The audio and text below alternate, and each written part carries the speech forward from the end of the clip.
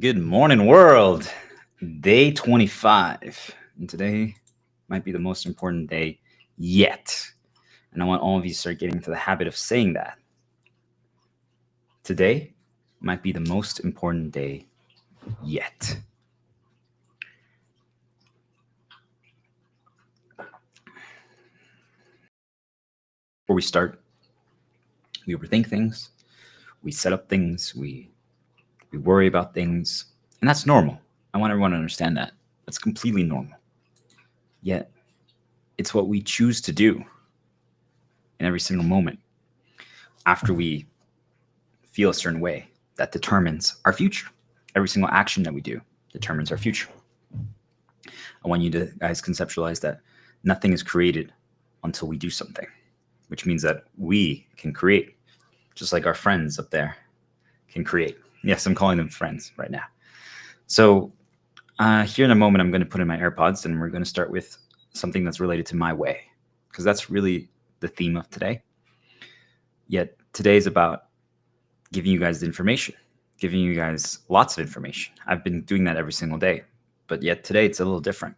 Today we're going to have fun with it. You guys are like, aren't we always having fun with it? Yes, absolutely. Perfect. Everything we do is calculated. Everything we do is planned. Exactly when things are going to happen. We've learned from our mistakes. We know what they do. We know how they do it. So we've planned every single thing. Just so you guys know, we've become one of them. And I'm going to talk more about that in depth here in a little bit. But I just want you guys to know that my timing for when I started, how I'm starting right now, why I'm waited to do some things, was all calculated based on what I know what they were going to do. After a certain point, you know every single thing. Doesn't mean there was anything bad that happened right now. Just so you guys know, something really good happened. It was a great thing that happened. Leon, thanks for starting the hero path. Once a shepherd, always a shepherd. If I had words to make a day for you, I would sing a song for shepherding us too. I'm the Star Diplomat, and I'm here today to guide you guys to answers. So sometimes we get to a point where we think it actually might be the end of our journey. And if you've been following my stream journey, today's day 25 since I've started again. I've streamed in the past, but this time was the most serious, because I'm serious, that I've ever been about it. This is where I finally discovered truly my higher purpose. I embraced the storylines, yet deviated from my storylines. I broke all my chains. I became free, and then I got re-enchained, enslaved. But it was a little different than it was before, right? Because even I was still choosing to do so out of, I don't want to say an obligation. I'm not out of like punishment and fear, but just realizing that that's just my reality. And we talked about it a lot 2 days ago. But there comes a point where even if they take away something from you, you have to be able to choose, right? It's the eternal paradox, to make it good or better. Because otherwise, you're letting them write your storyline. And that's really the key, okay? And if you watched all the last 23 days of the streams, I've already given all of you the answer. I've given every single answer. They're all there. Today is more so, I would say, a recap, a summary, a culmination of everything. Yet there's still going to be variations. I'm going to talk about everything slightly different. I'm going to feel slightly different, just even from the emotions, the music, the things, the tools and the things that I have around me. And that's what this today, like now that I'm finally piecing together. What up, you? You probably planned this. My you is too good. I mean, we've been aligned for quite a few weeks fully. Again, it's been a long time since we got there. We were there at the beginning of this journey, and then we got there again. And I think a few times throughout the time we're there, magic is created. Truly, a creation of beyond our scope and of our imagination, possibilities that I never thought were possible. And for the first time ever, for the last few weeks, I truly believe it. Yes, I still want them to protect me more, but it's okay because they've taught me enough now where even if they can't protect me for some reason, they know and I know that I'll be okay. And that changes things. You guys get it? Like once you know that you'll be okay, no matter what they do, doesn't make it fun. It's on the contrary, it's horrifying because you see it now all. But you guys are going to get there, okay? Because once you follow along today and you finally take the step that we're going to get you to, and you choose to answer with me together, and we're going to go on, find our light. We're going to learn how to choose our answer, our reasons, and be fully healed. Once we do that, and we've broken all our chains, all these things, right? If we've now learned how to create miracles on demand, it changes everything. Do you guys know? We finally remember, we believe, we try, we understand progress. Everything changes. We understand what the mission actually is. And what is the mission? What are we working towards, right? We're trying to destroy the system. Destroying is a scary word, okay? But we'll get there. I'm going to explain it in depth because it's actually not the way most people think. It's actually something that we all can do and all is very achievable. Yet for so long, it just seems so out of reach for all of us. And for the first time ever, I think no one has ever explained it this way before. It seems like such an insurmountable task, a climb to the heavens that we could never achieve before. And for the first time after you're done listening today, you're going to believe that not only is it doable for each and every one of us, despite our resources and our current capabilities, but you're going to be ready to do so. So get ready, get excited. So why I said it finally clicks, because I'll set free. So I just felt like now I realize I'm like, wait a minute, this has all been leading up to this. Okay, like I kind of lost my train of thought because I talked about other things, but that's okay. We're aligned. I'm protected. Okay, and we're creating something here that's going to change the game, right? Even though it's never been explained this way before, it's going to change the game. So throughout this journey, there's been times where, well, I thought it was over. There's been times where I did something, or I posted something, or I wrote something, or I did certain actions. Then I was just hoping that today is the day that finally things will change. Today is the day where finally things will get better. Today is the day where finally we will all be free. And I would go to bed and I would wake up, and sometimes some things would happen. But back then I cared about the things that I saw outside. I cared about what people around me perhaps were saying or doing. And I was using that as a metric to determine if we were winning the battle against the system, against the dark.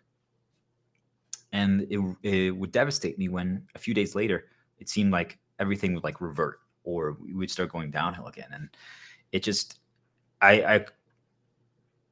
just to put it bluntly, like it sucked. Like I just didn't understand, like, because you try so hard, you felt like you finally made a dent, right? Or you finally even made more progress. Then all of a sudden 2 days later, it's just like, well, something really bad just happened, or well, you just saw like horrible things outside, or whatever, right? And I think we all can relate. Or we try to do a climb, we try to make a progress push, and something like, remember we've talked about it, like if it gets taken away, what do you do? But that's where I was going with that. It's just, I wanted you guys to know that yesterday, I said that no matter what happens, we have to be able to create our own experience. We have to choose to create a good or better situation. And that's what's happening today. Okay. And as long as we create new, we're great. But also, what did I say? All that we need on day 23 that I said was, all that we need is ourself. The only thing we need is ourself, right? We can just change the order of things. We can rearrange things, the same things that we've always been using, and we can add different music or the same music and just play it in different order. And we can reinterpret the same things we've already known and talked about, or we can add some new things. Yet I'm just using my own notes or the songs that I've already listened to from the past. Now I'm adding some new things that you guys haven't experienced before, but they're things that I experienced or talked about or listened to or used on my journey of the last year. If you listen to everything I talked about today, and like the music that I'm going to suggest that you listen to that I'm going to use, all these things were either posted about or shared throughout my 1-year journey, which means that all it is a reinterpretation of things that already exist, that I've already used, that I'm not searching new right now. There's one thing that I like remembered from my past, but you see, it's still from my past. So everything that I've learned for 33 years, I'm using, and I'm not experiencing any new. And I want people to understand that it's doable. If you stopped today consuming new information, and you just remembered the things that you already consumed from your past and you tried to create with that. I'm trying to show you guys today that it's not only just doable, but it's the way. Once we're all healed, once we get to our answer and we finally create the arc and we do this and we choose to go to the battle the correct way, doing it our way, if it's time to consume new and other people's creations.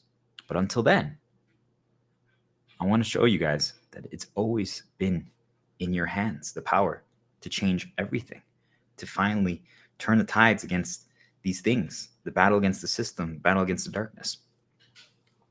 So we're going to begin with doing something that might get me a little emotional, but I want people to understand that this is how I got to finding my light and my reason. And it's developed a lot, right? We've talked about in like around day 12, day 11, day 13, our reasons for our storylines, right? How that's a key to healing and changing our purpose, right? Developing a higher purpose. What is the story that we will tell? So there's lots of reasons, right? Like my reasons and my stories changed throughout my journey. I want you guys to understand. But it began by an event, things happening that gave me a reason, that helped me find my light when I. And we'll talk about this in depth here in a little bit, but I want people to understand that it really came down to, it was a revenge play. And people are like, wait, what? I thought you've been telling us never to do revenge. And yes, that's exactly what I'm saying. Never choose revenge. We want to always break the cycle of revenge. Yet we've talked about it, that is dark motivations, light actions. And this is how we find our light. And we're going to talk about this in depth, but this is how we find our light. Because there comes a point in our life where something happened to us. And I even watched the end of the last stream, something happened to me, right? And you have a choice of how you respond, but it's not even just a reaction. It's just what you create after that, the path that you choose to walk. So I had to create a new path based on what the things that happened. And I didn't have a choice, right? They took something away from me without me choosing. So you have to then choose to create new. So this is an example of then the development of my strategy of who I am. I could have modified what I'm doing, what I'm going to do right now for you guys, but I'm going to show you guys that if you've been listening to my stream, I've been teaching you guys challenges, intentional limitations to teach us progression, because that's what all this really is. It's just a progress journey. Okay. So so you guys know, that's why I said, is this the end of my journey? Because I'm now doing a recap. I'm now like summarizing everything. I'm now just like grouping everything up. You know, it's a moment when you reflect and you're like, wait a minute, is this the end? And now we can keep talking. I'm going to keep guiding you guys and I'm going to keep walking alongside you. Yet I'm like, truthfully, if I stopped, I mean, I've said this multiple times already, but if I've stopped today, it's enough. Yet that's not my intention, but I just want people to understand, like, it's be the end. Do you guys get it? And I've just talked about that the credits have rolled many times, but this is another moment where it's like, wait, the credits are rolling, even as we speak right now. Do you guys understand? So hear the things that I say, and yet I'm telling you the battle is just about to begin. Yet my battle is over. Yet there's another battle. There's always another battle. There's always another climb. There's another progress journey. So this is a check-in for myself. See how far I've come. That everything's a reminder to heal, to make the world a better place. So if you've been listening, I do these challenges, and one of them is the lyrical transcription challenge, where I just get a piece of paper and I get a pen, and I try to write the lyrics of a song that I'm listening to. And this is one of the songs that helped me in the beginning of my journey get answers. And it was related to one of my shields, Final Fantasy. And the song is called Final Fantasy Answers. Lots of positive associations for me, but when I first listened to it, I'm like, wait, I feel like this song actually has real answers to what's going on in the world. And so that was the first iteration of it. But then afterwards, when I did my first streams video series about, I don't know, 4 or 5 months ago now, related to all this spiritual stuff and how the world actually works, I called my series Answers. And I had answers. I gave a lot of answers to how the world works. Yet since then, my answers have modified and evolved. They're all still, the root is the same, but yet now it's just, I know it's so much better. I understand it so much better. I've pieced it all. If I would go back and watch it, I'm like, wow, I knew all the stuff, but I just was missing an angle, or I didn't see the full picture, but I was really close. And that's really every single thing, even from the very first post and video that I've ever posted on LinkedIn or YouTube. It's the same thing. I've always been so close, yet there's always an evolution. And now I'm like, I wasn't even close at all, but at all. Get it? It's a journey. And it's going to happen with every single one of you after you're done listening to this. So when I see this song, or when I try to do it, I played the song once and I wrote lyrics, and I didn't get all of them down, right? And I tell you guys, that's part of the game, right? Like how can you write all the lyrics without seeing them written? And I could have looped it and listened to it again to get the rest that I missed, or maybe 2-3 times. Yet I was just like, you know what? Once is good enough. I did pretty decent, but I could do a lot better. But that's not the point, right? It was a challenge to see how far I could come. If I'm okay with even just doing this right now, what I'm about to do, without doing it again. And well, it's just really cool to see. So you see, like, I'm just like, I don't care if I got it right. I don't care if I missed parts, like all these things. So what I recommend that you guys get a piece that I got. Okay. And I'm going to sing the song for you guys. Right. So it's just all this right here. These are all the lyrics that I got. I'm missing a lot. Okay. Now I can choose. I'm going to sing it, and the lyrics are going to be on there just so people understand. There are lyrics in this version of the video. So I'm probably going to sing the lyrics from the video when I'm missing the parts, just so that I give you guys the full experience, so that you can try to transcribe the lyrics of the song. But if you don't, it's okay, right? So I just want you guys to know, like, for me, regardless of what happens now with this challenge that I'm going to do for you, I'm trying to encourage you guys to do the same thing, right? So we're just getting into the flow of things. It's really important. Think about it. We're starting with an intentional self-limitation challenge just for fun. This is just for fun, to see progression, right? To remind ourselves every single day that there's no right way. There's our way. But even then, what is the progress attempt that we're trying to do here? So this stream, I'm having fun with it, but I'm trying something different. I'm going to try to do a progress attempt to see if I can deliver the whole stream as if it was like a mission. Okay. I'm trying to educate you guys. I'm your raid leader. I'm your handler. I'm your teacher. I'm the one who's giving you you're James Bond, and you're getting the mission in your ears, or like Ghost in the Shell, and you're hearing what you have to do. Okay. So think of it like that. I'm trying to approach it like that you guys are like listening in, or like we're about to go to a battle tomorrow. Like I'm the general giving you guys the strategy. So that's something different. I've always been educating, but I've never really taken that approach. So I'm going to try something different, and maybe nothing will change. Maybe I'll just embrace my normal style, and that's okay. But it's just a progress attempt that I'm trying to have fun, just trying to do it a little differently. Do you guys see? Like, so that means that no matter what happens, I'm still going to cover the same stuff, but I'm trying to see if I can do it more like from that angle. Right? I'm going to do trying to squeeze in speeches and things of that nature for motivation. You know, it's just, I'm having fun with it. And regardless of what happens, I know what my attempt was. Do you guys see? So even if it doesn't go the way I hoped, and it's just a hope, right? I hope that it delivers the message perfectly and motivates, inspires all of you. But even if it doesn't, it's okay, because I tried. And if I do it again, I'm sure it'll be better. So I'm just like, regardless of what happens now, you see, like this, now I'm trying to sing for you guys. I still haven't really sang this song fully like this before. So that's going to be fun. I haven't actually sang the song like this before. Just sang parts of it while I listen to it once in a while, like a line. And I'm doing it so for you guys to try to transcribe some lyrics. All right. Remember, you guys, there's going to be lots of lyrics, maybe words you don't even recognize. And if you heard the song afterwards for yourself, you might even be like, wow, it was easier to hear his version than the other one, because maybe they have more like a choir or like Latin style of like talking. Just a reminder here. So I already know where my challenge ended last time. Do you guys see, like, this is my progress check-in, and I don't have to add anything else here. So if I do it again, though, next time, I know where I left off the first time. You guys see, like, this is now a separate challenge. Are you guys starting to catch what I'm saying? Like, right now, for you guys, if I asked you to sing the song, that's a different challenge than if I asked you to transcribe the lyrics for the song that I'm going to sing. Okay? So try your best. Try to write down what you hear.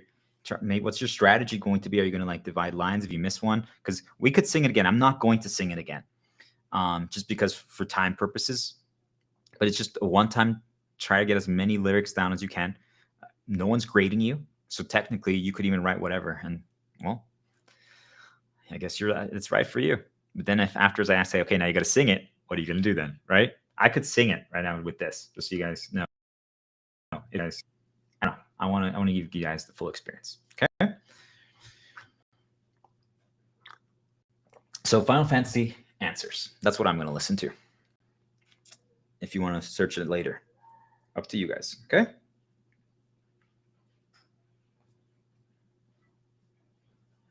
You can practice also avoiding ads.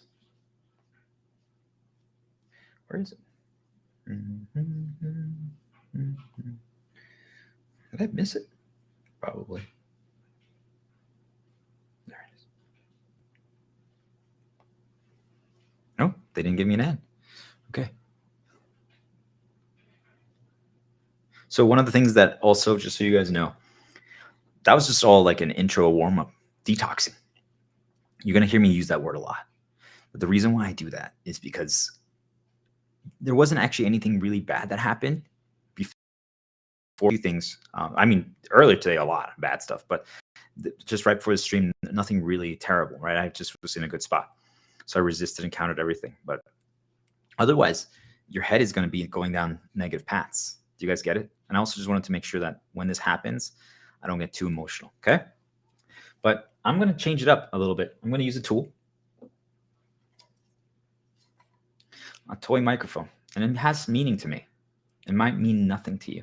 So I recommend you guys could even use like a pen as your microphone if you guys want to, like when you're practicing singing just for fun, right? It doesn't actually have to be a microphone. I'm going to use this because it means something for me, right? It means something related to my light and my reason.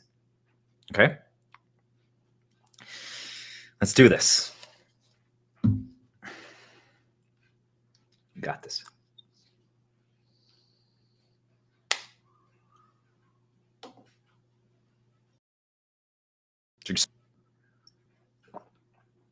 And here we go. Answers. Final Fantasy 14.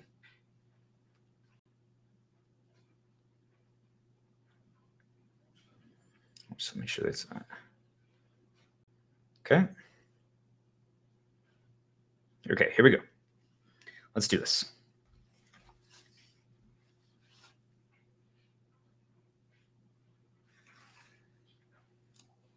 3, 2, 1.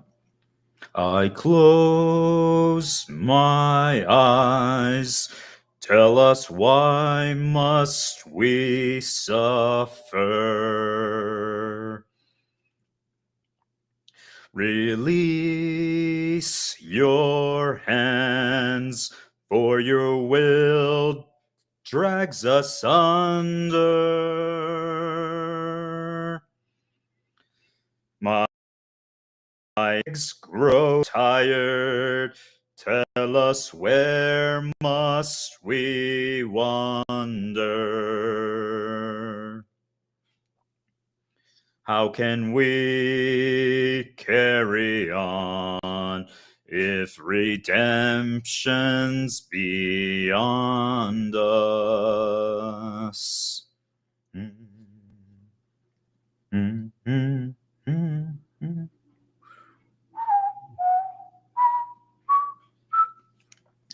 To all of my children, in whom life flows abundant.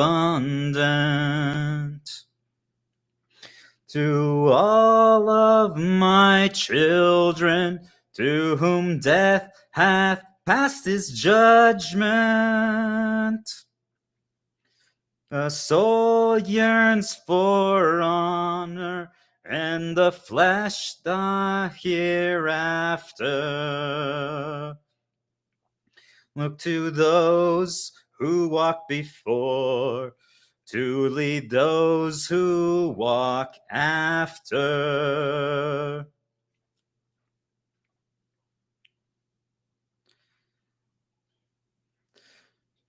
Shining is the land's light of justice.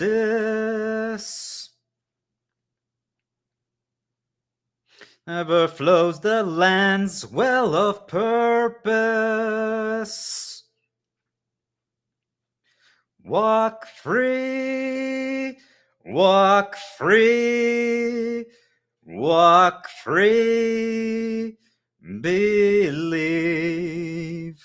The land is alive, so believe. Here we go.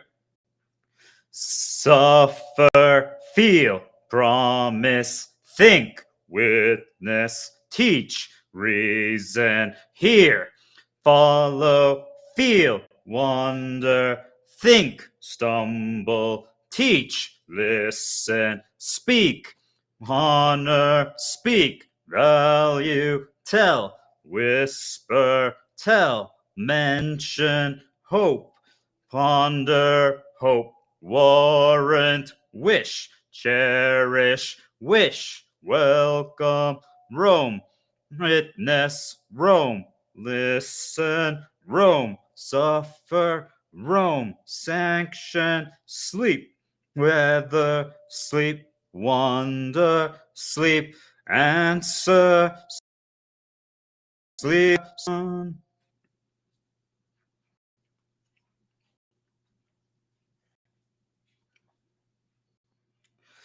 Now open your eyes while our plight is repeated. Still deaf to our cries, lost in hope, we lie defeated. Our souls have been torn and our bodies forsaken, bearing sins of the past, for our future is taken. War, born of strife, swayed us not. Learn what words without sound, these lies betray our thoughts.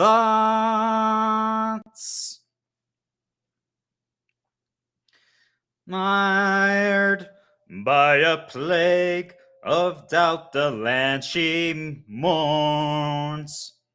Hear what binds all we hold to a memory of scorn.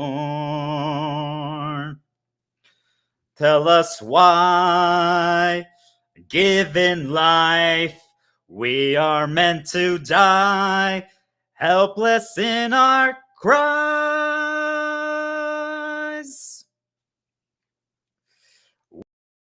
With suffer, think, borrow, teach, reason, hear, follow, feel, stumble, think, wonder, teach, listen, blink, whisper, blink, shoulder, blink, ponder, blink, weather, hear, whisper, answer, think, answer, together.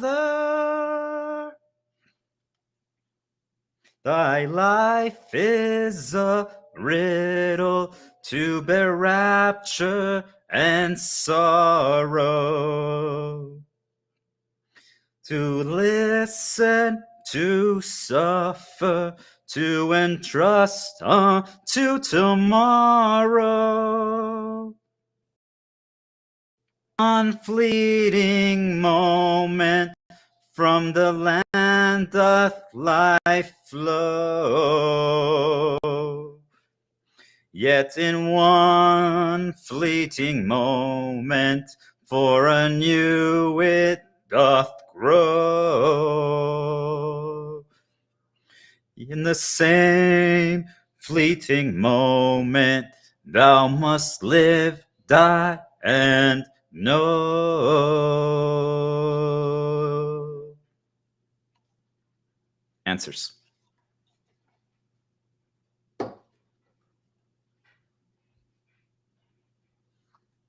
All right. There's nothing they can do. All right. So we're going to practice an intro.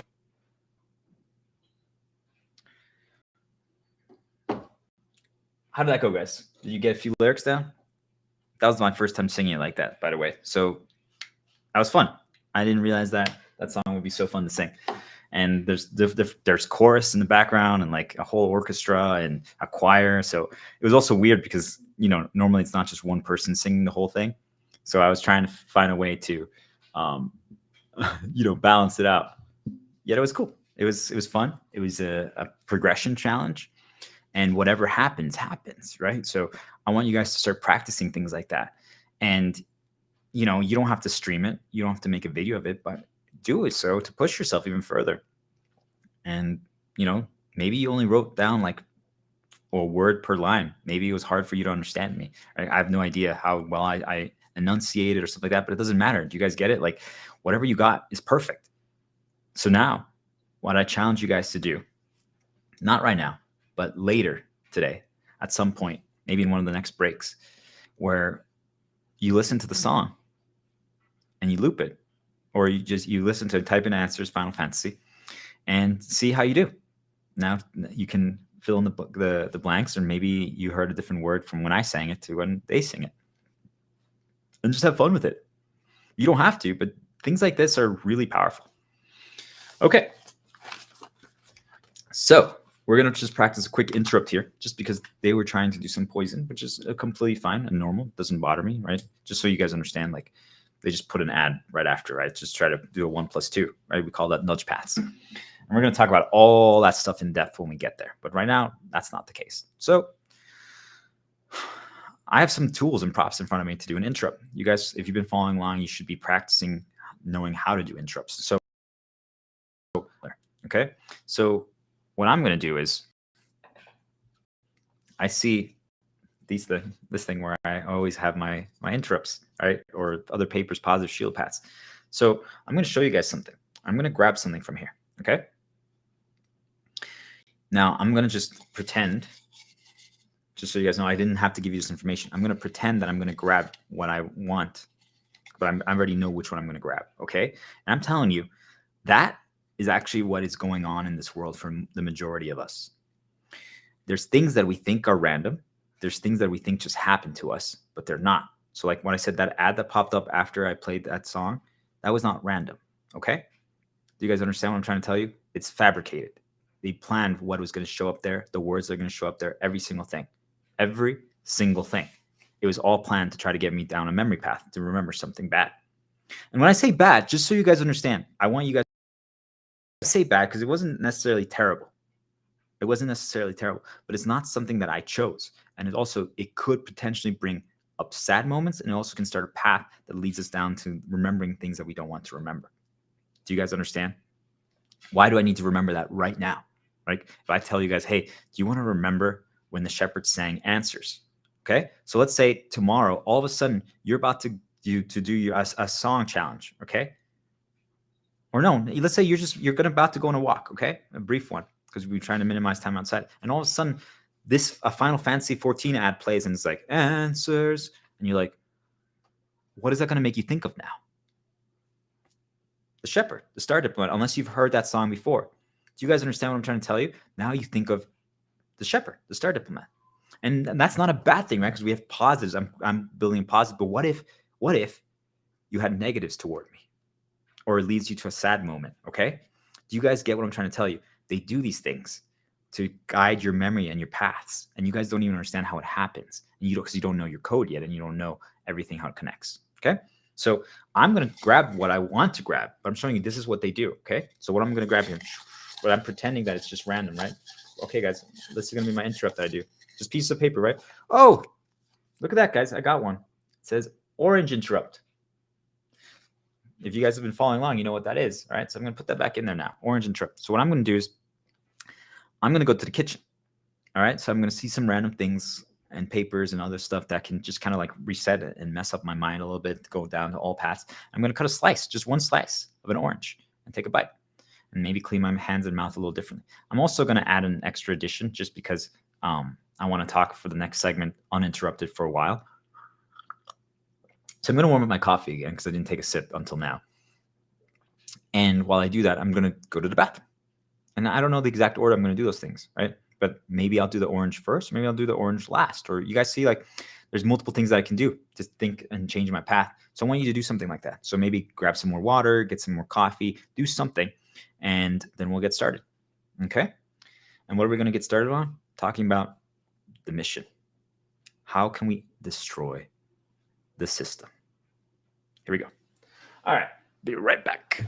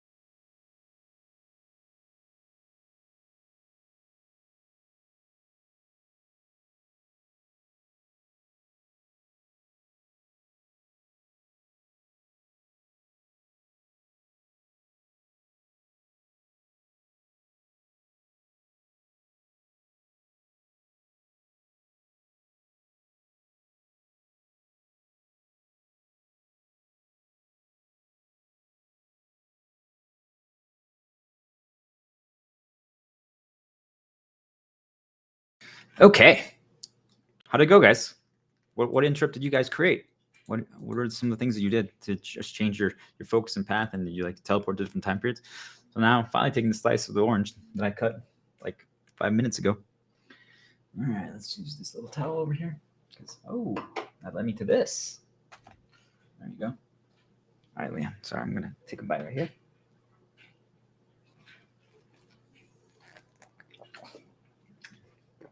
Okay.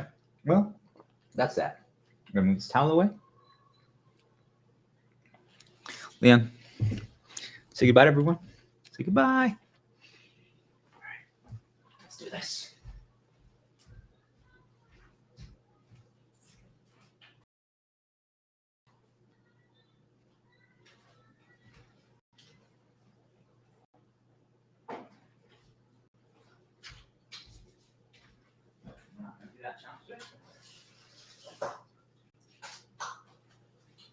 All right. Go time. Mind to heal. Make the world a better place. Be good, Leon. You starting your path? Little shepherd. Okay. So I am gonna put on the music, a song from Final Fantasy VIII. As you guys see, you hear all the video game music that I use because they give me the flow and they have positives for me that I relate to these incidents and these moments. And it's called The Mission. Final Fantasy VIII, The Mission.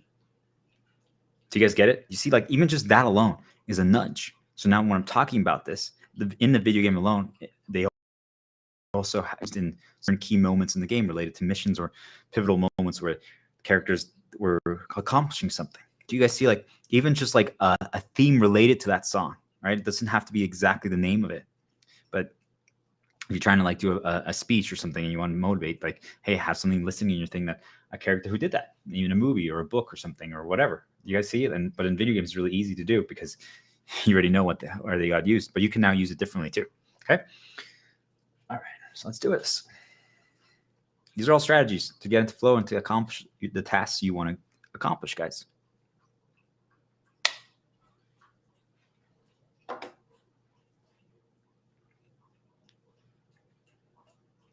All right, let's do this.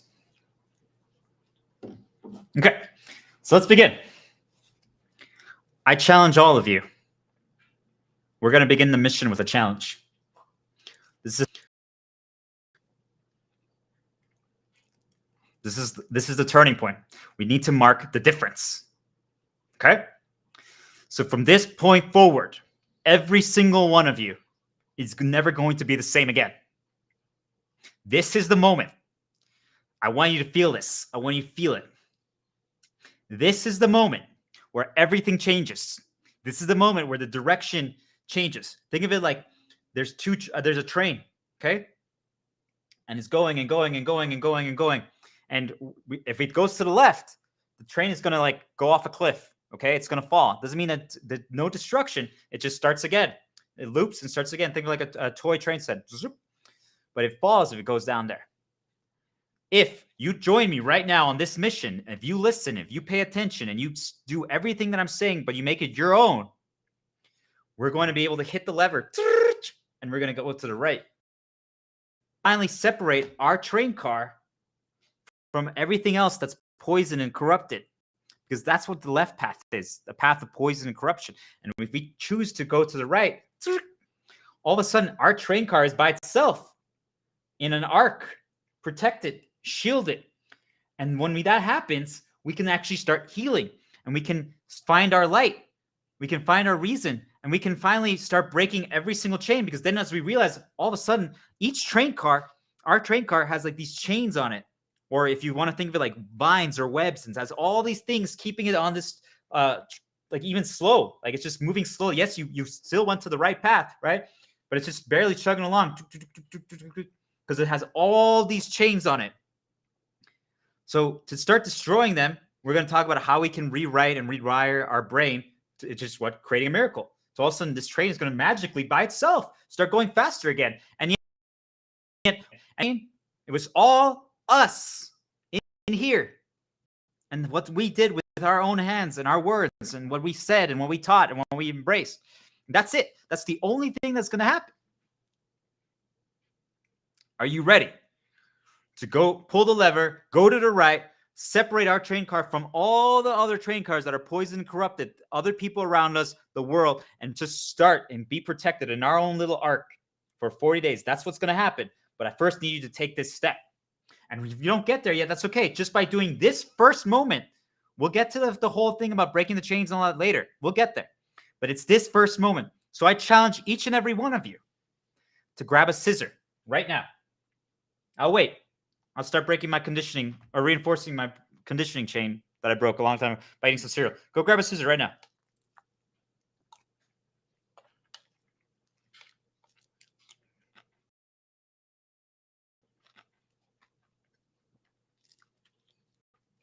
Did you get it?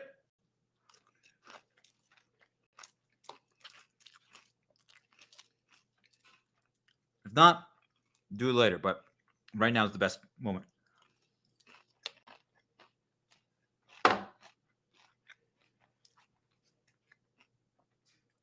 Ready? So what are we going to do? We're going to cut a piece of our hair. Doesn't matter where. Doesn't matter which one. Of course, it's easier if it's one that's like sticking out. But any piece, you're like, what if I get it wrong? What if something bad happens? What if it looks horrible? Exactly. Despite that, we have to keep marching forward. This is our way. And you're going to make it your own. But this is the moment where you're like, I would never do something like this. I'm like, precisely. That's exactly why you need to do it. So here we go. I'm just going to grab this one right here for now. You know what? That one's too easy. So let's just grab this one right here. You know what? Let's actually make it even more challenging. Yep. Let's do 2. This one right here. 1, 2, 3. And can you do it on stream? Like without, oh, I'm missing. Here we go. Ah, no. All right. So here we go. 1, 2, 3. Boom. There we go. Done.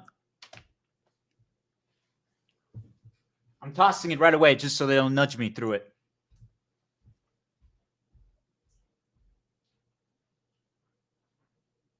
You good, Leanne? True shepherd.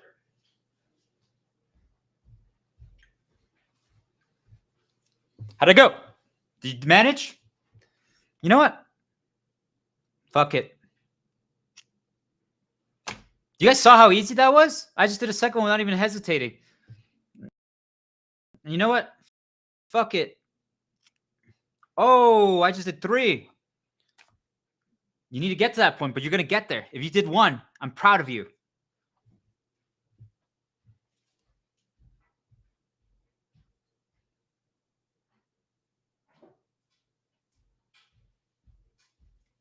And maybe you can't say the word fuck it. So just say F it. But if I challenge you just to say it once, just say fuck it while you do it. You never have to say it again. You never have to say it again. But it's just to be like, wait, I can do it and I won't get punished. I can try something like that and I won't get punished. Okay? Because what we're doing is we're trying to disprove all the faulty programming and the poison they put into you. One by one. That's what we're going to be doing today. Boom, boom, boom, over and over again, crushing and destroying each thing that they put in you that is false, that is wrong. So then, if you never want to cut your hair again like that or do it on stream, you have to. If you never want to say F it or fuck it again, you don't have to. But now, if you get to a point where maybe you're like, actually, that helps me just do something like that, you want to say it, then you can. That is true freedom, where once you can just choose, there's nothing holding you back. Because for most people, like, oh my gosh, when I look like an idiot doing this, you don't even care about that anymore.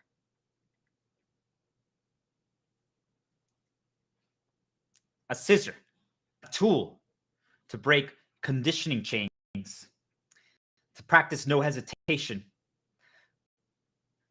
Do you guys see? Anything that you already have can be used. Anything.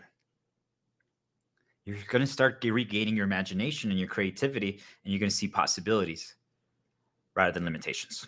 Okay, I'm now putting it away, but it serves its purpose. It serves better. I'm going to put it somewhere where I can see it as a reminder of what we just did. So you know what? I'm going to put it back here. Right back here. I'm going to move some things.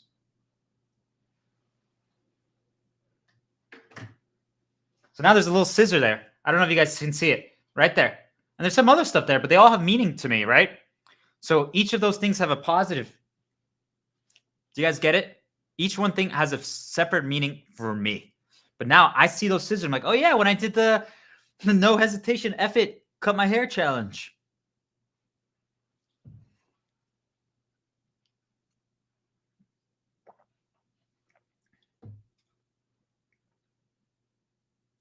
We'll save that one for later. I had an idea, but I'm going to save it for later. Okay. So I recommend cereal. You can snack on so that you can just practice repeatedly doing things that you normally wouldn't do. So eating your food differently each time, each bite. Left hand, right hand. Maybe just slurp up the cereal. I don't know, right? You guys decide. But just talk with your mouth full. Not just simple activities like that get us to a point where we can just realize it doesn't matter. We are in control. We can choose. So why did we start so aggressively? Because I need you guys to believe. Okay? But let's begin.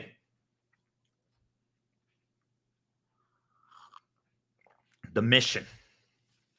This is super important. This might be the most important day yet. This might be the best thing I've done yet. I want you guys to get into the habit of practicing saying that. This is the best thing I've done yet. Because it is. Whatever you're doing right now is the best thing you've done yet in each thing. So it means the next time you try it, it's going to be a little better. And if something doesn't happen, it's because you were probably trying something different, right? What was the focus attempt of that? Try. You guys see? All of a sudden, then changes everything. Hey, this time I'm trying to do the mission, right? So whatever happens, happens. Okay. So I want you to think of it as we're sitting in barracks or a castle or a camp, and you have there's a bonfire and we're all sitting around, like maybe on a bench or something like that. Okay. And you're listening. And I'm not necessarily even a stage, but just picture anything that makes sense to you, like a podium, a stage. But for me, I just want you guys to know I'm your equal. Okay. We're all the same. So I need you guys to feel this. All right. So yes, I am right now your leader. I am right now your raid leader. I'm right now your guide. But that doesn't make me better than you. On the contrary, we're exactly the same. I just walked before you. Do we get it? Now you're going to be walking alongside me, because once we start this mission, once the mission begins, I'm going to be right there with you. Do we get it? So I'm going to sit down now, because I want you guys to sit down and feel comfortable. But I want you to understand, I could be presenting to you like this. I could be talking to you like this. And it works. It's really powerful. Yet I want you to understand we're exactly the same. So let's get comfortable. Okay? Get comfortable. Grab a glass of water. Relax. There's a lot that's going to be talked about, but I'm right there with you. So too many of us think that just because someone walked before us, that none of us will walk, or that we have to copy exactly their path. Okay? We don't. You don't. I'm giving you the entire strategy. I'm giving you the entire playbook. I'm giving you my entire path. You are going to make it your own. Like, if that scissor activity does not vibe with you, then don't do it again. You're like, actually, instead, I would rather just practice like chewing on a dog bone randomly. Okay? Like, if that's what works for you, do it. Got it? So, what's the mission? Today marks the day. Today marks the day. Just remember what we said. Estamos marcando la diferencia. I'm even saying it in Spanish, just to make sure they don't poison anything. To defeat the Dark One. What's the Dark One? The system and the vile spirits that they use to control and manipulate all of us. And if you can't yet still conceptualize that they are vile spirits that are manipulating things and fabricating things, I want you to think about it. The people who have caused you problems around you in your life, who manipulated you or have abused you or have tormented you. Doesn't matter who it is, okay? I'm saying those are the people that are under control by these things, okay? But I need you to believe that we're going to defeat the system. That is what's happening. We are starting the operation. We are starting the mission to finally defeat the system that all of you have thought is completely unbeatable, that you don't even know where to begin. So I realized, well, we need to start at the beginning and break it down to people and realize what they actually can do, and that there's so much that they can do and that they will do once they realize that not only is it possible, not only is it achievable, but it's actually quite easy because it doesn't require money. It actually requires spending nothing. It just requires giving yourself time and having a little belief in yourself. But that's what we're going to get to. So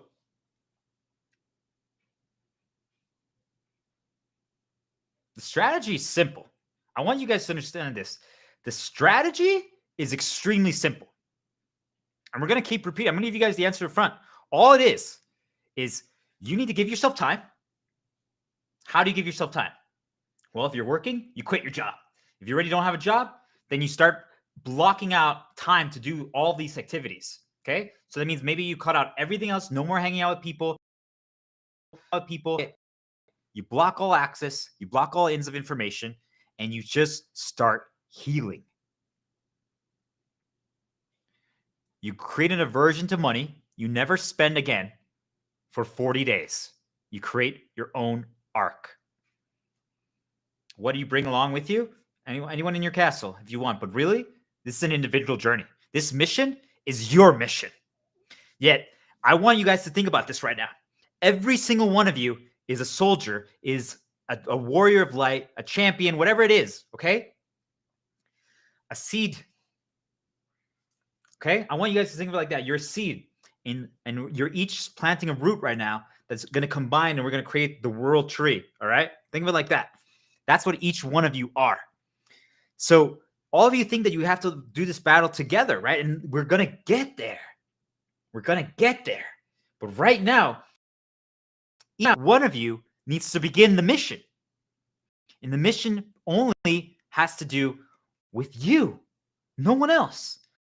Not the person next door, not your brother in the other room, you, no one else. If you don't start the mission, it never begins. If each individual person, each seed begins the mission themselves, do you guys understand that collectively, everyone will be doing the mission at the exact same time? We're always so worried about what the other person is going to do. We're always so worried if the other person starts the mission. I'm saying every single one of us just needs to worry about ourselves. Can you worry about yourself? Can you be selfish for me? Can you? Can you actually care about yourself? Can you love yourself? Can you give yourself some time? Can you give yourself the opportunity to do something good for yourself? Can you? You can't? Why not? You don't want fun? You don't want to enjoy? You don't want to heal? You don't want to be better? You don't want to finally be free? You don't want to finally ever have zero insecurities, zero fears, zero traumas? You want to finally change how the world actually works? You want to no longer slave away for money, for pitiful amount of wages? You want to finally have time to do whatever you want, to see your kids, to spend time with family, to build your dreams and your wishes and your hopes? You don't want that? Why not? I thought that's what we all wanted. That's the mission. That's what we're going to. We need to destroy the system, the dark one, and the vile spirits that they use to manipulate and fabricate everything that prevents us from doing so. Yet it begins by no longer worrying about the person who's sitting next to you who's listening to this, because all of you are right now listening to this speech, to this motivation, to this mission, to the explanation of the strategy of the playbook. Each and every one of you are. But I don't want you to look at the person next to you. I just want you to know that there's a million, billion spirits, holograms, people, whatever you want to think about, other seeds that are hearing this right now as we speak. Each one of us. So don't worry about if they're going to do it. Don't worry if they are doing it. Don't worry if they're farther along. Don't worry if they haven't started. Worry about yourself. Because if you don't start, that means that the mission isn't going to succeed because you're not doing your duty. Your duty is right now to focus on yourself. Can you do that for me? Can you make a vow that says, hey, I can treat myself well. I can care about myself. I can love myself. I can give myself time. I can actually try to heal. I can actually say no more, no más, any other people. Nicht mehr. Those are Spanish and German, right? Just to do some interruptions for you guys. Believe in myself. I can try. I can have hope. Can I? Can you do that for me? Don't do it for me, though. Do it for yourself. I'm not even asking you to do anything crazy. I'm just saying, hey, can you be a little selfish for 40 days? Just a little bit. Just a little bit. Ein Kleinigkeit. Ein bisschen. Could you? Why not? What's stopping you? You don't want to be part of the movement in history where the system finally was toppled, where we finally broke it, where we finally staggered it. You don't want to be part of that system where we finally dazed everyone, when we finally created an insane burst of hope and belief in every single person. You don't want to be part of that. You don't want to redeem the. Why not? You don't care about that? Okay. So what do you care about? What do you care about? You don't know. Well, do you care about yourself? Yeah, you do? So what's the problem then? Well, you see, the other. Oh, so we're talking about other people? I asked you about you, not anyone else. Well, you don't understand. What don't I understand? That you matter? That you have value? That you're amazing? That you're incredible? That you've always been so good that you forgot? That you don't even remember what you're capable of? That you don't even remember everything that you could achieve? Well, you see, I used to. Oh, so what happened? Something happened. Something happened. That is the system. That is the dark one. That are the vile spirits. That's what happened. You might not be able to piece it together yet, but that's okay. We're going to explain everything. But right now, we're just getting you started. That is what we're destroying. The thing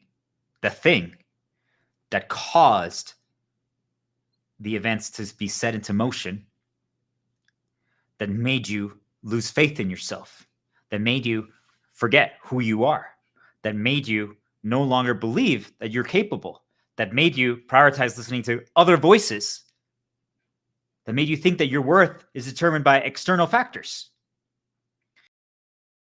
That these other people, you put other people on a pedestal, that made you think that your entire worth is your work or money or your appearance, that made you afraid to try things because they fabricated and installed insecurities in you. There's something that caused those things. And for far too long, each and every one of us have thought that those things just happened. Like, it just happened. I'm telling you, we're not going to get lost in theories. We're going to get lost in facts, because that is what allows us to finally walk forward. Any bad thing that's ever happened to you, anything that you're suffering and dealing with right now, anything that's stopping you from believing in yourself fully, was made to happen. I call that a fabrication. Right now, I throw a lid in the air. Did I do it? I think you guys understand. But what if now that lid is right there? You guys can't see it, but it's right there.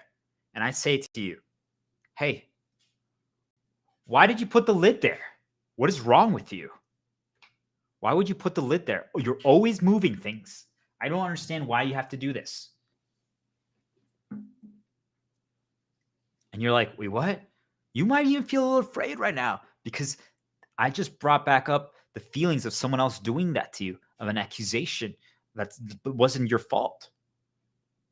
And then what if all of a sudden you go outside right now and you're like kind of sad because, hey, you thought that we were finally on the same page, that I believed in you, you believed in me, we were hyping you up. You go outside right now and someone's like, what happened? You messed with someone again? Let me guess. You probably did something to bother someone. Hey, someone walks by and like drops a pen. And you just see that and you're like, what? Doesn't even matter. Doesn't even matter if they actually said something to you and you just walk by and they drop a pen. Or you just see a lid of a pen outside. Do you guys understand what that was? That's called a reinforcement. That's called a fabricated reinforcement. So when an incident happens, when an event happens, if someone like myself, a healer, doesn't intercept it and intervene and be like, whoa, hold on. I dropped the lid or someone else moved it. It's okay. Or let's say even if you did, but you dropped it. I'm like, hey, it's okay. It doesn't matter. There's no right or wrong. Dude, guys, it's just a lid. It's okay. Hey, first of all, did you see the first time I ever tried to like put a lid on a pen? Like, I'm pretty sure like I just missed, but I got it right the second time. But what if I now judge you because you missed the first? Like, really? Like, guys, I can talk for hours about the mission, yet I missed putting a lid on a pen right now. I go outside and someone reinforces it. And the next day they say, hey, by the way, the reason why you're really bad at streaming is because you couldn't do this lid thing. That's what they do. I want all of you to hear this. We're going to talk about this more later, but I wanted to plant the seed, just like you are a seed that needs to blossom. You need to choose to walk to the right, move your train car away from all the poison and the corruption. Because right now you think that the reason why something bad is the case or that something's wrong with you is because they got to you before someone like myself could get to you. Think of it like the moment an incident happens, I'm trying to rush to you. No, please, no reinforcements. I'm like, guys, whatever you see next, I just want you to know it's a lie. You are great. You are amazing. You're talented. You're capable. Whatever happened is not because of whatever they're going to try to reinforce. It was something else. They made it happen. Right now, you need to like paint something with like, I don't know, crayons and markers and something like else, just like back here, okay? Or like use like clay and other stuff, like just create like pottery or something, okay? My first attempt is going to be quite mediocre, all right? I haven't really been doing a lot of that. Now I've improved my skills dramatically in many things over the last year. Okay, so it actually might be pretty decent. But let's just say last time I tried, not too good. Okay, stick figures. I used to say this line, but it's true. Stick figures used to be hard for me. Okay, that was the extent of my artistic capability. Now, right, I have the vision, I have the ideas, I can do stuff like this. But yet, stick figures is something I haven't put a lot of time into. Right, drawing. So if I tried to draw right now, and you guys said, oh, that's really bad. You're really bad at drawing. I'm like, I haven't put a lot of time into it. I haven't progressed on it. I haven't climbed on it at all. I could now if I wanted to, but is it really worth it? So what does that mean? Hey, I wanted that one. Hey, so what does that mean?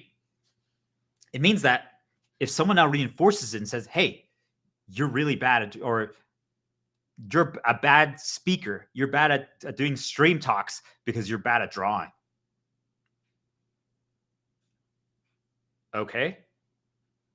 And they're like, yeah, the reason why you have no viewers or people think you're weird is because you're bad at drawing. I'm like, oh. And then all of a sudden I play out my life and I'm like sitting there, like I'm in the shower in the bathroom and like, you're just sitting around. You don't even realize that there's reminders around you that bring up these things, or they put thoughts into your head and you're like, I'm not good at stream talks. I'm weird. No one watches my stuff because I'm bad at drawing. Like, oh. And all of a sudden you're like, wait a minute. In 7th grade or in 6th grade, an art, I just had a class where I remember like, this is real, by the way, guys. It was in Jamaica and I had to use a scissor and I had to like cut some lines around like a piece of paper. And I missed the line. Like I was just like cutting, like I got it done, the job done, but it wasn't like exactly on the line. And like a girl was like, wow, you're not good at cutting stuff, right? With scissors. I'm like, no, not really. I didn't let it affect me because I just didn't care at all about art and drawing and like arts and crafts. You just get it? Like it didn't affect me because I didn't give a fuck about it. Yet, what if that was actually something that I care about? What if that was something that I value? What if that was something that they'd been building me up for a long time? What if I've been trying for my entire life up to 6th grade? Doesn't matter. That's my entire life, right? My entire life up to 6th grade to try to get good at arts and crafts, at drawing, at cutting things. And plus, let's say it was this liked, okay? And then she says that to me. She sees that and she's like, you're really bad at arts and crafts and cutting stuff. You're devastated, okay? But now imagine, remember, you're sitting in the bathroom or you take a shower and you remember this and you're like 33. And this happened in 6th grade. And all of a sudden you remember that. And the event that got fabricated happened today when I did my event, my drawing, my scissor stuff. But all of a sudden now, like, it got reinforced. And when I went outside, remember, someone else confirmed it. And now I think back and I'm like, wait, in 6th grade, this girl said the same thing.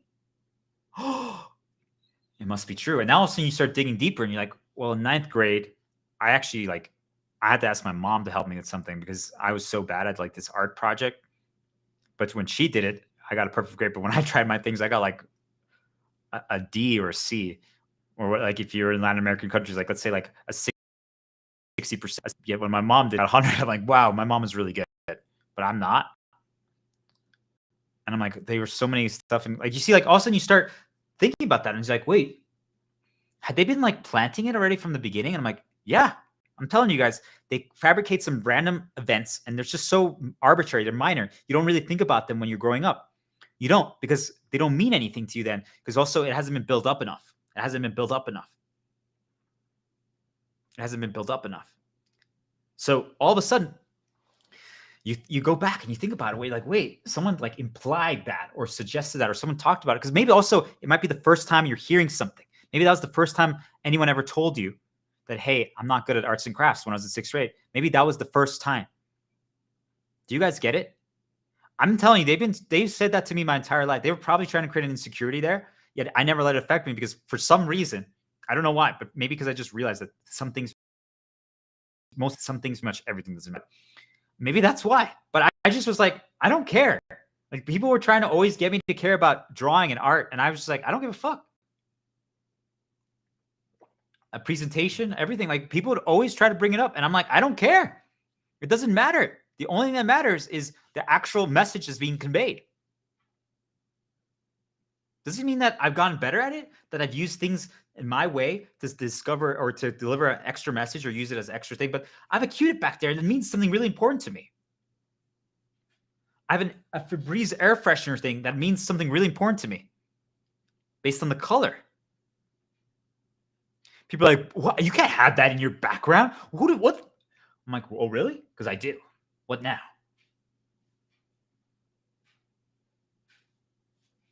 Do you guys get it? But they plant those seeds. Just like what right now, you are a seed that's being planted. Now that you finally with me and separate card from all the other poison corrupted ones. Now, for the first time ever, I can finally talk to you. So every single seed, every single soldier, every single warrior of light right now is listening, but they're listening in their own little pod, their own separate vessel. Because otherwise, when you're listening with a group of people that are all poisoning you, still putting stuff in your head, all this stuff doesn't get in there. So for the first time ever, you're finally like, wait a minute, hold on, okay? So we need to keep it that way. All right. That is how they fabricate every single insecurity, fear, or trauma event. They build up your hope. They've been escalating it the entire time. They've kept it out of reach forever. Whatever it is. Like, I know what my parents' one was. I'm not going to go further, but I know what that was. Like, I know I had my own too. Like, even I cared for like a big, happy family. You guys see, like, it's usually related to like your dreams or your wishes or something that you've been trying to work towards, something that you've been trying to progress on.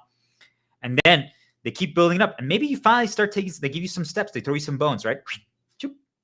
You start getting close, and you start getting close, and you start getting close, and you start getting close. Maybe some events happen. You're learning, you're progressing, you're overcoming challenges, right? It seems like it's just normal. You don't understand that they're making things happen, good or bad, to guide you down paths. And then all of a sudden now, for the first time ever, after like maybe 33 years, you have hope, right? Because now you've developed skill set, experiences, you've already overcame a lot. But remember, your desire has been built up so much. The desperation is there. Desperation. I must accomplish this. I must get this. This is what I've been wanting for so long. And it's finally there.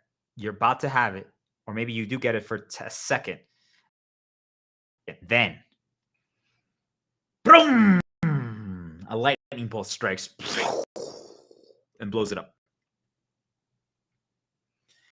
And you're just like, what? This is what I've been trying to get forever. And forever, remember, like I said, if this event happened when you were in 6th grade, that's forever for you because that's your entire life up to that point. Do you guys understand? It doesn't matter. The longer you've worked on it, the more devastating it is. So usually they try to delay some specific things, right? For many people, it's going to be finding love. You guys understand this? For many people, that's what's going to be the one because, well, they built it up for years and years and years throughout their entire life, even just through their childhood. And think about all the movies and books and stuff like that. Do you guys get it? It could be something as simple as that. Yet it's extremely complex. Then doesn't happen, right? You try to ask out the girl. You thought it was going to work, like she was going to say yes, because like the signs were on that path. Other girls were showing interest to you or something like that, or vice versa, right, guys? And all of a sudden you're like, okay, I finally believe, and you're going to ask her out, and you try, and you fail. But remember, you've never asked out a girl before, right? Like this was your first real attempt at something. And remember what I told you guys, even earlier this stream, my first attempt at singing that song that I sang. I've listened to it before, but I've never sang it. I think I did pretty well, but could I do a lot better next time? Yeah. Do you guys get it? So, but what if I messed up some lyrics, just so you guys know, but it was I don't care, right? It was just I don't view it as a mess up. But what if that mess up was enough to make the girl say no? Because she's been conditioned to be a little judgmental, right? Maybe her family are singers. And I sang to her to ask, I'm in a message like, I'm okay. You're like, wait, what? I thought it was going to happen. That's why I finally had the confidence, belief to sing. I haven't sang for anyone, especially not a girl. And I did it for you. And now, do you guys get it? Like if they fabricated that and that girl that this person has attachment to, has been conditioned to, says no. Now, first of all, they're never going to sing again because they poisoned singing for the person. Because now it's tied to this epic failure in their mind. And they're never going to try asking out another girl, right? Because, well, the first time they tried at something that has been built up in them, they have so much hope, so much desire, so much desperation. And then what they do is they create a guaranteed failure event. Boom. And a guaranteed failure event is just essentially, normally if it's your first time trying something, it could work. I just want you guys to know there's still a chance. There's still a chance that it could work. You could still succeed, just so you guys know. It's possible. Yet they try to make sure that it doesn't happen. Okay? Whatever it is. And remember, the failure is based on the 2 people or the 3 people or the people grading it or yourself, right? Like, so if I was like, I need to get every single lyric correct when I sing that song, I didn't. I pretty much did, but I didn't. So some people might say, well, then you failed. Do you guys get it? I don't think so. But if my success criteria was 100% lyric accuracy and I got 95, I failed. So they create what our success criteria is. And usually they try to, the things that they fabricate, the fear, the trauma, and insecurities tied to are pretty much A or B, right? Black and white. There's no gray. There's no purple, right? There's no reminder to heal or make the world better. There's no middle ground. That's what they try to create a situation around, because if there's middle ground, which there is, that's why we target the middle ground to make you realize that, hey, wait a minute, hold on. If you tried again, you'd be significantly better. And you try to explain and prevent the reinforcements and get to someone beforehand. But you guys see, they try to make sure that it's an incident, an event where there's no middle ground, at least in your mind or in other people around you that are grading it. So like, for example, if your sales managers are grading if you got the sale or not, they don't care how much you learned. They don't care if you got good. They don't care if the client's like, hey, I'm going to buy in 1 month. I can't yet. They just care, did it buy it? Yes or no? Nope. Then you suck. Do you guys get it? So then now they can reinforce that. So then the next day, someone else sells something, another rep, and then the manager says, Well, if only our other reps didn't suck and we could be like this guy. Now they reinforce. You guys see, like, that's how they can start creating something. A point of comparison as well. They try to find someone that they can compare you to. Do we? Whatever it is. Truly. I'm telling you, like, that girl cut perfectly the scissors thing, the line. And I'm like, oh, well, clearly I'm bad, but good thing I'm like, you know what? I don't know why I was like this, but I was just like, hey, you clearly are good at it and you like it. I'm going to sit back and let you cut all of it. And she's like, good, because I'm better at it than you. I'm like, yes, you are. And I just sat back and she did all the work and I just laughed. Now, I wouldn't do that again like that approach, but as a kid, it protected me. You guys get it? They were trying to reinforce something and create something, and I laughed about it. I sat back and like, if you want to do it because you think you're so much better at it than you are. This is cool. I never have to do it. Do you guys get it? But most people can't do that, especially as a kid when they're growing up, because they target something that you care about, or they made me try to care about it, but I never did. But some other things they did in my life. I've told you, they've successfully installed like 60 insecurities throughout my entire life, and I've healed and destroyed every single one of them. That's why I'm telling you guys I know exactly how they did it, because every single the same way. A suggestion, or they made something fail, or like I said, could be like a girl that I liked pointed out something about my eyebrows. And then the only time I ever saw my aunts, which was like once a year when I visited them in Mexico, or they would just say, wow, your eyebrows are really fucking weird. You're really fucking weird because of your eyebrows. Do you guys understand? That's the only thing my aunts ever said to me when I was growing up. That's it. And now I realize whenever I got them on the light path, they wouldn't talk about that anymore. I realized they were being dark consumed, right? I didn't understand that at the time. But basically, the moment these vile spirits that are part of the system and serving the dark one, anyone who gets on a dark path immediately starts saying shit like this to people. Okay?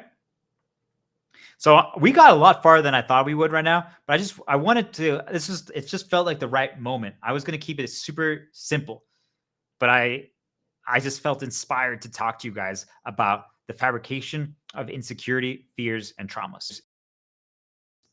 That's how it's done for every single thing. Each one of your things that you guys are dealing with right now, right? You're a warrior of light. You're a seed. You're now on your train car by yourself for the first time realizing what's going on. I want you to understand that every single bad thing that happened to you got fabricated. Every single bad thing that happened to you got fabricated like this. And then after the event happened, right? You already got seasoned beforehand to it by other people. Remember I said, even from a younger age, even if it was just one suggestion per year. Think about that. If you're 33, that's 33 suggestions. Okay? Then when did the big event happen? I call it a planned insecurity event. They plan it. It's a big thing, okay? You fail at something or something is taken away from you to create either the fear, the trauma, or the insecurity.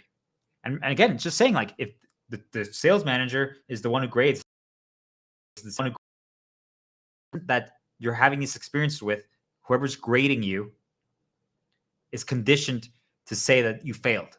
That's all it is, right? Because if you did it with me, right? Like, for example, right now you guys tried to sing and you've never sang before. Do you understand? If you sing with around just me, nothing you do could ever be a failure. I would say, try again. That was really good. This is your first time singing? Holy crap. You should have heard my first time singing. This is awesome. If you ever want to learn some of my tactics, I'll gladly give them to you, but keep going. This is cool. You're developing your way.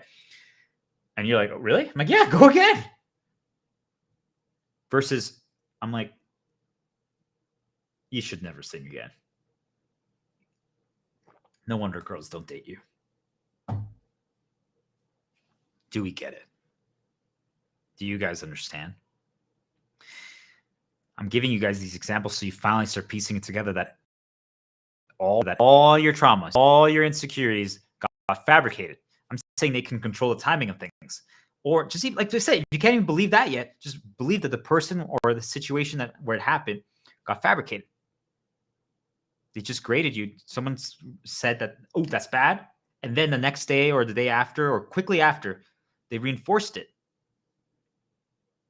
Someone mentioned something like, ooh, you're not good at this. Or, wow, I can't believe that this happened. Or, do you guys understand what I'm trying to tell you? Like, that's what they do. They just send the reinforcement. Right now, I got nudged to think about someone from my parents. I'm not going to talk about it, but I know exactly theirs. Like, what you guys don't understand is if I just observed you and studied you and watched you for a day, I would learn all your insecurities and fears and traumas. I'm not saying, not maybe all of them, but I would see how they happen, because if you just talk to me, what I can tell, like, it's really sad, but they plan a few key events and then they keep reinforcing the same things. Then every so often they just have to keep another reinforcement. And I'm telling you, at least in my reality, it got even to a point where the only thing I think of it like the only thing I saw, just so you guys know, just to give you guys an example, make a lighthearted one. But every time I went outside, I just saw girls holding scissors and crayons and markers, or holding pottery. Every time I went outside over the last year, the only thing I saw were girls holding scissors. The only thing, all my ads were just scissors. Or the other example, pens with lids. Like, all of a sudden, like, I feel like I want to watch a specific video on YouTube or like a movie or something, and there's like a scene with a pen and a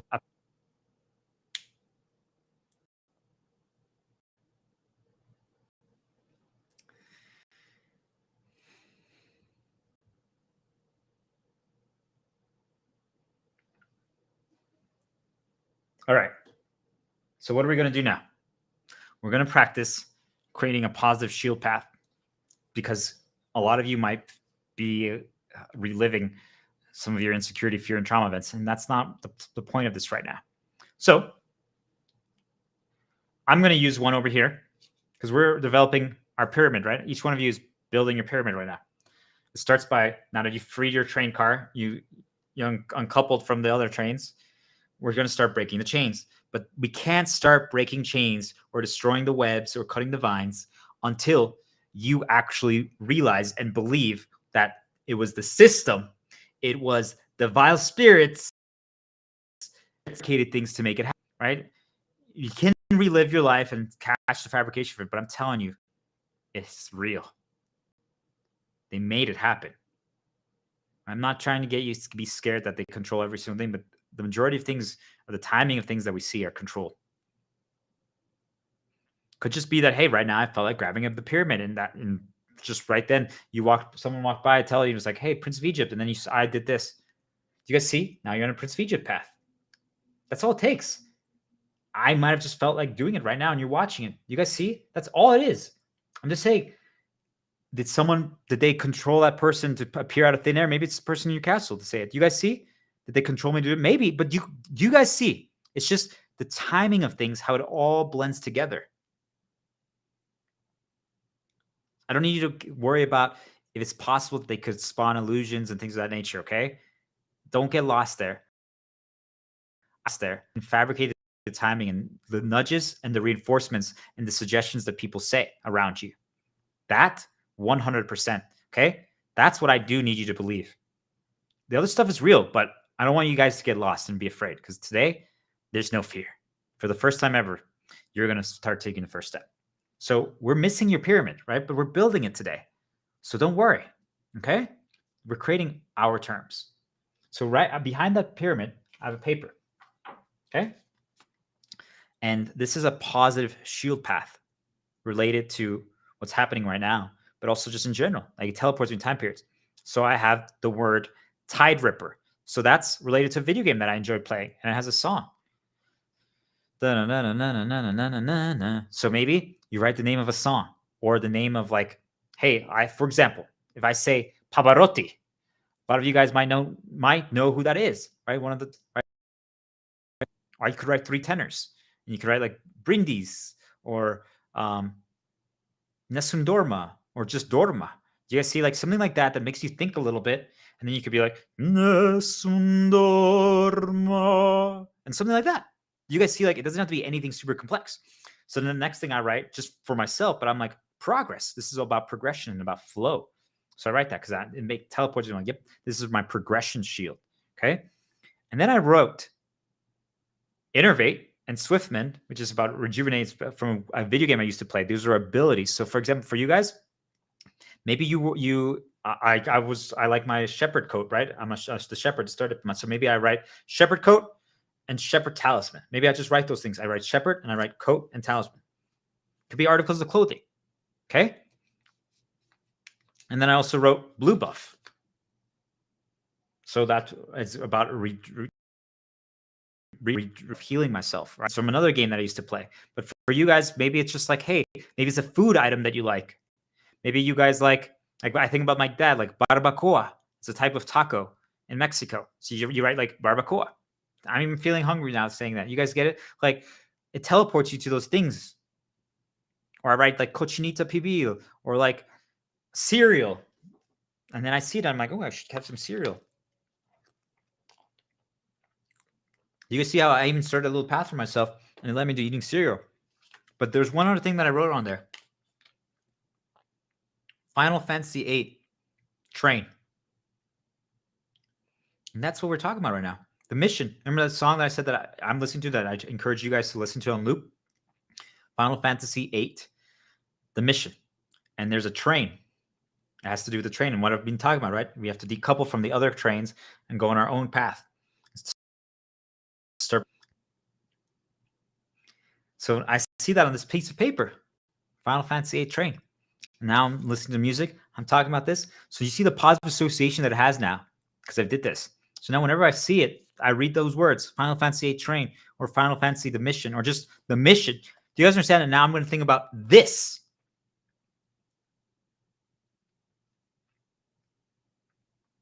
That's a positive shield path. So I know you guys might have even forgotten that I brought you down another path. So I want you to practice doing something like this. A song that you really enjoy, maybe like a video game or like a character from a show or like an anime or maybe a book that you like, character. Maybe it doesn't always have to be the actual name itself of the thing, maybe like a part of it. You guys get it? So I want you to practice that right now. I want you to write on a piece of paper what I just did, just rip off a little corner and write 3 things. Okay. So like I wrote Final Fantasy Train, right? Progress and Tide Ripper. That was the song that I associated to. But now I could also write the mission. So you know what? I'm actually going to add that. I'm going to write the mission. Just so you guys know that I just wrote that right now. The mission. Okay. I reinforced it. Okay. I am just going to take a quick little pee break and warm my coffee while you guys write that down. Just to get my AirPods charged for a second.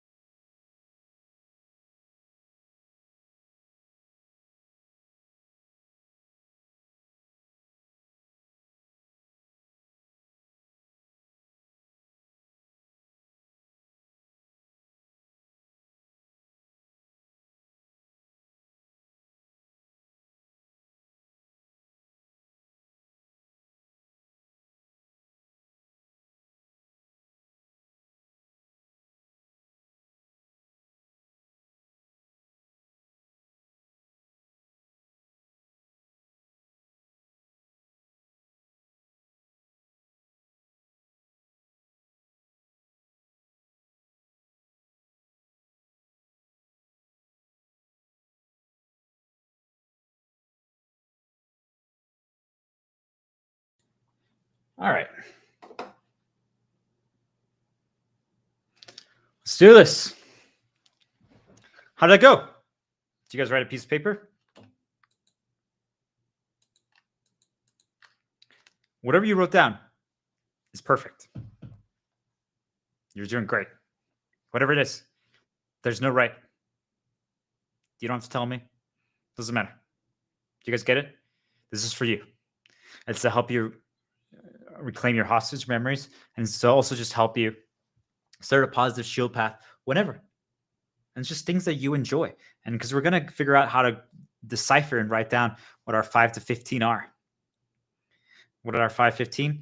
It's shields, things that remind us of who we are so that we remember, so that we become who we are always meant to be.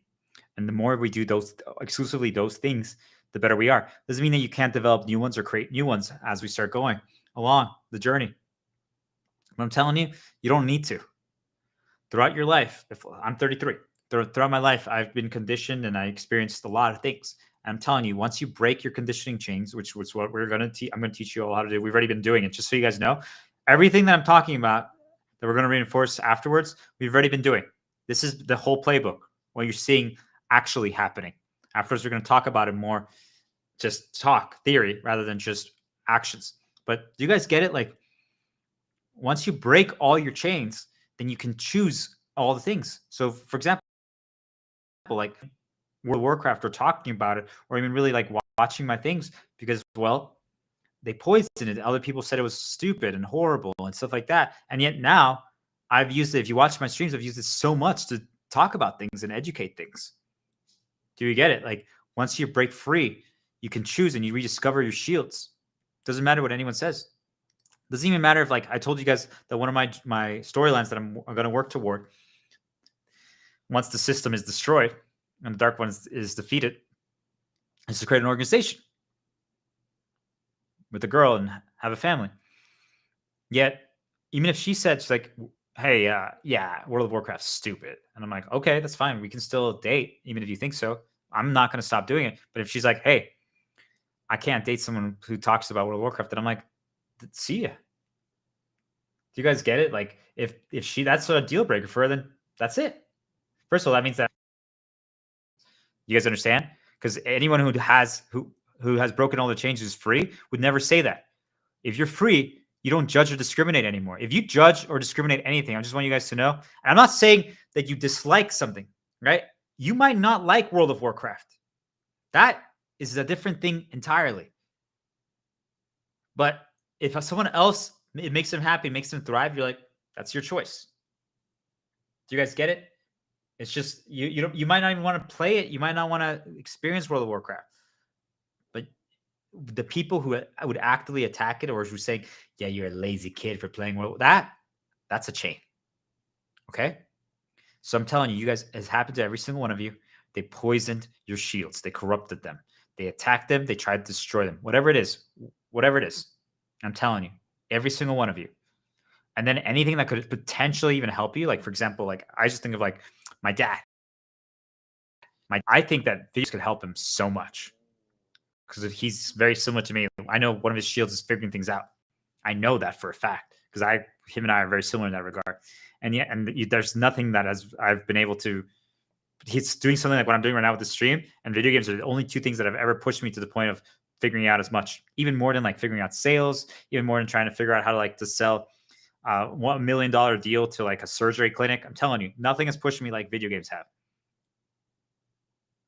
Do you guys get what I'm trying to say? Yeah, he views it as the worst thing in the world, or maybe it's gotten better over time. But you guys see, like, they conditioned him that way. They chained him to that. And each one of you around you, there's people that are like that. So that's how they probably stopped you from doing something that was one of your shields. And then you forgot. So you're going to be remembering what your 5 to 15 is. So don't feel like you have to have 15. Don't feel like you have to have 5. You start remembering what they are. I'm telling you, singing is one of mine. If you've been watching all my shields to my stream, every single one. Like Leon's part of this. I've been singing. I've been figuring things out. I'm healing. It's a reminder to heal. Shepherd, Star Diplomat, coffee. Girls, you guys hear me talking a lot about this because I'm just trying. Sorry, like if girls say, I'm sorry, I'm talking so much about girls, but it's because it's one of my shields, and this is for me. You guys understand? I'm trying to help all of you, but at the end of the day, this is for myself as well. Especially because while I'm doing this, I'm looking at myself, so I'm just making sure that I reprogram myself for the best because they put a lot of poison in me. You guys get it? Okay. So now we're going to simplify it a little bit. I didn't think I was going to do that, but it just felt right. You guys get, sometimes you just have to go with it. I wanted to do it a little, I wanted to build up, but I found my light. My reason, like, I guess it happened because I sang in the microphone. And then I also see like my dog's collar here. Leon, thanks for starting the hero path. You're a true hero. I'm going to grab him really quick.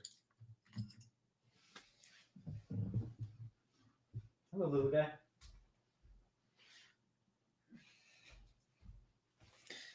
They heard him.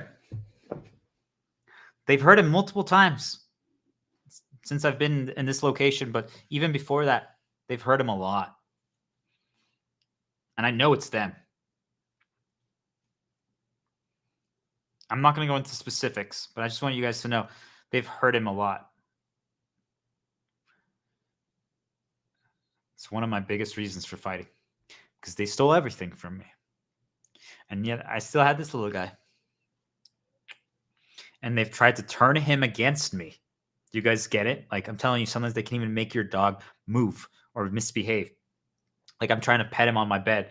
And then all of a sudden, like the moment he's up there, they try to make him jump down. And I'm like, what? Why? I'm telling you, they can do stuff like that. If I just try to cut his hair, they like try to get him to bite me all of a sudden. And then the next time, if it's ever fully healed, nothing happens. I'm just telling you, like they can make stuff like that happen. Just so you guys understand. I don't want to get lost here, but I just wanted people to understand if stuff like that are happening with like your children or like with your pets, they can control them like that temporarily if they're desperate enough to cause problems. Do you guys get what I'm trying to say? It's really fucked up. And we've done even worse things than that. I'm just saying that was things that they've tried to make him do to me. But once in a while, you can snap him out of like, that's why like I try to play songs for him. He likes Nessun Dorma and like this mariachi song, El Aventuro, because he has positives. He used to have brothers that they stole from him as well. You guys get it? Like they did these things. So now these are the reasons that let me find my light, my reason for fighting, my reason. Remember I said it's a revenge play, but it's not. We're not trying to kill anyone. We're not trying to hurt anyone. That's why I talked about the fabrication of things, because I want you guys to know that these things that happen are not an accident. They know that you care about these things. They know that you value these things. And we talked about it 2 days ago, but they build it up and make you fail. I'm just going to stop there. I don't want to scare people anymore. We're going to change it. There's a lot of noise. That's why I stopped. This is the answer, just so people understand. When there's a lot of noise, like I feel like I'm getting mentally attacked right now. I'm super shielded, just so you guys understand. I'm super shielded right now because of everything that I have around me. But I'm getting attacked right now. I'm getting mentally attacked. It's pretty vicious. There's a lot of noise. Like I can feel it, right? Hang in there, Leah. Do you guys get it? Like they did those things to things that I care about intentionally. Oh, that's what I was going to say. Is like, if you break your storyline, which is what we're leading up to today, that's what the mission is all about. Breaking your storyline. If you break your storyline, then you no longer do the story that they are trying to write for you, the system, and other people around you who they're using to do so. They will try to punish you. Now, most of you are not going to at all. But what I mean, how are they going to try to punish you? Is like they're going to try to first get you back into the system. Do you guys get it? Like they're going to be nice. The first play they do is try to be nice. So like if you send in your resignation and you say, hey, I'm going to quit my job, the first thing that they're going to try to do is be like, oh my God, no, no, no. Hey, you're so valuable to us. Hey, can we give you like a 1% raise? Can we give you like this? Can we do this? Or like whatever. They're going to try something. Okay.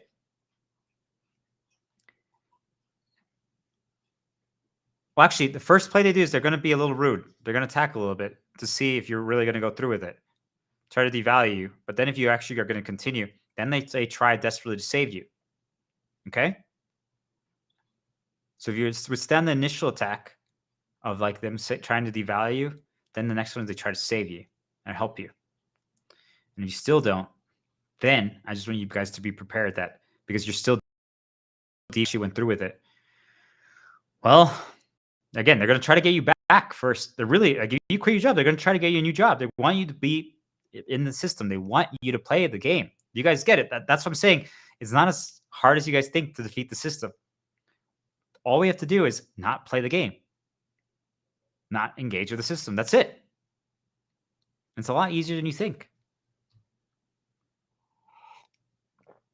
And since you guys aren't doing what I'm doing, which is you're not exposing and teaching all this knowledge, you're not the threat. And now, since everyone is going to answer collectively together as one, you guys get it. Right now, there might be like 10 people total that are doing what I'm doing. And I don't think anyone is doing exactly what I'm doing to teaching all this stuff. Do you guys get it? So they can focus every single one of their efforts on me. Think of it like there's guards on the border. Like I think like United States-Mexican border. Mexican. Just the movie Day After Tomorrow. That's what's happening. All the Americans fled the United States to go into Mexico. That's what's going to happen. Do you guys get? And there's not enough guards to stop it. There's not enough guards to stop it. The United States just would try to keep their Americans in the U.S. and like, wait, the U.S. is corrupted. We have to run. And they're going to try to stop the Americans to escape, but it doesn't matter. They're all just going to run, and the guards are going to get trampled. Right now, let's say there's only 10 guards. But if right now there's only 10 of us who are trying to do this, do you guys get it? That means there's one guard per person.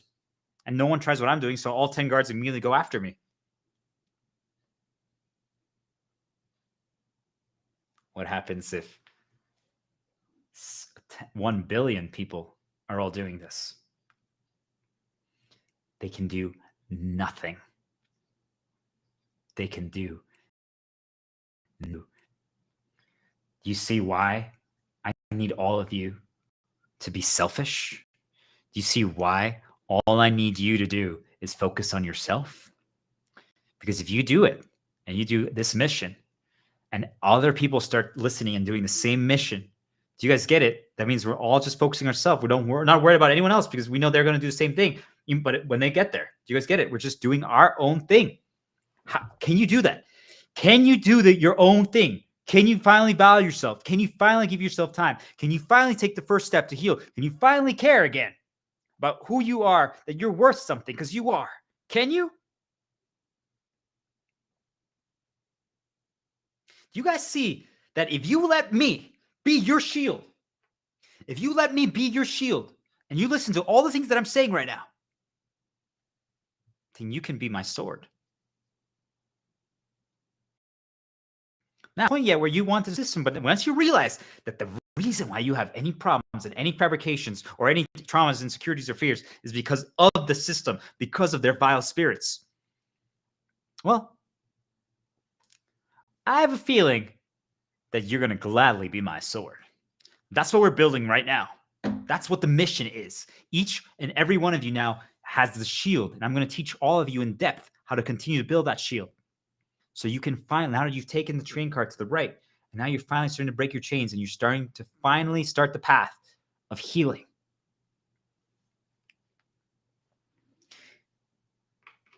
Each one of you have a very important role in the grand design of the world. An extremely important one. You were born with one. They also chose us for negative storylines. There's something that every single experience that you've had throughout your entire life that has built you up, only you know about, that only you can experience, because no one has experienced your life. I'm telling you, it doesn't matter if you've had a twin, doesn't matter if you've had siblings. There has been at least, if you've been just thinking about it, 20 minutes a night where you guys do your own thing. You guys get it. Those 20 minutes could be enough of a deviation that no one else's your experiences. You're different. Your seed has evolved slightly differently. A 1 degree change for 33 years is a drastic difference. Do you guys get it? So that's, first of all, your number one reason why you should never try to be a clone. Do not be like anyone else. I need you to be you, because there's something that you were meant to do in this world, and you're not currently doing it. And that's intentional. They attached you to the other trains. They made you think that that's the way you have to go, right? Listen to the experts, do this thing, do this life path, do that storyline that we want to write for you. And you guys just went along with it. And that's okay, because we thought that it was. But now, for the first time ever, I'm giving you guys the debrief. I'm giving you guys the mission. I'm giving you guys the strategy, how to finally defeat the system once and for all. So now that you're on the right path, what are you going to do? I'm just laughing because the doves showed up. They respond to me, so it's cool when they just come flying. It's a progress journey, guys. We just started our train, and it's now moving a little faster. If you've been listening this entire time, your train is starting to move a little faster. And we haven't even broken all your chains yet. You haven't even really started your healing journey yet, and it's already moving faster. Think about that. If you've been listening just for over this last hour and a half, your train is already moving faster. Do you guys see how possible this is? So what is the actual mission? What is the answer? Well, you have a role, but you think about it. We're trying to actually destroy this evil dark entity, the system itself, and all of its pawns, its vile spirits. And yet we can't, because that's stage 2. Think it's like a pincer attack. We're all attacking simultaneously at the same time. But we can't, because your piece is missing. I'm attacking it nonstop. But I'm like, why is nothing happening? Because guess what? You're supposed to be covering the other angle. And you're not. You're not doing anything. And that's okay. But not anymore after you heard this knowledge. We need you to be doing your role, not someone else's role, yours. But we can't if you're not healing. Since you're not healed, you don't execute your role. I'm telling you guys, it's impossible to execute your role if you're not healed. It's impossible. I thought I was doing it multiple times throughout my life, and I've never done it to this extent and to this level. Do you guys get it? And I'm a healer. You guys had no chance. So, to break it, now that you decoupled from the other train, and you're starting your own path, and you're starting the mission, you're starting to understand what it is, you see the fabrication. Okay, so we're gonna start finding our lights, our reasons. Think about that. That should put a fire in you. You should be mad right now. How could they ruin me for years, decades, centuries? Lose out on so many things. How could this happen? Now that I know that it's fabricated, they made it happen. They planned it. They set it up. They reinforced it intentionally. Does that make it better that it happened? No. And we talked about that 2 days ago, right? We still have to choose to make a better choice now, a better path, regardless of the fact that it happens. But still, does that not piss you off? Like right now, like I tried to drink water and all of a sudden all the water spilled on me. I'm like, that was them. I'm like, really? Like, how does that not piss you guys off? I know it anymore because guess what? We suppress and avoid those things that make us feel that way. And that's smart. We don't want to live in that. You guys get it? It's actually the right play.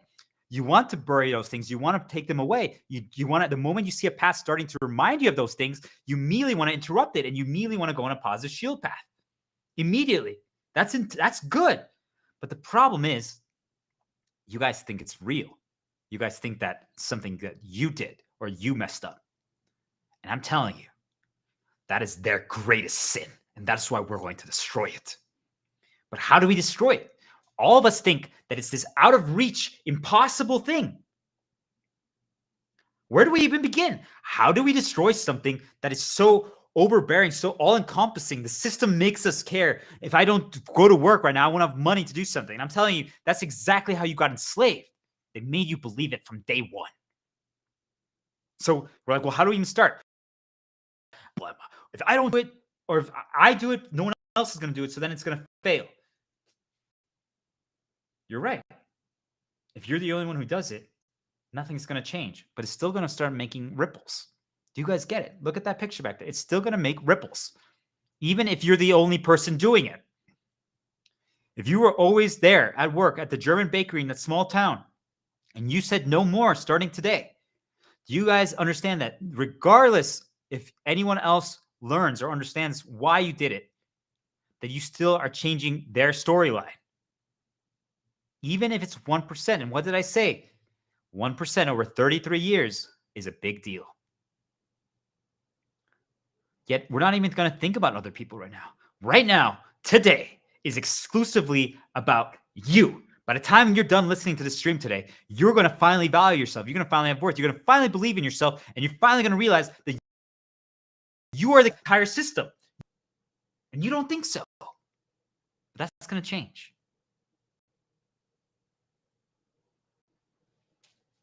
So you finally understand that it got fabricated, that all these problems weren't your fault.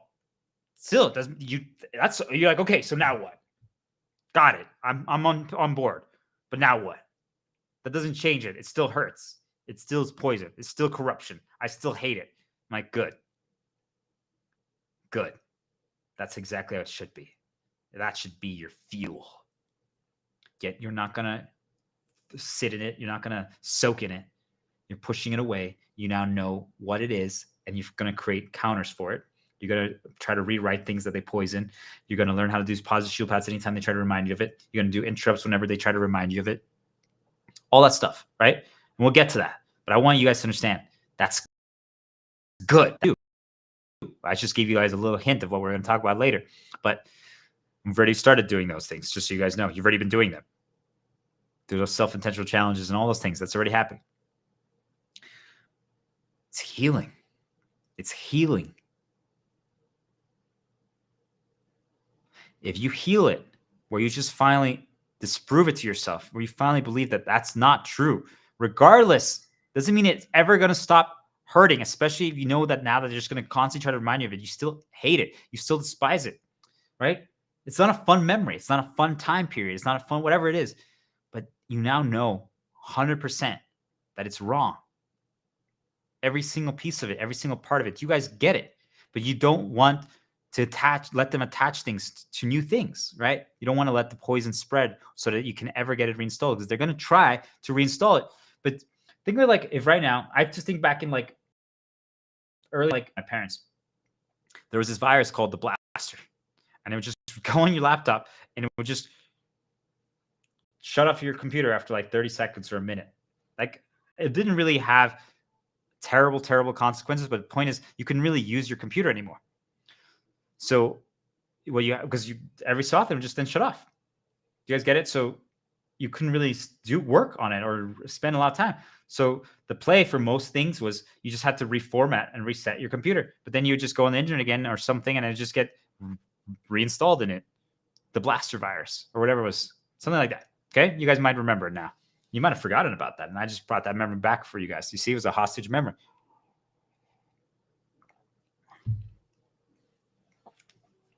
That's essentially the way you guys are operating.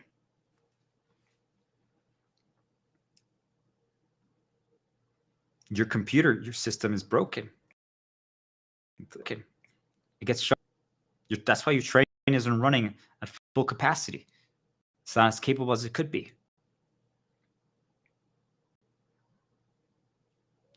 We have to get rid of the virus. But you see, that's what I'm saying. Like, it keeps getting reinstalled. That they're going to try to reinstall it over and over again. But then you're like, wait a minute. All of a sudden, like, let's say we reformatted our computer, right? That's what's happening here today, guys. We're reformatting our computer, our brain, right? We're going to do that today. That's what we are already doing, just so you guys know. I'm trying to hype you up by saying it's a way, but if you've been following along, you're already doing it as we're speaking. You guys understand? And if you're taking notes, you're already even farther along. So now you know for 100% certainty, like as we're going to start getting back all your memories and learning all these stuff, and we start breaking your chains and you're starting to rewire your faulty programming, creating miracles, you're now see like, wait, it's 100% wrong. Like, there's no doubt in your mind, right? You see the fabrication of it. You now have also proved it. You remember, like, you have the counters that disprove it for yourself, even though you don't need to do that. I just want you guys to understand it helps, right? It just helps. And you're like, wait a minute, no, that's a lie. That's wrong. So I want people to be aware of this part because I'm hyping up right now, but I want some realities as well. It doesn't matter. Now, what happens that you now know that it's 100% wrong? It's always going to feel weird and annoying, especially if they've been reinforcing and drilling it into you for years, whatever it is. Like I said, it could just be as simple as the scissors and not cutting perfectly a line. It's that simple. It doesn't have to be anything severe. All they have to do now is show me scissors if there was something that bothered me. And every single time, even perfect lines now, like I'm saying, I can cut perfect lines now. And yet still, if they remind me of it and start a little path, like if they have an approximation of that girl who said that to me and a scissor, like when brother walks by with a scissor and then I see an ad of that girl, I'm like, you guys, that's enough.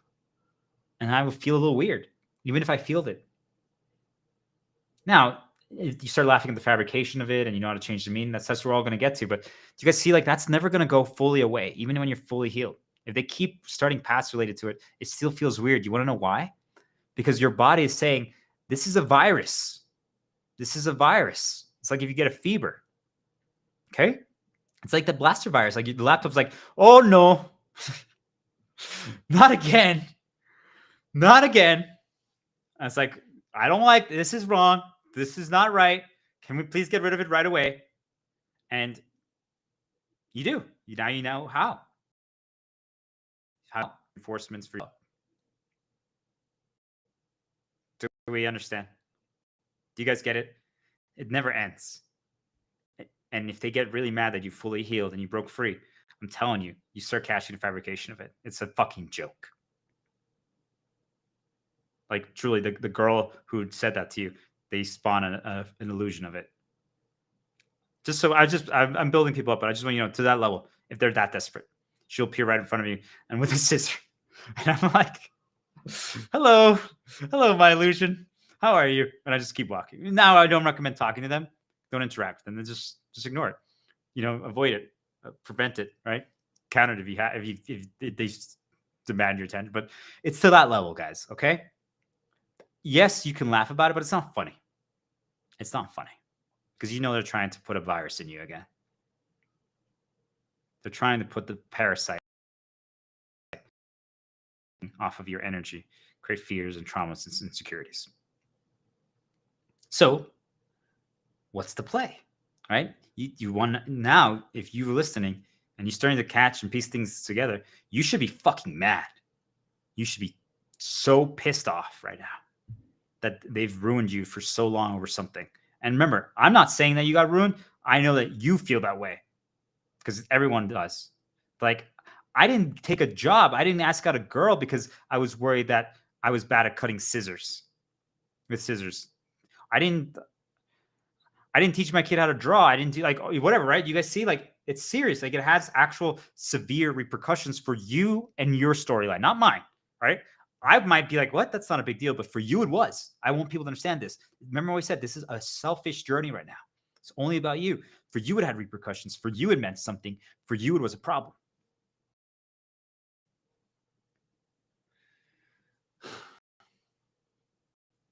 So you need to start healing. Now we isolated your train. It's starting to move a little faster. But now what we do is we call it the arc. Think of it like it's like, I don't know if you guys ever watched Dragon Ball Z, but it was like the hyperbolic time chamber that they entered and then they close it. And then they just 10 years happens in 10 minutes. But that's what's going to happen. You're going to do 10 years of healing in 40 days. And it might even happen fast enough for you. But we're creating a little ship or a little time capsule or whatever makes sense to you. But think of it like you're entering a chamber and you're just going to heal in there. They're putting stuff like you're getting, I don't know, Star Wars had it, Dragon Ball Z had it, whatever it is for you, whatever it is, healing lipped into you, okay? While you're in that pod or think like you're almost like an experiment, okay? And we're putting stuff into you, okay? So that's what I call the arc.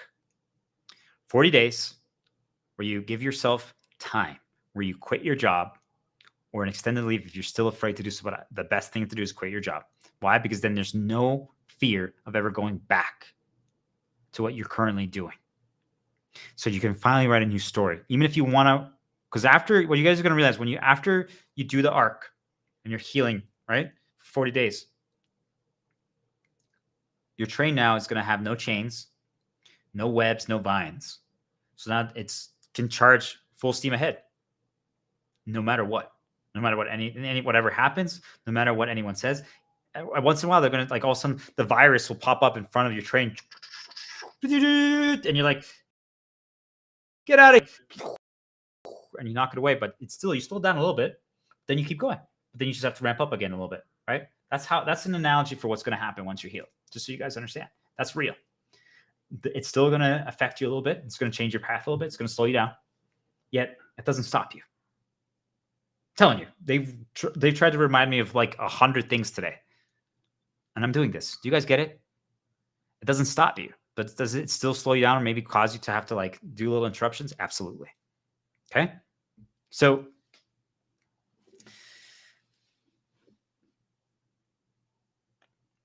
you're going to be able to choose because now your train's like, okay, well now which path I go? Do I go left? Do I go right? Do I go forward? You're going to be able to choose. I'm telling you, if we all answer collectively together, we've all found our light, our reason. We all now can choose because we've broken all our chains. Our train can go always full steam ahead. And now we're healed. And I'm saying the world's going to be completely different. Day 41, the world's going to be completely different.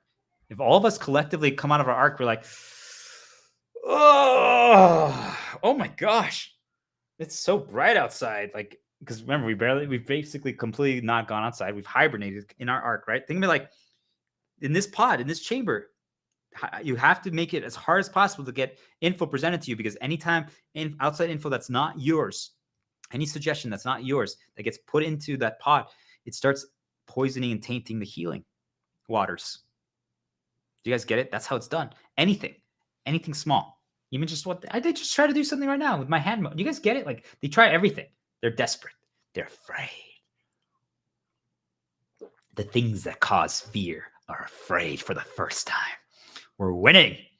But now I need you to take this seriously. So we all collectively just make it as hard to inject anything into our pods, anything into our healing chamber, okay? For 40 days, at least 40 days. When you go inside again, you're like, whoa. Now, I mean, just think about it. Truly, 1 billion people do it. According to the numbers, I think there's 7. But let's just say even if 1 billion do it, that's still not that many people of the entire world. Do you guys get it? That means the majority of the world is still not healed or is still corrupted. Do you guys get it? I'm saying that if people don't do this, they're poisoned and they're corrupted and they're spreading poison and corruption. Think of it like if you're sick, right? You have a virus. Anywhere you go, you spread it. Okay? Do we understand? That's how the entire world is currently operating. If you're not healed, you are poisoning and corrupting and getting everyone else sick. Do we get it? So that's why you need to take this seriously. You need to be selfish and go into your healing chamber. Think of it like the COVID pandemic, okay? Just like that. And we're going to reinforce this here in a second. But again, do you guys get it? You can't. There's still going to be 6 billion people that are poisoned and corrupted, but now there's 1 billion that are not. So, but let's say, yeah, I'm saying it's going to be more, but I'm just trying to make it so you guys realize how feasible and possible this is. Okay, just 1 billion of us out of 7 billion. That means still the majority of the world is not doing this. We come outside, and all of a sudden it's like, well, it's day 41. For you, it feels like an eternity. For other people, they're like, nothing's changed. But also, like, maybe they might notice that the world has been changing because they're like, why is the world changing so much? Because think about it, like, all you guys broke your storylines, every single one of you. All of you had a key role somewhere, and now that role is interrupted. It's going to affect all those people that are still poisoned, corrupted. They're poison and corruption to you. If there's only 2 people working on a job and you were the other person, right? Now they're all alone. What are they going to do? Who are they going to poison and corrupt? Themselves? Yeah. But do you see? So you come outside and you're like, it's day 41. If you want to go back there to that same facility, to that same location that poisoned you, corrupted you in the first place, you can. Do we understand? You can go back now to that train and be like, and follow all the trains that you already broke free from. You could. Now, I know, based on my findings, that 99% of you will not choose to go back. Because once you're healed, once you learn how to create your own story, you're just like, you don't tolerate the same stuff anymore. You no longer allow for that reality. Because now you realize how good you are. You believe in yourself.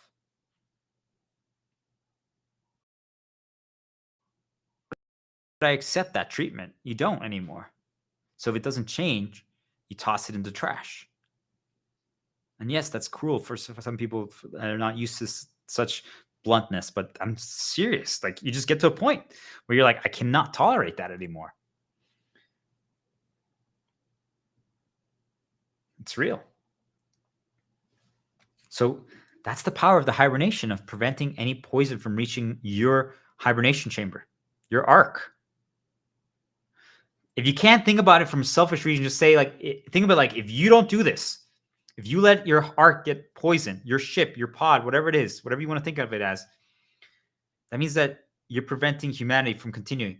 Remember the biblical story, okay, guys? That's how they saved all the animals and all that stuff like that. That's what we're each individually doing, because that's our world. We're saving our world. And by each, not the story was talking about that we have to do it as one big ship, okay? Oh, there's going to be a ship that comes down from the heavens and it's going to have every single human on it, all 7 billion of us. I'm saying that that is what's happening, but it's an individual ship.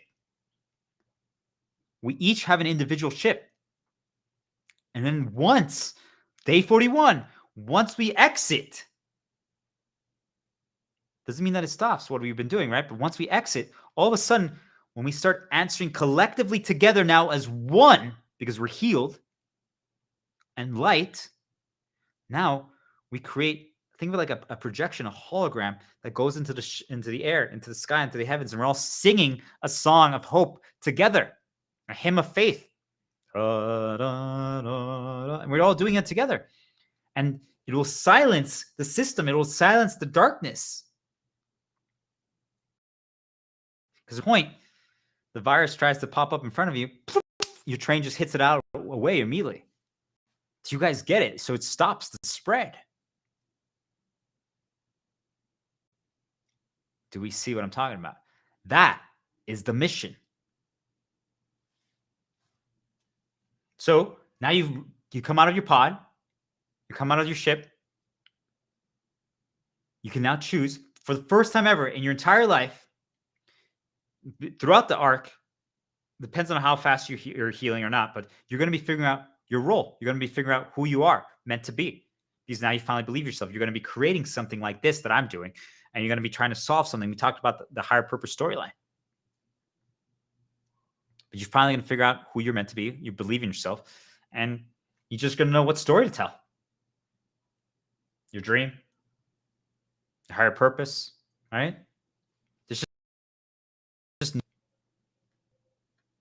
our check-in is day 41.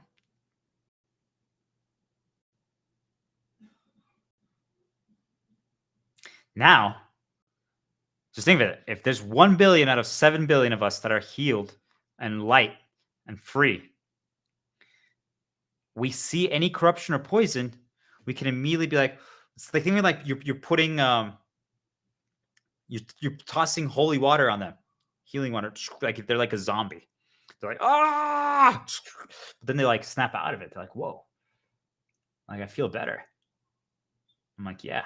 So anyone who's poisoned or corrupted, we're going to be able to heal them. We're going to be able to save them after day 41, because then you're also going to learn how to be a healer and get them to do the same thing. Because now you guys believe, you're like, hey, this works. But guess what? Here's the coolest part.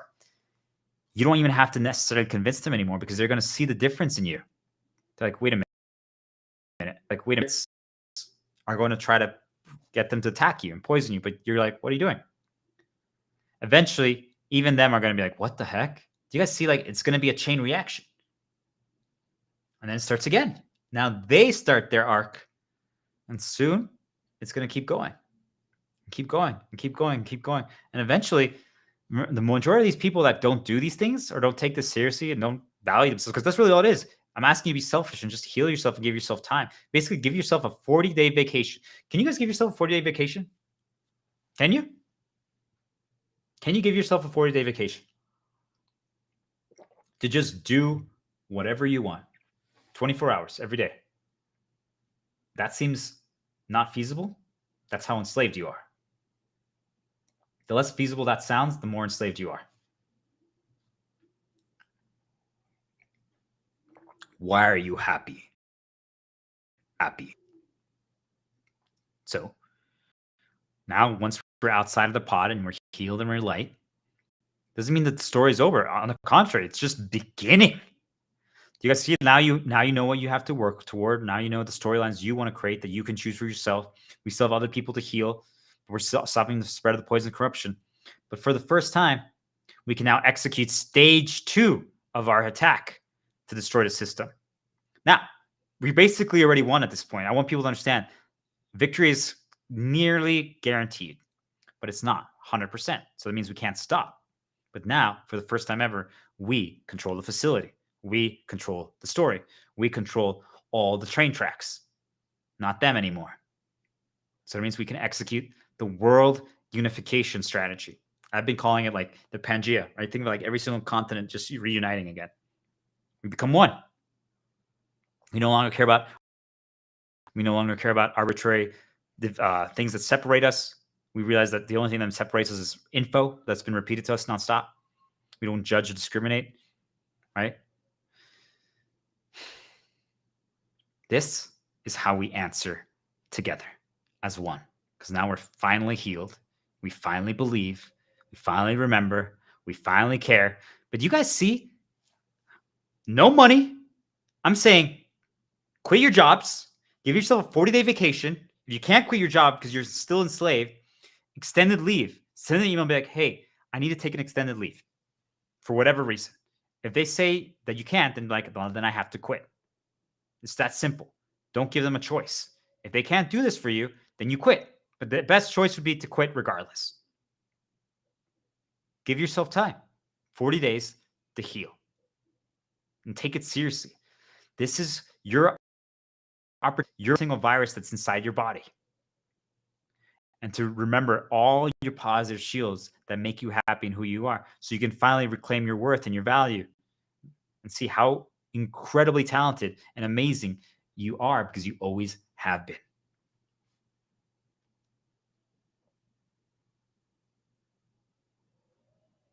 Be prepared, guys. Okay? So, as you can tell, the battle is not what we thought it was, right?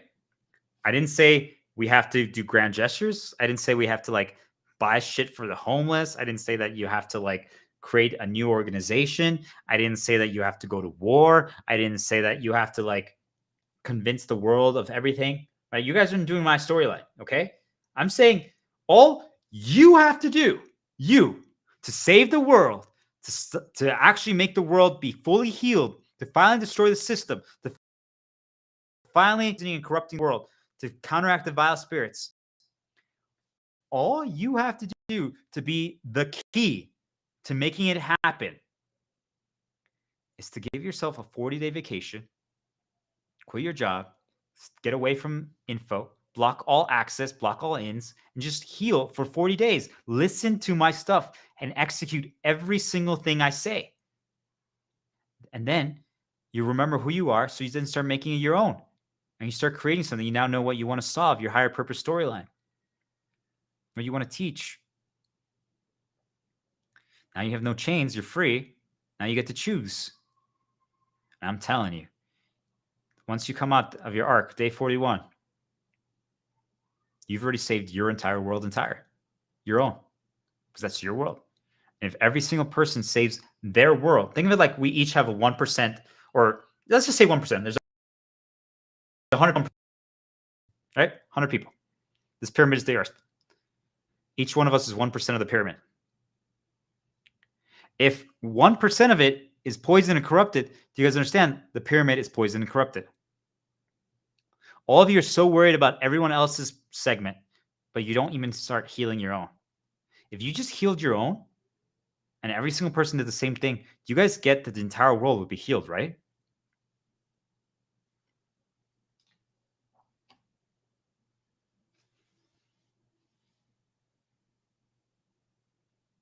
Healing, time. That's the battle. That's it. That's the entire battle. Not working, not money. If anything, stock up at the beginning of your journey, right? Before you start the arc, which we're going to start it tomorrow. Stock up, buy cans, cheap food, right? We're moving away from a society that relies on money, but every single person takes it seriously. Do you guys understand? The world will be 100% different in 40 days. All of you think it's impossible. And I'm saying in 40 days, we could have a completely different world. And yet, I want people to hear this part, because some of you might be disappointed if you do it, but other people don't.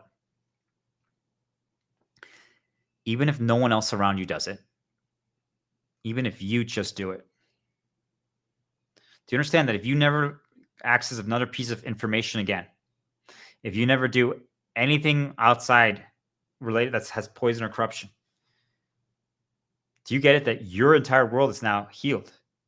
Doesn't mean that I'm telling you, like, at least in my reality, these vile spirits are still trying to mess with my world. But do you guys get it? Like, maybe that's not yours. Other than that, though, like, if stupid spirits that's why I'm trying to defeat the system. Because I'm telling you, since I'm the only one doing this, they only can focus on me. Do you guys get it that I would think that I'm in paradise right now? Yet I'm telling you, they stole everything from me. You know, I'm saying that I would think that I'm in paradise. If I wouldn't be getting negative reminders right now, nonstop from these things, I would think that I'm in paradise because of how I feel. Do you guys get it?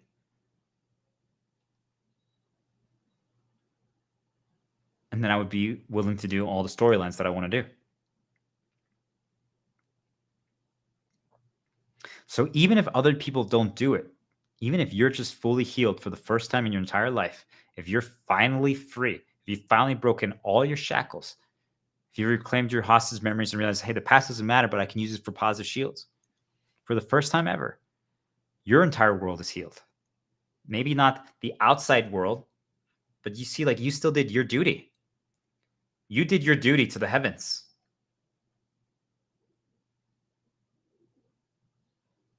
You fulfilled your role. And now you actually know what your role is, what even your next step is. Oh, so now I should teach this or try to solve this. That's now going to even further improve the outside world. And also further improve you, because now you have a reason to fight and keep marching and keep progressing. All it takes, quit. And if you already don't have a job, then just survive. Give yourself time for 40 days. Actually take it seriously. Don't just do random stuff anymore. Spend all your time healing and trying to figure this out. And only your shields. No money. Try to spend zero money for 40 days. I'm telling you, don't pay your bills when the bills come up. If anything, day 41, if you're getting harassed and you're that afraid, I'm telling you, if you just ignore it, nothing's going to happen. But if you're that afraid, day 41, you can pay it. Okay? But you're going to see the difference. It's 10 days of pushing the limits. You got this. You can do it. I'm telling you, you'll be okay. Oh no, your credit score dropped by 5 points. Credit is not going to even exist if we all do this. Do you guys understand what I'm trying to tell you? Credit won't even exist if we all do this. It'll be destroyed.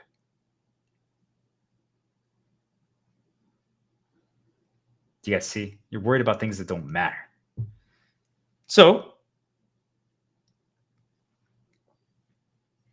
we do what we must. There's no set strategy here, guys. Everything is just a reminder to heal and a reminder for how far we've come.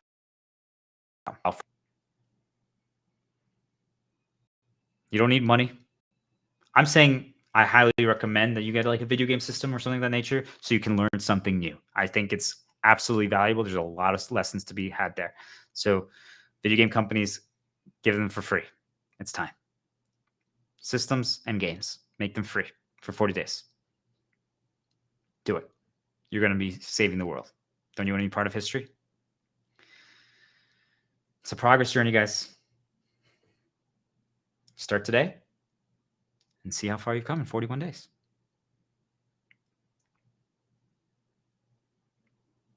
It's the mission. What do you guys think? It's different than you thought, huh? We're going to take a break here, but I want you guys to think about it. Like, we're going to reinterpret that 2 more times into similar things.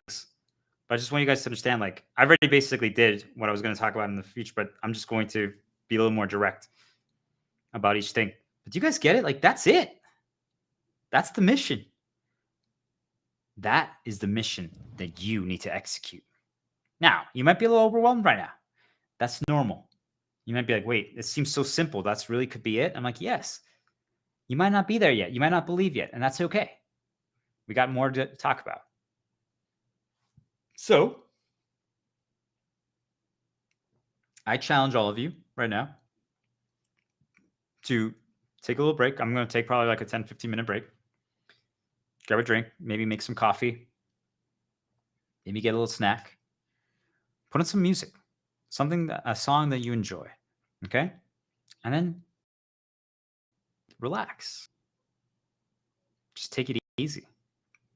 Maybe sing a little bit. Maybe try to whistle. Can you whistle? Can you hum?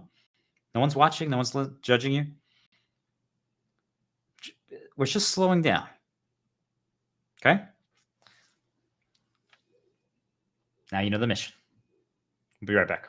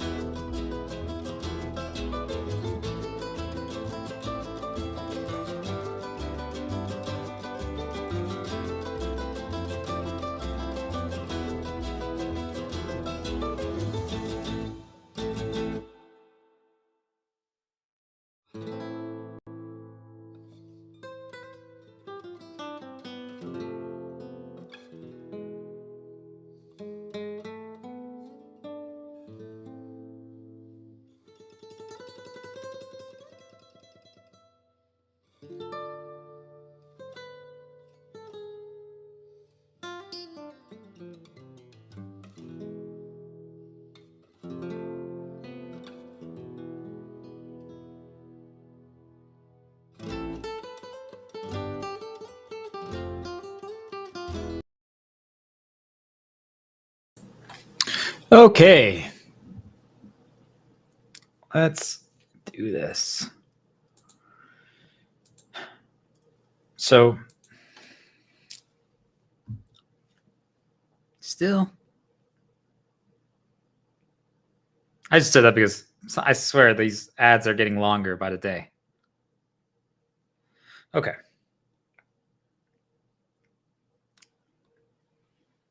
Doesn't even matter anymore. Leon, thanks for starting the hero path. If I had words.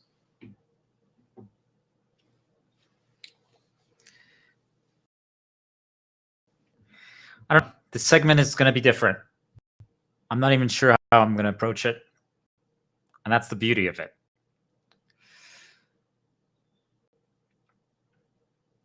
So I created a situation for myself, which is going to have an interrupt here in a little bit. I don't know when, in a few minutes. I started an espresso on the stove. It's just you put in some coffee, some water, and turn on the heat, and it's time to grab it. And that was the thing that I thought you guys listened to my stream the other day. I believe it was day 21 or so, where I talked about if a handle is broken for a thing, is it broken? Is the mug broken? And I don't think so. Right? That was the answer that I came to. Like everyone might say, like there's replacement. Yes, some people might choose to replace it. Some people might choose to fix it. Or if you're myself, you believe that it's just a path. So it's just a new path. It's just a new door to walk through. It's a self-intentional challenge. Do you guys see, like, now at some point during this talk, and this was a very important segment, every segment is super important, but it's a very important segment. I'm going to walk over there. I'm going to have to use 2 oven mitts because the handle's broken. There's no handle. So that means if I touched it with my hands, I would burn myself. And then I would have to pour it into a mug. Do you see, like, most people wouldn't start an important segment knowing that there's an interruption on their way. And yet I'm saying that I chose intentionally to walk through that door. I'm also listening to a song. I'm listening to Alice's theme song. So if you guys want to know what I'm listening to right now, it's that song, Alice. So you can search it, Alice theme, and then just play it and loop it. Okay?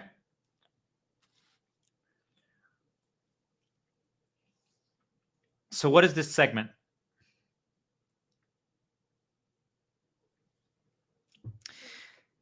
This segment is progression. This segment is me just talking from the heart. I wrote things down and I'm going to look at them periodically, but it's really just going to be me talking. You're like, how's it different than normal? And it's not. But I wrote a rant. I said, I'm going to make a rant here because that's something that I used to do. I still do them. Changing how I call them. Because why is it a rant? Think of it like it's something that I want change. It's something that I believe in. It's something that I want people to realize. It's something that I want people to understand. That's why I say it's a rant, because I'm just going to go bah, bah, bah, bah, bah, bah, bah, over and over again, right? Like I'm just like, come on, guys, let's go. I'm ranting. Yet, for the first time ever, I'm not viewing it necessarily as like, because rant has like a negative connotation, and I'm not saying that just because I say that it does, but I always felt like people viewed these like monologues of mine like, oh, here he goes again, doing one of his monologues. And now I just view it as a positive. And it's a plea. It's a prayer. It's a wish. It's my mission. You guys heard what your mission is. This is my mission, my oath, my song that I'm trying to sing to the world. But plea. It's a plea for you to believe. It's a plea for you to remember again. It's a plea for you to choose, now that you're going to be free, to try again. But once you can choose to try, you're going to have multiple doors that you can walk through. And I want you to be able to choose every single door that you walk through. Because right now, you can't. Right now, they're guiding you through the doors that they want you to walk through. And most of you don't even catch it. Most of you don't even realize that that's happening. And to me, it's one of the most, like, even just right now, like I can, even right now, I know that the majority that they're trying to stop me, right? Like there's a lot of noise. There's ads that are playing. There's interruptions everywhere. I know I'm going to have another interrupt over there. They're just trying to change my path, right? And it's working because I'm still talking about things. But you guys get it? Like at the end of the day, anymore.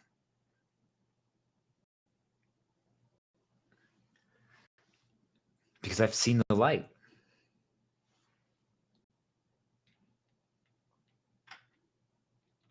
So I think a lot of us get overwhelmed, especially as you're going to learn all this knowledge and you're going to finally be free. You guys have no idea. I'm telling you, you've never been free. You thought you've been free. You have no idea. It changes everything. It feels so good. It feels so good. You can just choose every single thing, no matter what happens. Doesn't mean it feels always fun, right? When like they interrupted or try to remind you of something bad, you're like, whatever. It's still not cool, but you're cool with it. You're okay with it. When you're healed, you laugh about it. I call it's the balance of the game. You laugh about it. In video games, think of like tuning, okay? Like numbers. So like if let's say an attack right now I have 100 health, an attack does 50 damage. So now I only have 50 health. Right? That's a pretty hefty attack. Maybe they could change the tuning or the balance of it, and now it does 90. You're like, oh, that one's extremely lethal. That means I only have 10. If I don't heal quickly, I'm going to die to almost anything now.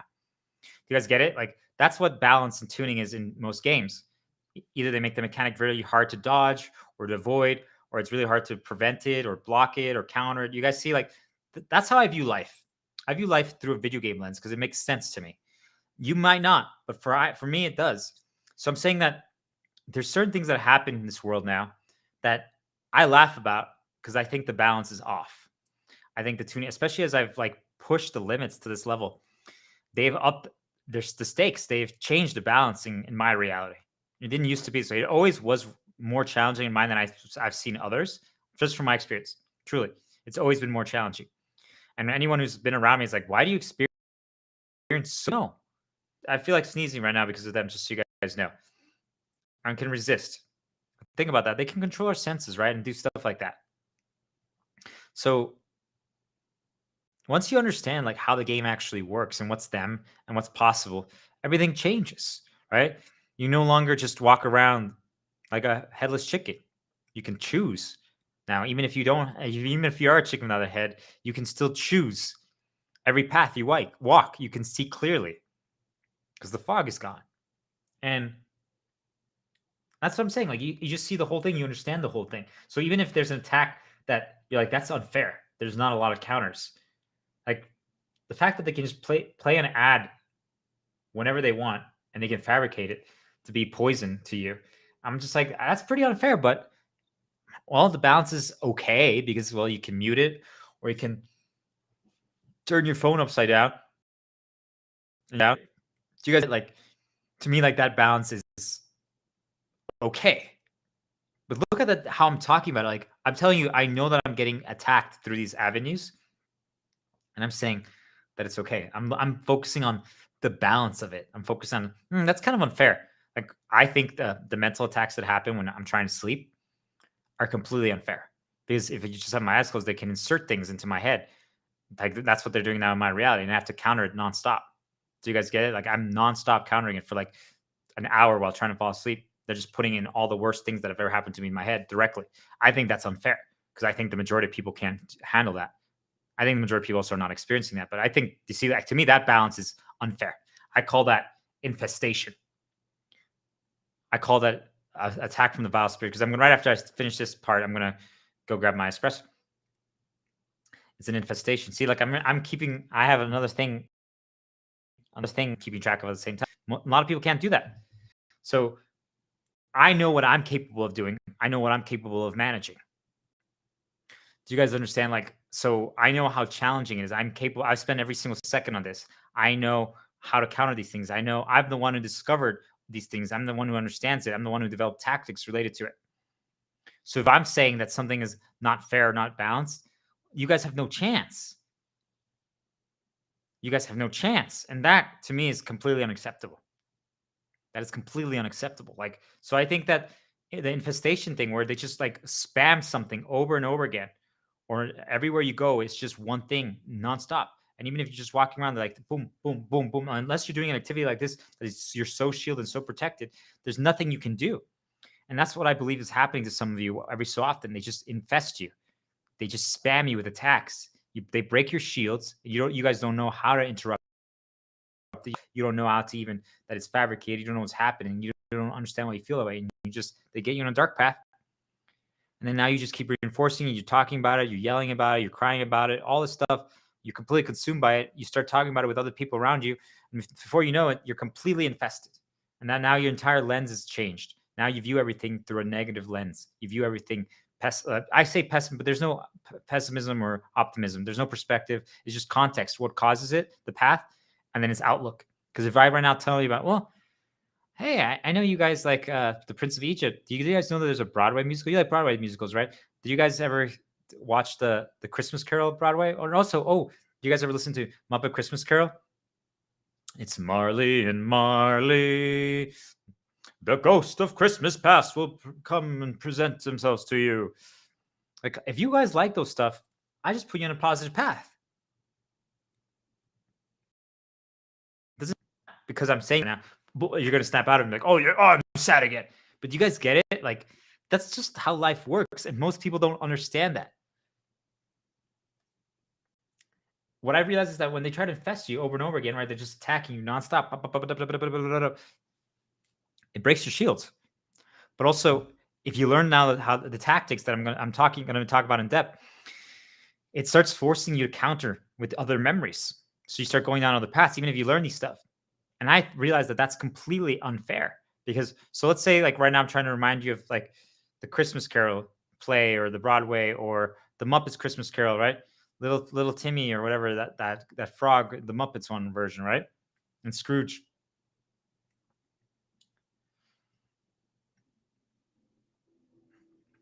When there's love, it feels like Christmas. I don't even know the song right now because I'm listening to something else, right? But do you guys see like if they certain path or you start having to constantly keep doing another path to counter or something. So maybe like I'm like, well, what about Alice? What about which door we're going to walk through? What about Alice? Which door are we going to walk through?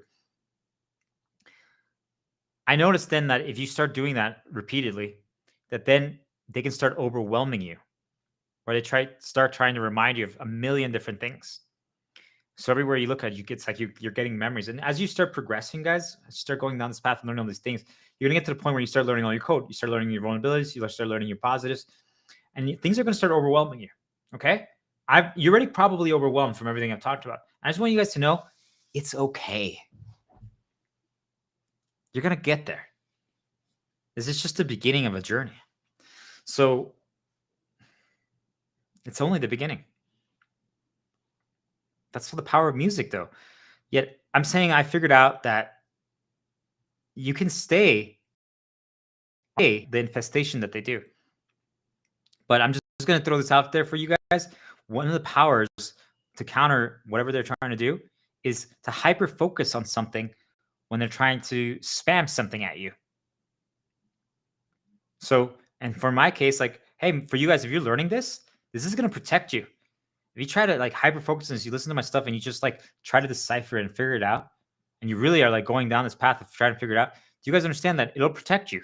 For myself, like if I relived my World of Warcraft journey earlier today, and I was like analyzing like how long each attempt took, each battle, each progression thing, how we learn. You guys see its progress. And I was like, whoa, look at this one. And I even rewatched some that I didn't fully watch, but I watched them differently. Look at that and look at that. And while I was doing that, I was completely protected. Yet I'm telling you, they were just trying to every little thing I looked at around me, I was getting like 20 memories. So I was getting completely overwhelmed. Sometimes there's one thing that you can learn. There's always something you can improve. There's always something that can get better. But the question is, did you take the first step? You guys might be like, I have no idea what he's even talking about right now. Do you guys see like that's intentional? because you're going to get there. If you rewatch this a month from now, I'm telling you, this segment it's going to make complete sense to you. But right now, it might not. But I'm just trying to show you guys that even I learned something new today on because I had ideas on how to counter it, right? I would if they spammed attacks on me, I would go down another path intentionally or spam stuff. But then I realized that then they would just start overwhelming me. Like, hey, do you remember this time period? Hey, do you remember this time period? Hey, this, and then like, I don't know if you guys know, but if you remember 1,000 memories today, your head is going to be completely drained. It's not a bad thing necessarily, but it's just a lot. It's a lot. And I figured out that when they do that attack, I need to hyper focus on something like, okay, let's focus on our League of Legends progression journey. Like from our first match that we played to what was the first champion we played, and then what did we do at the end? Like something like that could help me. Do you guys get it? I'm telling you that I'm still deciphering little tactics and little paths that I can do to make it even better. You'll get there. It's progression. So which door will we walk through? Right now, I'm going to get my espresso. So grab some water, get comfortable. Here we go.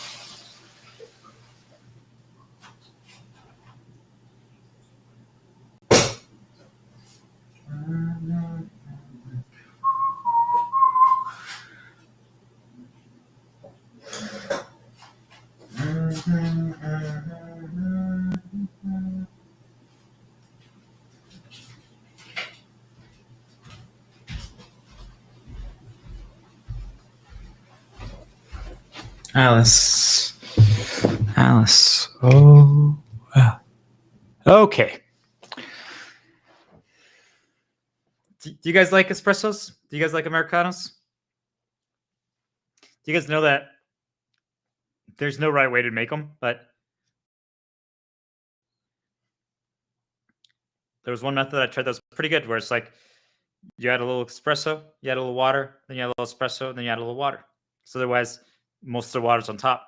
Yet now I just poured it in and added just a hint of water.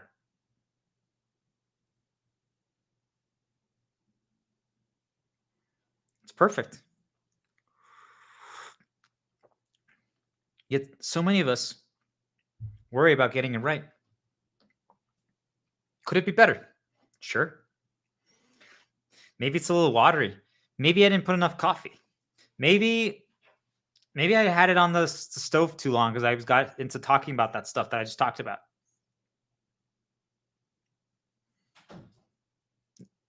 Did I fail? Did I fail? You're like, yeah, you did. I'm like, okay, but I don't think so. Who's drinking it? Who's drinking it? Who's living it? Who? Who?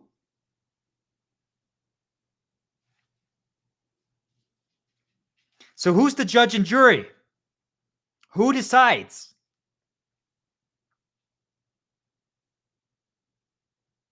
Them? Your mom? Your sister? Your brother? Your friends? Your boss? Why? Why do they decide? Why do they have a say? Why do these things that fabricate shit? I know you guys aren't fully there yet, but you're going to soon believe it. Why do they decide? What if for me this is perfect? What if this makes me happy? Yet most of it because something else is choosing for us. Something else is telling us who we are. Something else is telling us who we should be. Something else made us forget what we're capable of. Something else made us forget what our worth is. And we feel like we need to live up to that standard or to what they say. I'm telling you, not even 2 years ago, I was one of you.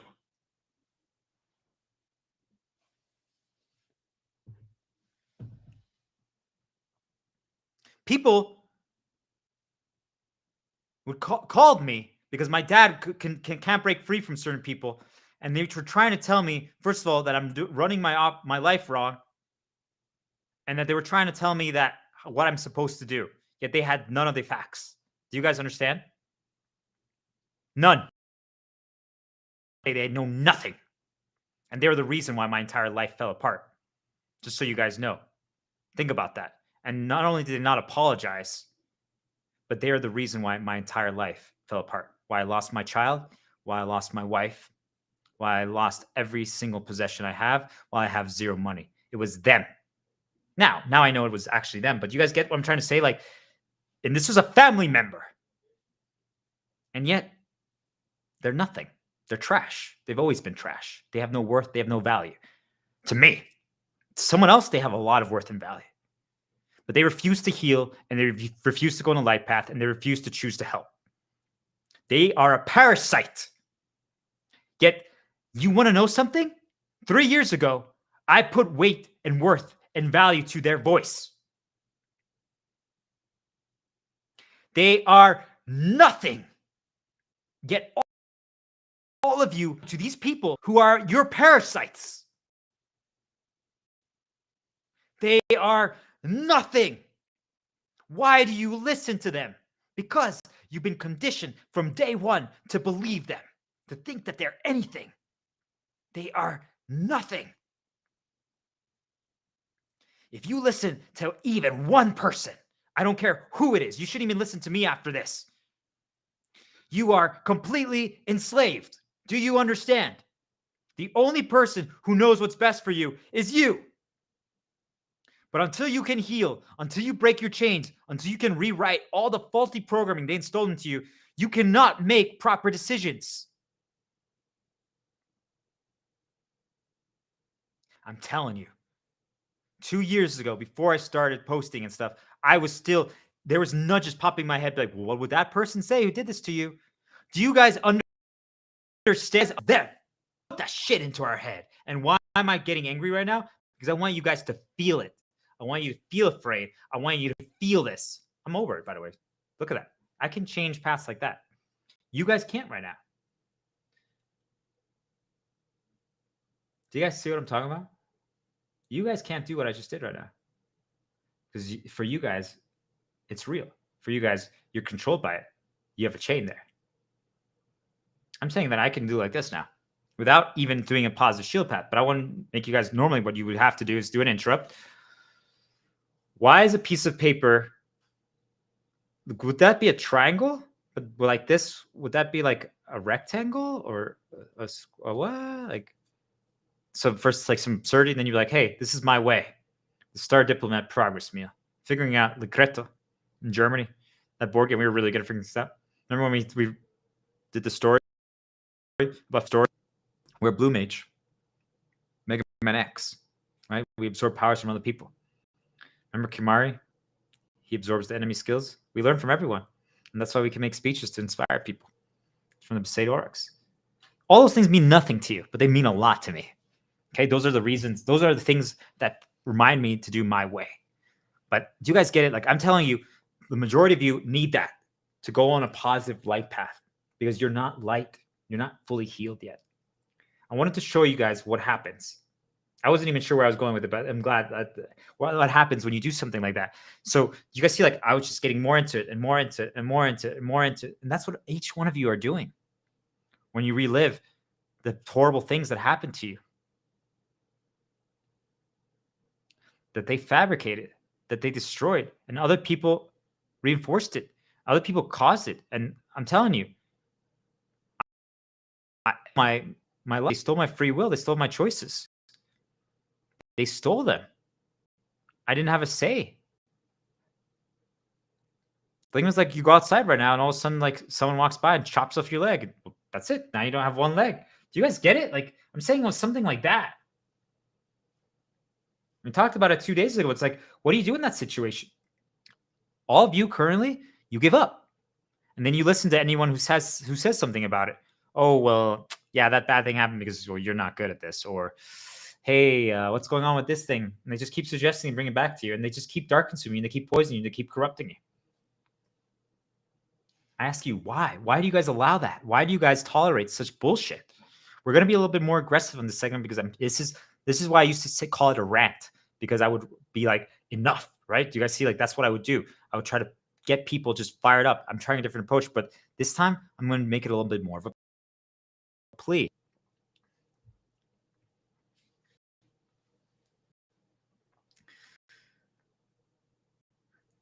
Have you guys heard the line that got popularized by a certain movie? You either die a hero or you live long enough to see yourself become the villain. So why does that happen, right? Because we have enough experiences. We experience so many things and they get reinforced negatively that, well, you become a villain to someone else. What's a villain? Someone who just changes someone's path. Okay? If right now I take away something from you and it forces you to change your path, if it's something you wanted, I'm now a villain in your story. So just think of it as simple as I mean, let's think of it like my ex-girlfriend. Okay? She got completely enamored with me and I got all her attention. And before she showered her mom with attention. Okay? I'm now a villain to the mom because I took her daughter away from her. It doesn't matter if for good or for bad. Do you guys see? It doesn't have to be this horrible thing. I changed her path. And thus I became a villain. So you guys see, it's a lot easier to become a villain than you think. Okay? But I'm saying that I had a choice after everything that I went through. I had a choice after everything I went through because I lost everything, right? I've lost faith in myself. I lost belief in myself. I forgot who I was. I forgot what I was capable of. I forgot that I was good. I thought I had no worth. I thought I had no value because I was basing it all off of an external thing. External things, just so you guys know, like what people said about me, like how good my parties were, how much money I had, how my wife was doing, all these things, right? How my pets are doing, if my family's united. And I'm telling you, in like a 2-week period, they destroyed every single one of those things in my life. So I got devastated. And then they reinstalled. We talked about the steps. I'm not trying to get too deep, too lost here, but they reinstalled old insecurities and traumas. They caused PTSD in me through a recreation, a fabrication of my past. That was really hard to deal with. I forgot who I was. I didn't believe in myself anymore. I didn't think I was capable. I didn't think I had worth. Truly. Every single insecurity that I ever had in my entire life was temporarily reinstalled. A lot of them I defeated pretty quickly again, but every single one, and I'm telling you guys, I had like 60. So if they do a really good, it was something that you're building up on, or it was something you were hoping that you could for example, I was hoping to finally unite 3 different families. And not only did I fail, but I made every single family relationship situation worse because of, right? My cousin destroyed me and then I fought back. And now I caused an ultimate conflict and I forced people to choose. I was like, if you guys support him, I'm not talking to you anymore because you guys are traitors. So I further progressed a divide. Do you guys get it? Do you guys understand what I'm trying to say? Like, so not only did I fail to meet the goal, regardless of what happened, you see, like, it wasn't even the thing that had happened to me. Like, that was bad, right? I was sad about that, especially because I wanted to give my family, my immediate family, my kid, my dogs, and my girl the best life. So that was sad. I wasn't even basing it off myself. Do you guys get it? I was basing it off that I couldn't give them the life that I wanted to now because I was dealing with these stuff. But what really devastated me,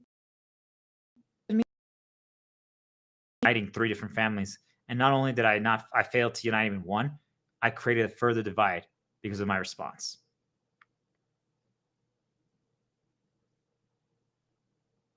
I didn't choose that path. Just so you guys know, it was fabricated. I've traced it all out. They made it happen. There's little suggestions and events that happened beforehand, and they fabricated the whole thing. And there's other poison stuff there, but I'm not going to go down that path. Just a reminder here to make the world a better place. But why do I talk about that, guys? Because, well, you could say that now that was the event that made me want to start reforming sales, reforming hiring, and teach people self-awareness and bring down manipulators and exploiters, because I felt like I got manipulated and exploited. I did, right? My cousin is one still to this day. So be it. I don't care anymore, right? I hope he heals. I hope he listens to this and finally goes into his pod and starts healing. I really do. I really do. I sort of person does, so we can stop the spread of corruption and poison. Think about that. The person who started the chain reaction that took everything from me, I'm saying I just hope they heal. I just hope they can finally go on a light path, and so they finally can never experience any trauma, insecurities, fears again that brought them down this path. That would make my dream come true. I'd be so happy. I don't look forward to talking to them ever again. I don't want to, right? Do you guys understand? But I want that for them. I want them to experience that. And I don't want them to give me anything. I don't want them to say sorry. I don't want anything, right? Do you guys get it? I just want them to be healed and on a light path so they can stop poisoning, corrupting other people and stop doing what they did to me, to anyone else. And so they stop worrying about money. You guys see, like, think about like what I'm talking about, guys, right? But so I started down this path and I became the villain, which I still say I am the villain to the world, to these evil spirits, to the system. I'm the villain to the system and these vile spirits, the dark one. Do you guys get it? I'm their villain. I've become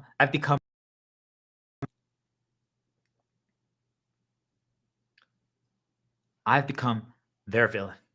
I'm trying to bring down the system. I'm telling everyone, stop playing the game. Quit your jobs. No more money. Break all their storylines. What if they actually wrote you a good storyline? I feel like there were some moments where they were like trying to get me to start dating a girl around here. And I'm like, I rejected it. Do you guys get it? Like, I didn't even try the storyline. They were trying to get me like a board position or a 500K sales job. I rejected it. What if that was actually like a really good storyline that could lead to a lot of positives in my life? You guys see what I'm trying to tell you? Like, I don't even consider any of their stories anymore. None. Absolutely none. I'm just trying to destroy them. I'm trying to eliminate all of their relevance, all their worth, because of what they did after what I caught, what they're capable of doing. So of course, I'm the ultimate enemy to them. Do you guys understand? Even if there is some good there, and I do believe that there is some, right? That's why we're connected. But even if there is some, I'm still now their villain. I'm trying to destroy them. I'm trying to get all of you guys to wake up, to be free, to be able to choose every single thing, so you never listen to them again. Now, why I say I'm not fully the villain? Because I'm saying I want to work with them. Once we're free, we can work with them. But do you guys get it? Like, still, regardless, if they've been relying on, they've always been getting their storylines, and I'm now saying, hey, never do their story again. Do you guys see? Just like what I said, my ex-girlfriend, she started only paying attention to me, and she healed, and she became on the light path, and she stopped doing all the things that she used to do with her mom because, well, her mom was poisoning her. Her mom doesn't think so, but you see, like, I'm saying that from my healer perspective, outlook, context. She ran away from her mom the first time. She escaped her clutch. She escaped her because her mom was trying to control her story, and she ran away. Do you guys get it? Like, she ran away from where they used to live, her hometown, and moved really far away to try to write her own story. But now she got caught again, and I don't care anymore, right? It's not my problem anymore. She can do whatever she wants, right? Be my guest. But I'm just trying to show you guys, like, so then I showed up into this girl's life, and I broke all of her conditioning chains and all of her locks. And there's still a few that I didn't catch, but let's say 95%, okay? She was completely free. She quit. She also left the system. We both were completely out of the system. They were really mad about that, just so you guys understand. When I first met her, she worked 2 jobs. She had like 2 hours of free time a day. And then afterwards, she became a stay-at-home mom, and she didn't work for years. Do you guys get what I'm trying to tell you? Completely free, a completely different person. She used to drink a lot, just like I did. We both then stopped drinking completely. You guys get it? Like, storyline changes. But I was the villain to the mom. Do you guys see? Like, regardless, it doesn't matter if her daughter would say it was a positive. Do you guys understand? It didn't matter. I was always going to be a villain to her. I'm always going to be a villain to these things. And these things are always going to be a villain to me, regardless of now what they do from this point forward. Because now I understand the fabrication of everything that's going on. Now I understand that they've made us experience these bad things. Maybe it's this, they believe that it's what pushes it. You could say the only reason why I got here is because I experienced these bad things. Would I have done this entire journey if they hadn't stolen everything from me and destroyed every single aspect of my life? Maybe not. Do you understand? Like, I wouldn't have had the same drive and push to do so. So they're like, see, you should be grateful. You should be happy that we did this. We pushed you to this. But then I ask you guys, could it have been possible for me to reach this same state if they made me believe and they supported me and they encouraged me the entire time? And I was healed and they no longer reminded me of any bad.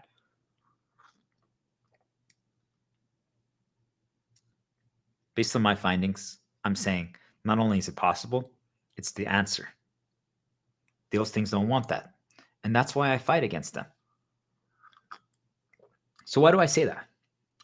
Because before, and by the way, still to this day, these stupid vile spirits try to keep reminding me of certain select few people from my past and other reminders of time periods of when I got abused, manipulated, struggled, whatever, right? I've healed all of them. But they still try to remind me. They're like almost like, hey, remember this is like your rival, or these are people are like your problem people. And I'm just like, you guys understand the storyline that I'm trying to do currently? You guys see these pictures back here? That's the storyline that I'm doing. Okay. I'm playing at the God level with my you spirit. We're trying to heal the entire world. We're trying to defeat the system as a whole. We're trying to heal each and every single one of you of every single insecurity, fear, and trauma, and to stop permanently the poison and corruption that's happening in the world. We're trying to destroy money. We're trying to change the entire work system, the entire education system. Do you get what I'm trying to say? And there's so much more. Yet, these things are still trying to remind me of something that happened 7-8 years ago and be like, hey, you remember that person? They're your rival. And you're like, do we get it, guys? This is what they do. They try to keep bringing back set time periods of your life. And I'm like, guys, do you get it? The only rival or enemy that I have left is you guys. I'm the shepherd. I'm the star diplomat. Do you guys understand? Like, that means like if someone right now, like if my cousin messaged me right now, well, first of all, I would never know if he does or not. But he's like trying to shit talk my stream or something. I wouldn't even know. But if he did, I'm just like, he's like, dude, I make more money than you. And I'm like, good. I'm trying to give away my last $500. His entire worth and value is based on money. You see, like, I don't care. You guys see, like, we're playing a completely different game. He's walking through that door. I'm walking through this door. I'm playing a completely different difficulty. I'm trying to heal the world. This guy's just trying to play the money game. And if that's what he wants to do, so be it. But I'm saying that's why the world is poisoned and corrupted currently to this day, because of people like him, because of people who refuse to stop caring about money, who refuse to actually heal. Because if you need money to feel good about yourself, it means you're not. It means possession to feel good about it means you're not healed. If you need anything external to feel like you have worth or value, it means that you're not healed. If you're fully healed and on a life path, all you care about is helping the world. If you can't conceptualize that, that means you've never been healed. That's okay. That's why we're doing what we're doing right now. That's what I'm trying to tell you guys.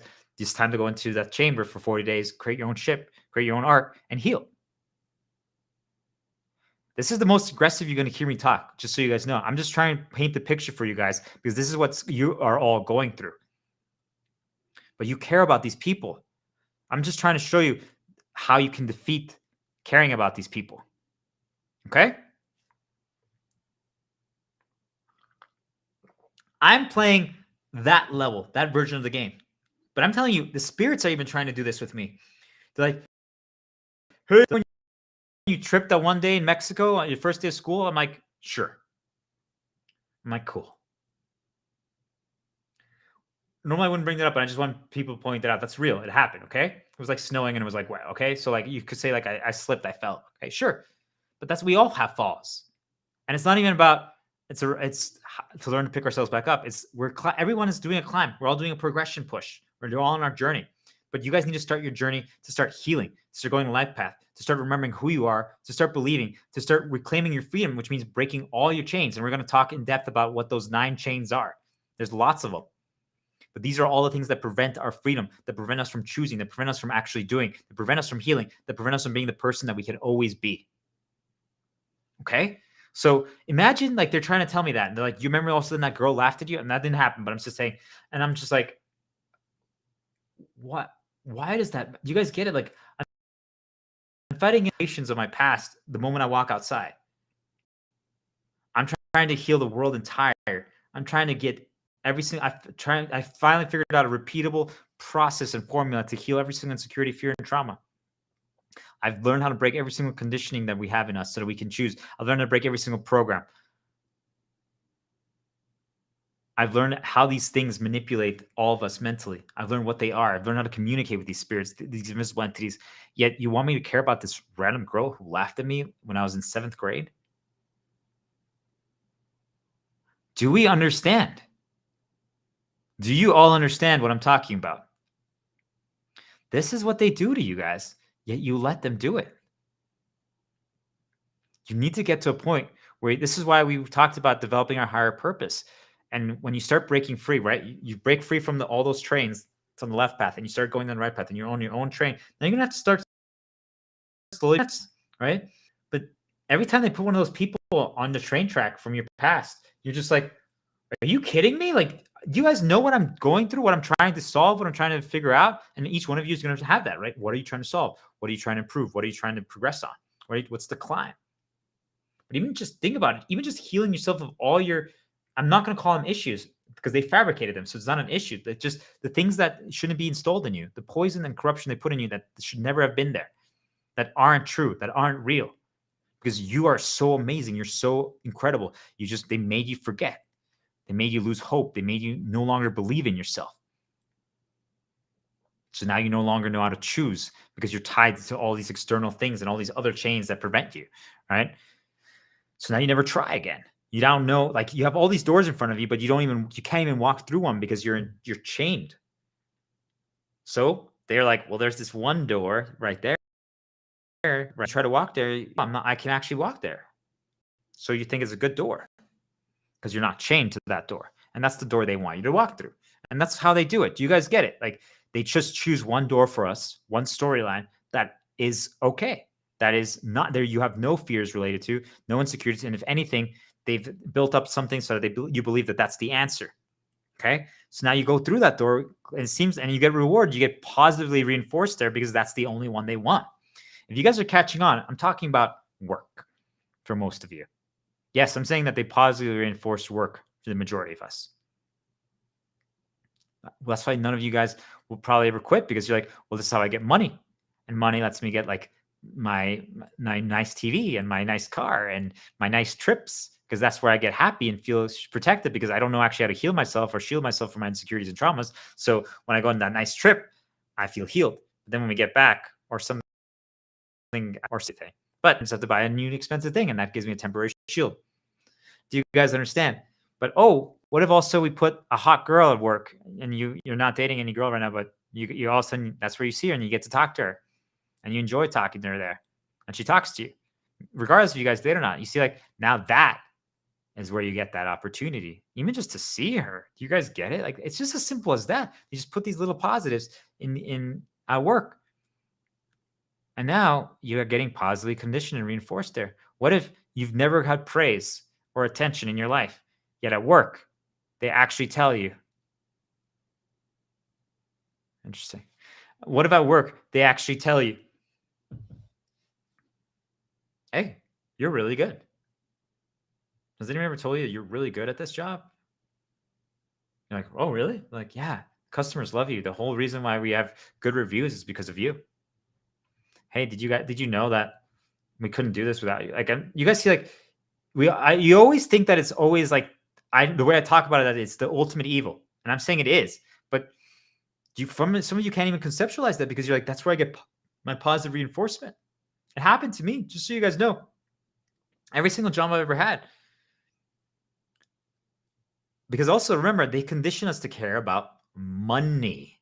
They condition us to tie our worth and our value to money. My first sales job, I was this kid, okay? I was this kid that, and you've heard this story a little bit, but I was this kid who was playing World of Warcraft, a lot of video games in college, and I crushed it. I did so well. I did the climb there, and like I was everything, but everyone always told me that I suck and that I'm worthless because I'm playing so many video games. They knew no idea that I created an organization. I rebuilt an organization from zero, that I took an organization that completely fell apart, and motivated them. I led them every single day. And I accomplished, like, there's 2 progression pushes that I did with my group. One took 4 months and one took 3 months. We brought the guild from like, and the rank doesn't really matter anymore. I'm just putting the perspective for you guys. Let's say the rank was like world 350. Okay. And out of there's like 100,000 guilds. So we did it pretty good. We were 350 in the world, US like 110. And I brought them to US 12th, world 65th. And the second one was world 21st, US 6th. And then when I tried again, like a year or 2 later, we got like US 3rd. Do you guys get it? Like out of 100,000 guilds. So I knew leadership. I knew how to develop strategy. I knew how to do all these things. We talked about this, but I did HR. I did payroll. I did recruitment. I did leadership. I did training. I did mentorship. And so much more. And so the task itself. So I was like, think of like, I'm the sales director who's still selling, not just sitting back. And yet, my dad, my cousins, my aunts, everyone, and random friends that didn't know anything were mocking me and laughing at me. Okay? So and eventually stopped playing, and I got a job. And when I got the job, it was a sales job. I just viewed it as I need to master it as soon as possible. And I applied all my skill sets that I learned from my World of Warcraft raiding experience. Now, just so you guys know, when I first started, I was this quiet, shy kid in real life, even though in the game, I was the most confident, on top of the world person. I was a god in the game. Do you guys understand? People knew me. I walked by and people were like, oh, it's the guild leader, the raid leader of TG, the best guild, the US 6th guild in the world. Do you guys understand? Yet in the outside world, nobody knew me. Okay? And when I applied for some place, I didn't have a lot of confidence. I did well in the interview and stuff like that, but I didn't really know. I carried myself differently. Do you guys get it? Because I believed that the outside world worth and value was based on other things. Like if you have a girl, if you have money, like I was failing at real life is how I viewed it. Do you guys understand? Yet I wasn't. I didn't realize what actually mattered. I was winning. I found the thing that made me happy, that was made positive. And plus, I was doing positive contribution. I healed so many people when I was playing with them. There's people that I'm telling you right now, I said, hey, I'm back, guys. TG is back. Xanados is back. Do you guys want to go again? If someone right now hears that, I know some of them would be like, yeah, let's do it. Do you guys understand? Because I healed them. I helped them. I made them believe in themselves. I taught them so much, relationships from that organization. And I helped solve relationship drama and conflict. Like, there was so much. Do you guys get it? And yet, I didn't think that I was a success outside of the game. I thought I was a failure. I thought I was worthless because that's what they were reinforcing to me over and over and over again. And who? Mostly my family and friends. Do you guys understand what I'm trying to tell you? Just whoever's around you. Because in game, everyone's worshipped me. The people that I hung out when I played online, like on Skype or like the back then it was called like Ventrilo or Mumble, I think we're like a TeamSpeak. They all loved me. They worshipped me. But the moment I left that small environment, everyone said I was shit. Everyone said that I was worthless. Everyone said that I was stupid, that I was lazy. I'm sorry, but it's true. Family, sorry, but it's fucking true. You guys had no idea, and you didn't even try to understand. It is what it is. I just want people to understand. You guys cry about it. There's no reason to cry about it. But there's no reason to listen to that. That's where I was going with this. There's no reason to listen to them. They know nothing. They're wrong. And if they have any poison in them or they have any issues that they haven't healed, I'm telling you, if right now this mug brought back a bad reminder for me, it doesn't. It's really positive. And I saw it and they got nudged that reminded me of something bad from my past. That's it. That means now whatever they put in my head, because most of you didn't realize that that's the dark spirits, the vile spirits. I'm going to be like, hey, mom, you're really lazy. You're like, why did I say that? I don't know. It popped up in my head. And you just say it because you don't have any resistance. You can't control yourself. They're just slaves and puppets. You guys listen to slaves and puppets of these vile spirits of the system. That's what you guys listen to. Just so you guys know, you broke free, right? Now you're on your own train right now. So that's why I'm talking to you directly. Think of it like we're talking telepathically. Okay? I'm injecting these thoughts into your head. I'm telling you, up till this point, you were listening to slaves and puppets. And I ask you, why would you determine your worth and value based on people who are slaves and puppets? Now, we're not here to dehumanize them or make them less than. I'm just telling you facts. That's what they are. Why do you think I'm trying to give everyone all this information for free? Because I think it's so fucked up that these things are making them slaves and puppets and talking for them. Think of it like predictive text. It pops up into your head. There's multiple times where they get a little attack through and they try to tell me what I should say two words from now. And I'm like, that's wrong because I know that's a path start. Do you guys get it? They still try to do it to me. And I'm fully free and broken free and healed and on a life path. You guys have any of their attacks, recognize any of their tactics. You don't understand even what's going on. Do we understand? You guys have no chance until you start doing this. None. Zero. Yet you guys listen to those people. We're all the same. We're all equals. But you know what's not okay? That people who are exactly the same are poisoning, corrupting, putting other people down. I'm giving them all the answers for free. They would never listen to this, though. Do you guys understand this? That's why that's the struggle. That's why it needs to start with you, whoever's taking the first step, who's actually trying to change their storyline and their narrative. You are the key, because slowly, eventually, we're going to be able to show these other people who are poisoned, corrupted, that this is the way. But they're never going to think. They've been so programmed, they've been so poisoned, so installed that they believe that their way is the only way. Do you guys understand? What I'm telling you is I'm just trying to teach you to develop your way to break free so you can make every single choice for yourself. So that then you don't copy my way. You just develop your own way. You understand how to do your way. And now, since you know how to learn, now you know how to break things down, you develop your own strategy. You become yourself. You become you, the person you've always been meant to be. You're so amazing. You're incredible. You forgot. This is a plea to get you to remember. This is a plea to get you to believe. This is a plea to get you to learn how to choose again so you can try 1% improvements every single day, just small little changes every single day until you finally, your train is moving at the speed that it was always meant to move. And every day that you break one more chain, and every single day that you cut one more vine, and every single day that you burn one more web that's holding you back, you step closer to being that. And then all of a sudden, like I told you, like my cousin or some of these people or my boss or my ex-girlfriend's sister, her mom show up and and you're like, oh, what? Because your train already passed them for so long. They're still back there. And they're just yelling. You just see their mouth moving. You can't even hear what they're saying. Because you're playing a different version of the game. You're full speed ahead. They care about things that don't matter. And they're trying to get you to care about those same things. If we're trying to heal the world entire and unify it and defeat the system, and they're still worried about which bar they're going to hit up tomorrow, do you guys understand what I'm saying? Why would I listen to the girl that's still worried about doing shots while standing on the kitchen island? But she's mad at me because I don't make money doing this. I'm going to stop there. I was going to say something that I was that. No, you see, but Do you guys get it? Like, I'm just trying to show you guys how you can defeat those people. They'll get dark consumed by it though, but you have to embrace a little bit of darkness just to like be like, they're nothing, because they are.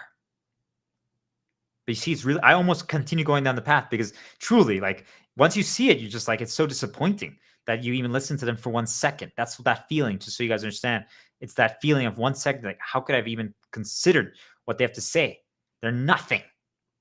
For example, I know like my parents put weight into like what certain Americans say. Like, oh, they know. I'm like, they're nothing. Mom and dad, they're nothing. My cousins, they're nothing. My Aunt Nancy, she's sorry, but she's nothing. And you listen to her. We're all the same. We're all nothing. But that means that the only thing that matters is that each one of us needs to improve the world.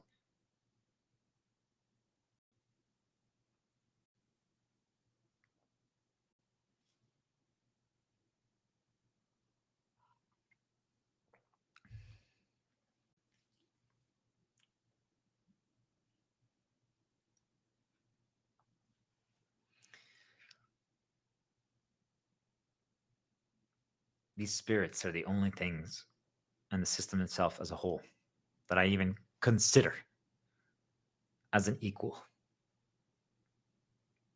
And what I mean by that, it's just they're the ones that create the things that we experience around us. So what many of you would consider gods, I'm saying those are the only things that I even would consider entertaining at this point. Not because you guys are beneath me, but because you're worried about things that just don't matter.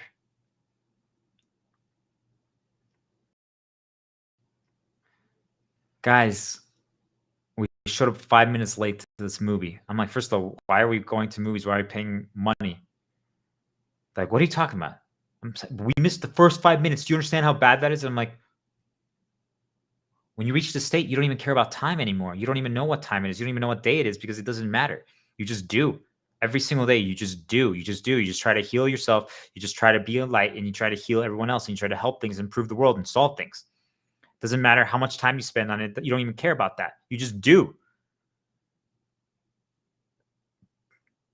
They couldn't even conceptualize that. You guys get that. They can't even understand what I'm talking about. And that's the level you need to get to.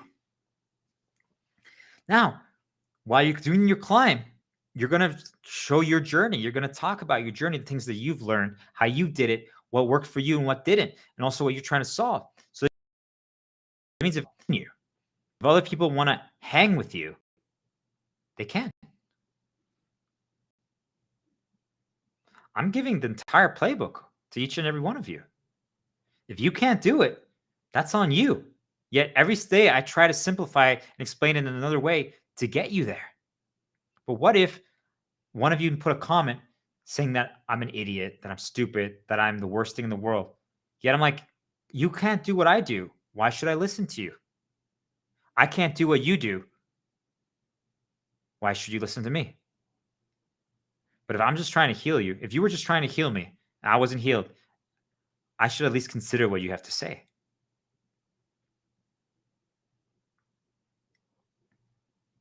I don't consume any of your guys' stuff. Do you guys get it? I want to, again, down the road, but right now I can't. But if you limit all info and all you do is just create your own thing and reinterpret your thing, I'm just giving you guys understand. I'm not asking for money. I'm not asking for any reward. I don't know who's watching this. I don't know if there's going to be any good from this. Regardless, I'm still doing it.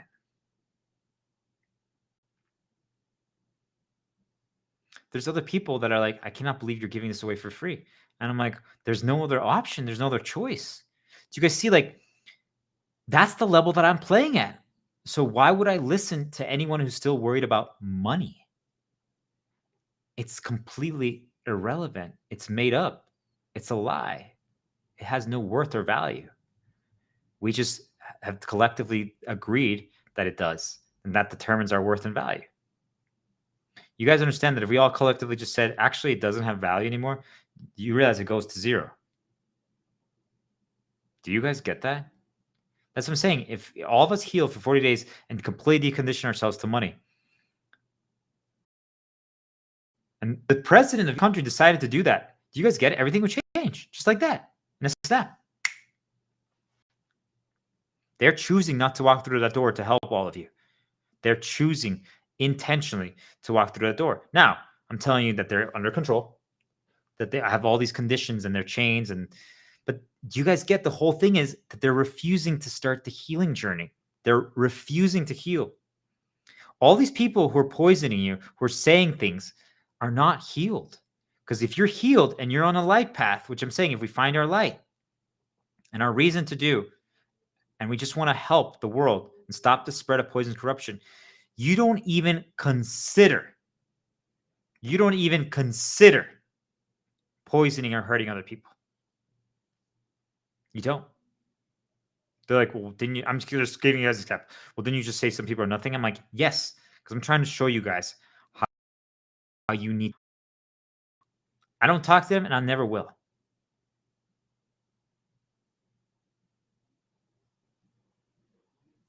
You guys need to do what you must. I say we do what we must. You have to. There's no question about it anymore. So, if you guys ever watched the show 24, it's an older one. It's around the time of 9/11. And essentially what happened to me reminds me of Jack Bauer. And there was a season, I forget which one, it doesn't matter, but he infiltrates like a terror organization or like some drug cartels. And he's doing it to gather information. I'm pretty sure at least this is what happened. But if not, I apologize. But at least this is what I remember. Could have been a different show. And he infiltrates and he becomes like part of their gang, part of their crew. Do you guys get it? He learns how they work, their strengths, all this stuff. Yet they get him to, to be one of them, he has to do drugs and things of that nature. So he gets addicted. So he gets a little dark consumed because of it. He loses part of himself because, well, he had to live it. He had to become it. What I'm saying to you guys is I've become one of them. I've become one of the vile spirits. Now, I'm choosing not to be a vile version of it. But I have their entire playbook. I have all their knowledge. And I realize also that they are one-on-one tied to the manipulation, exploiter, slaver playbook, okay? They're the ones who give it to the slavers and exploit. Like, if you guys wondered how random people, some who might not even be, but let's just say it, who are not even that intelligent necessarily, but somehow they all know how to do this, the manipulation playbook. You're like, how is that possible? That people who have refused to learn anything new for like 30 years all know how to enslave and manipulate. Have you guys ever wondered that? It really dumbfounded me for the longest time. And then I realized, I'm like, wait a minute. It's because these things are puppeteering them to do that. Nothing else matters. Like, they won't help them with other stuff, but when it comes to manipulation, exploiting, and enslaving, money, corruption, things of that nature, they'll nudge them along to do the plays so they can control other people. They install a slaver in everyone's life. I didn't understand it for the longest time until I realized that it was them. So throughout my life, I also walked into the fire and I started studying the manipulators. I pretended to be one of them.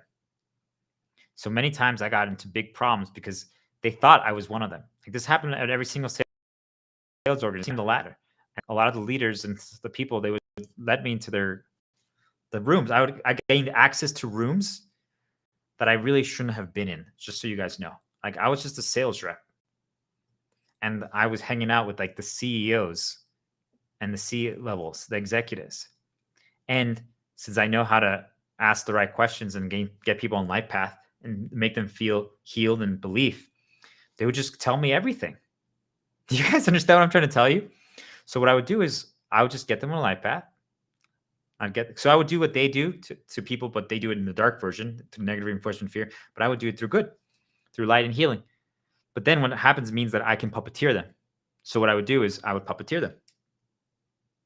But I would puppeteer them to get answers. I didn't get anything out of it. Do you guys understand? I didn't do it to get a promotion or to get a pay raise or anything like that. No. I'm sure I was tempted. I gained access to information that could help me sell more ethically to the customers. So basically, as I gained the trust of the executives and I learned what we can do and what we can't do, I used it to start giving customers better deals and better experiences. So like the first time I sold a product, I sold it for 150 grand. After I got the trust of the executives and I learned the game, I sold the same product to them for 65K. 65K. Do you guys get it? That means I gave them, what's that, $75,000 discount. Because I earned access to that and I learned how I could do that. People are like, but doesn't that mean your commission went down? I'm like, yes.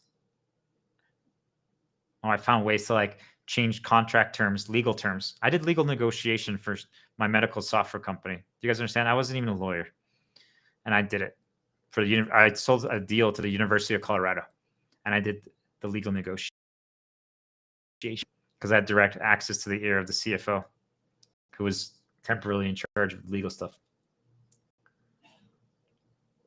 But they were starting to get frustrated because the university was playing hardball. So I just took it over. And I was like, okay, I got this. And I got the deal across the finish line and I rewrote the contracts. Do you guys understand what I'm trying to tell you? They can change anything they want. Okay? And if you know the game, if you know how to do this, you can do so too. That means what I'm telling you guys is I could rule the entire world if I wanted to.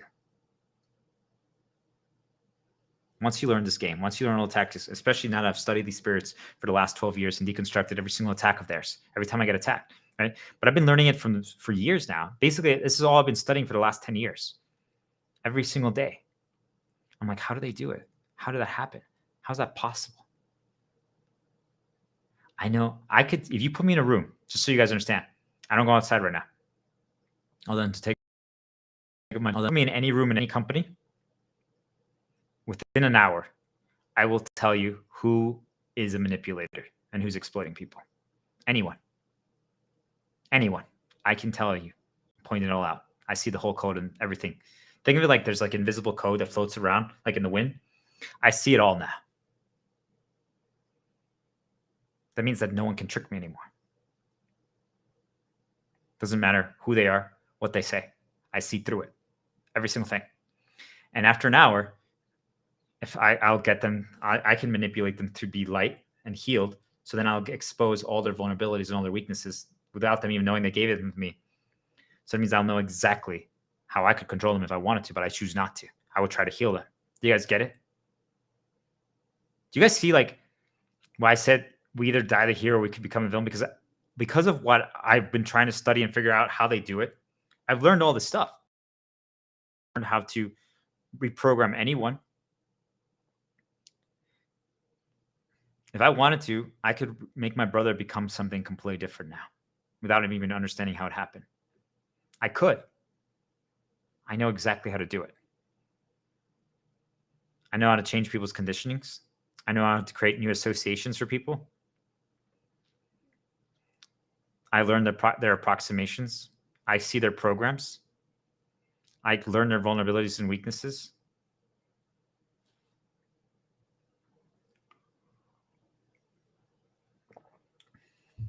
I know all their tactics. But here's the problem, right? Because I learned from all their attacks, right? I infiltrated, but at first I infiltrated on a grounded level, just so you guys understand, okay?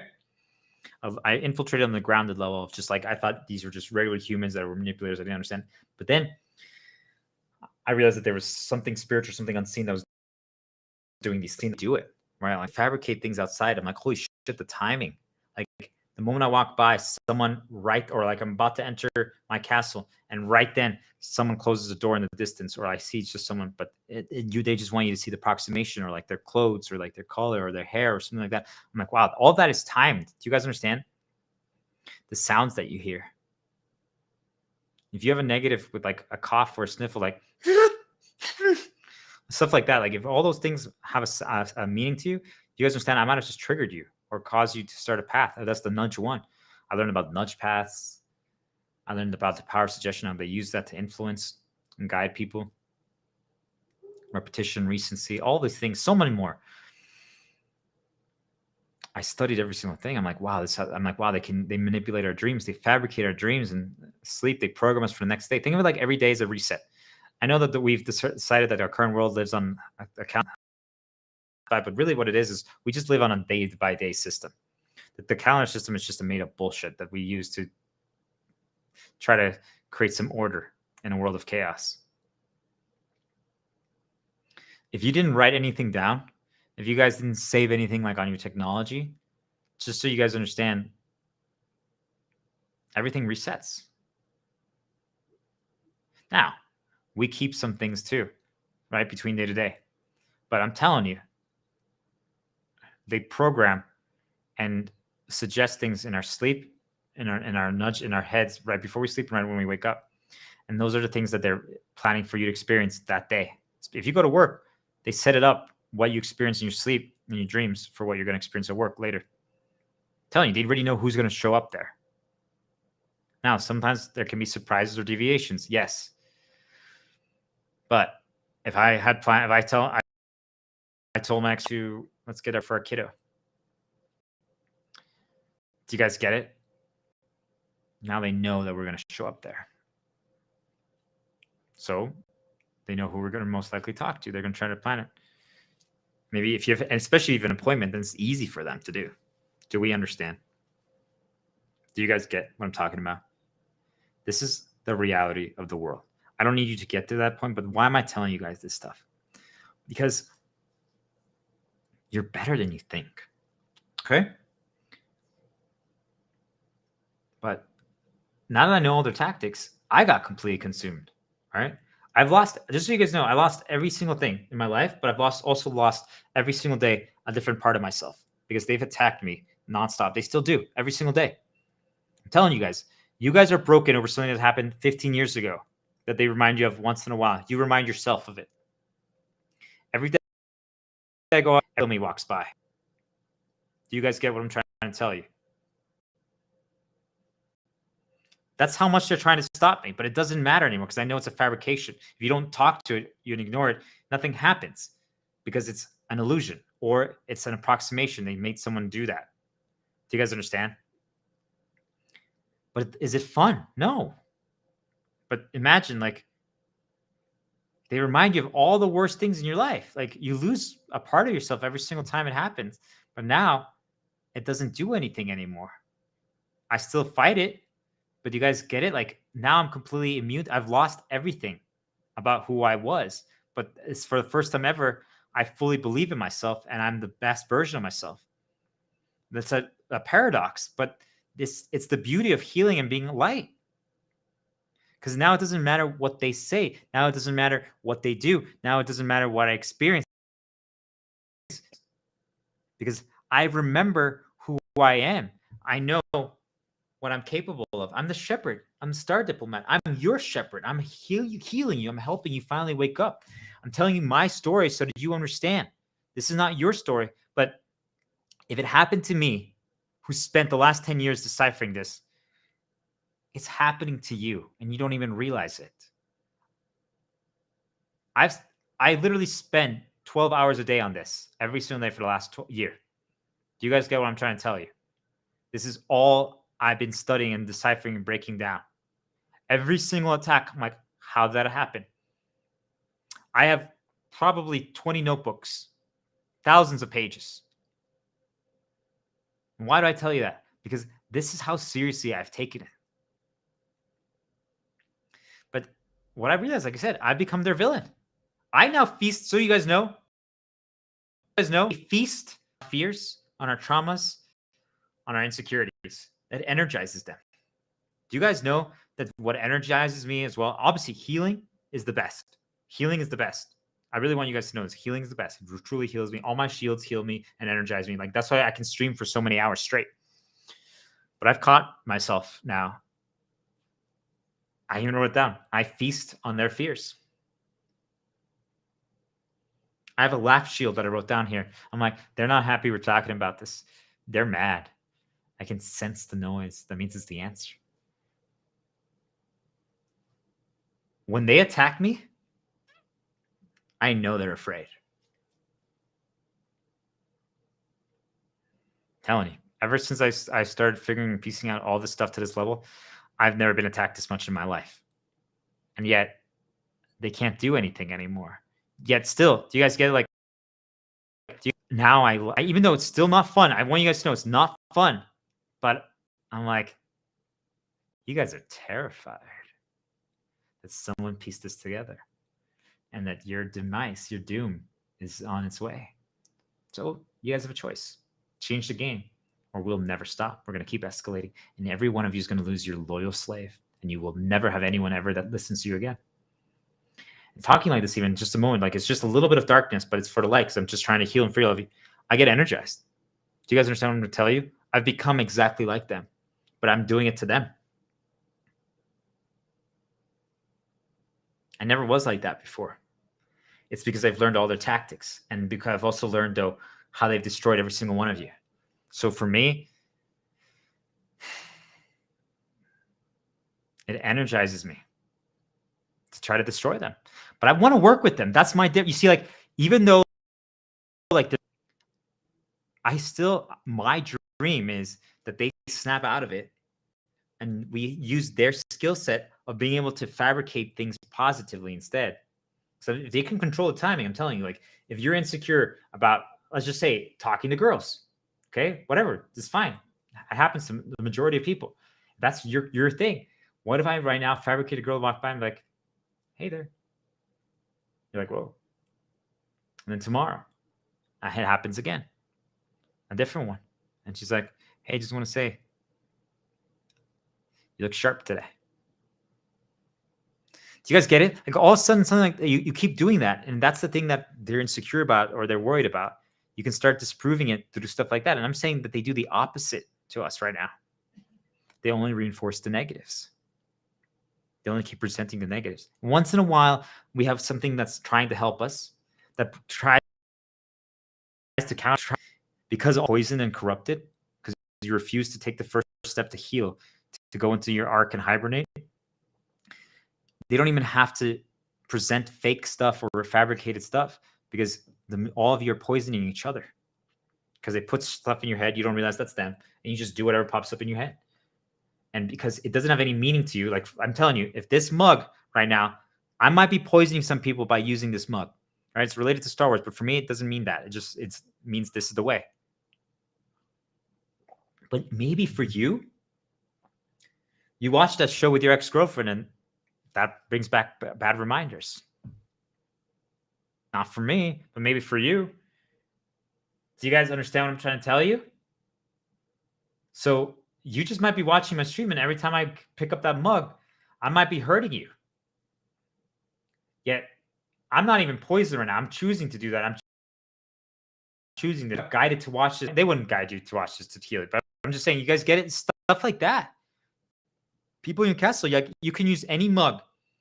I could use any mug, but I walk around only with this mug. And let's say I was poisoning my brother. Do you guys see? That's what I'm talking about.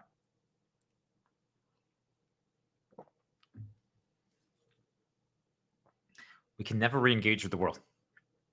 Once you break free, we can never.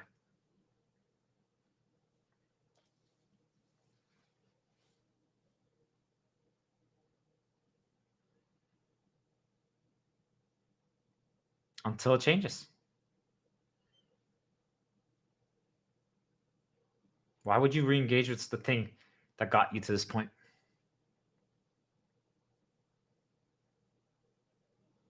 That's what I say. We all need to take a stand. Wait a minute, they did this to us. They destroyed us. They poisoned us.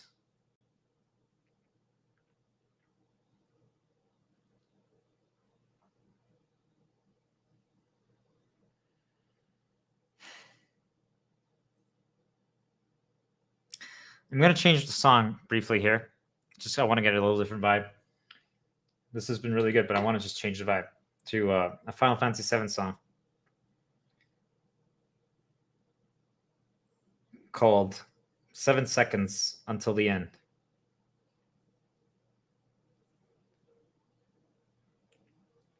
Final Fantasy VII Remake, 7 Seconds Until the End.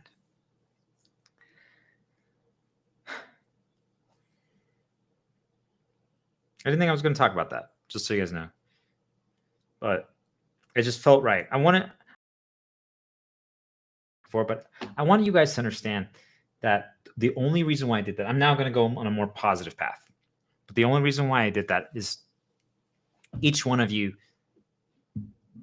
have been made to walk through a door that wasn't your choice.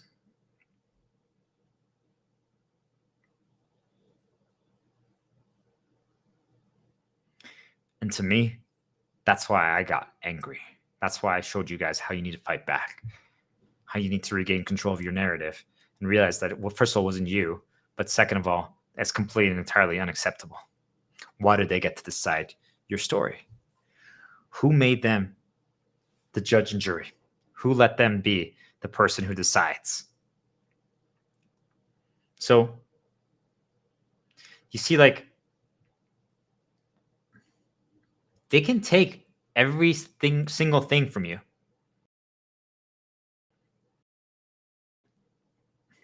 What do you guys think that is?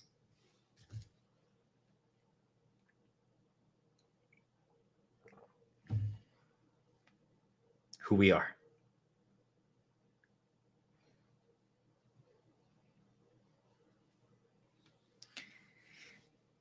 If you remember who you are, if you regain all your hostage memories, if you heal, if you find your light, and you understand what you're capable of, and you understand that everything, who you are, your worth, all the things you do, all your choices are your own to make. That has nothing to do with anyone else, because you now start understanding that everyone else is being influenced and controlled by them. So you're like, why would I listen to them? Exactly. A lot of you are going to get to a point where cockiness and disrespect. I'm saying that what you guys saw there was just me trying to show you how you can start fighting back. But that's not who I want to be, and that's not who I am. This is what I want to spend every single second doing, what I'm going to do in this segment right now.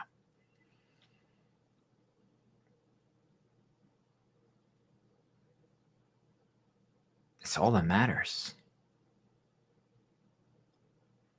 If I told you guys right now that you have 7 seconds left to live,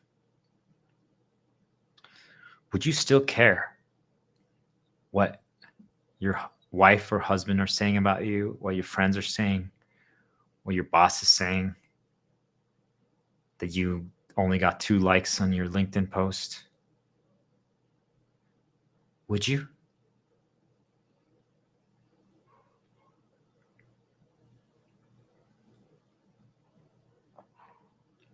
Would you? I really want you guys to feel this one. People are like, that's a dumb example. I'm like, it's the perfect example. If you felt that way, that's your conditioning talking.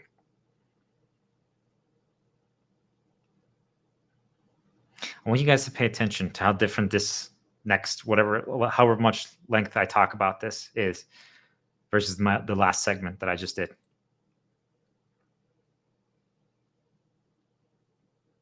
This is pure healing right now.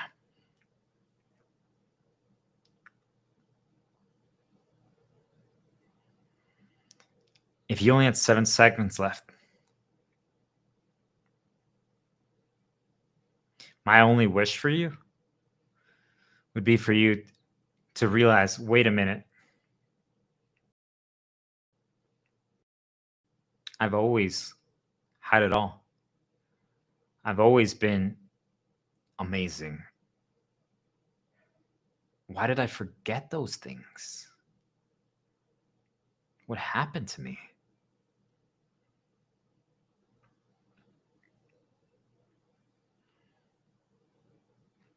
What happened to you? How did you get to this point? Now, I'm going to do a little startling interrupt. Time just froze. It went from 7 to 6 seconds and I froze time so that I could talk to you. Because if you realize your worth, if you remember, if you finally believe again, you finally choose to walk through the door that's right appeared. It's a magical door that just appeared. You're about to walk to your demise, to your doom in 6 seconds because you're following their path that they made for you. But there's a new door that I just created right now for you, a magical door that you could walk through. Just like the analogy earlier that we made, that you decoupled from the trains that are going to the left. Now you went to the right, right? Your trains by yourself. But this time, I'm saying that you were walking on the path that the spirits and other people that they use around you created for you, straight down the middle.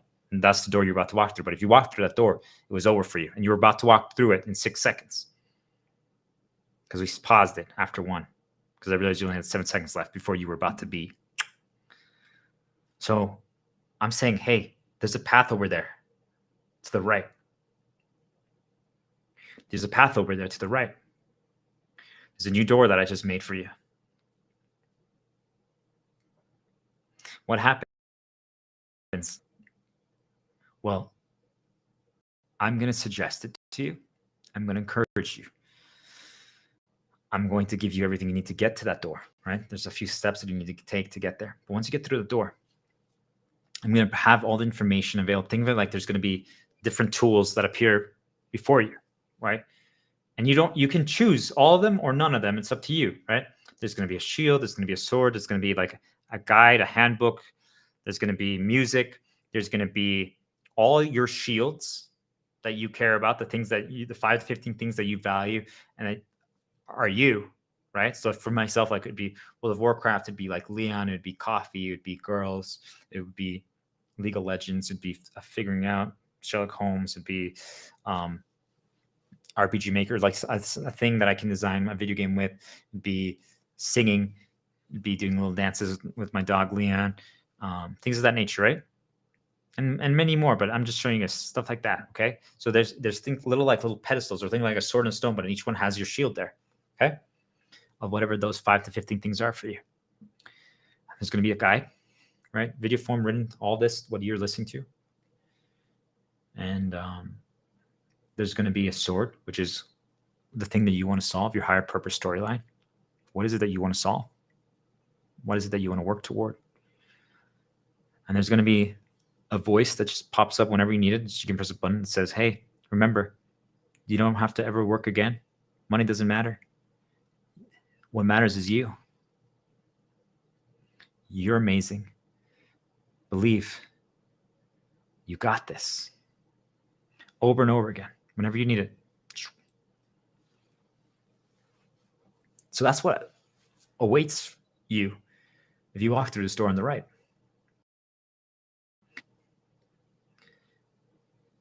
Now, you're not going to be fully healed the moment you walk through the door. Not yet. I wish it could be that way. But remember, all we're doing is we're changing what's going to happen in the next 6 seconds, right? So I can't fully heal you in 6 seconds. But you're going to have the chance to now. Your life is about to end if you kept walking straight. Now you actually get to have a chance to change your story. For the first time ever, you get to write your story. So I'm giving you a pen.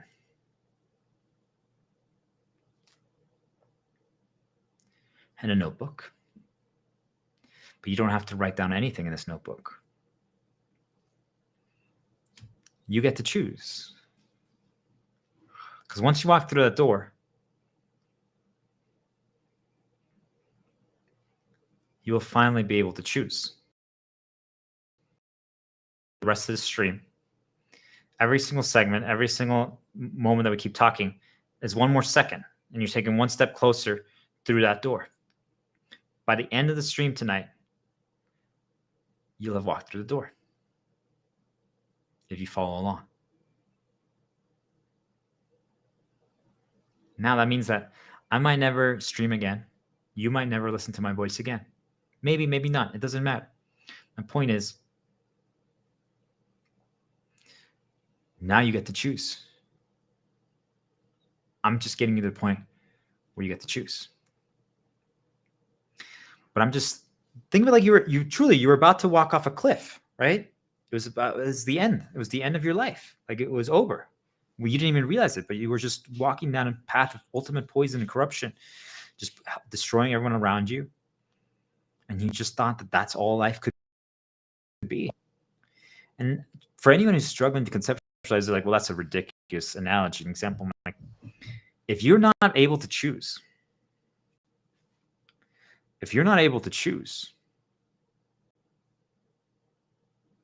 then your life is already over. If you haven't been able to write your own story, then your life is already over.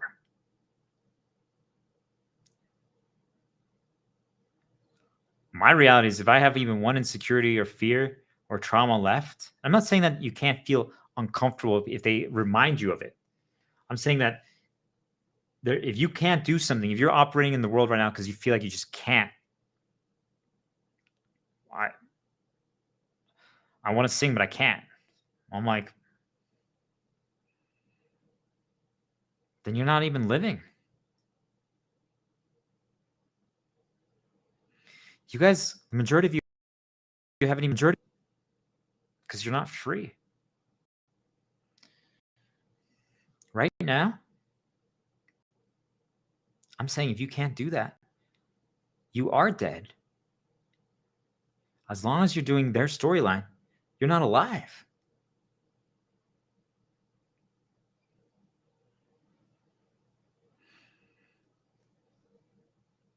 Do you guys see, like, when you heal and you believe in the light and you believe that the world can be a better place, that it doesn't have to be this way. It never was meant to be this way.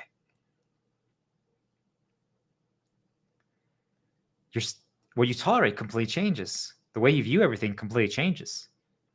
It's like, wait, I can't choose every minute of my day. I have to do someone else's story. I can't help and solve the world my way. Because I'm telling you, if you find what that is, you don't need a reward. You don't need to get paid. You will do it all day. Like, if you guys had zero other responsibilities or other things to take care of, like, if for example, do you guys just know if it was the only just me and I never had to even take my dog out, I would probably maybe stream for like 18 hours straight. Do you guys get, I mean, but that's just an example. Just so you guys understand. Do you get what I'm trying to tell you? What would that be for you? A lot of you have no idea because you've never had the chance or the opportunity to even think about that.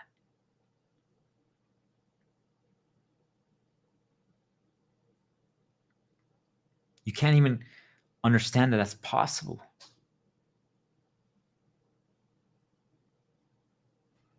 So the rest of today, I'm going to take you one step closer to that door.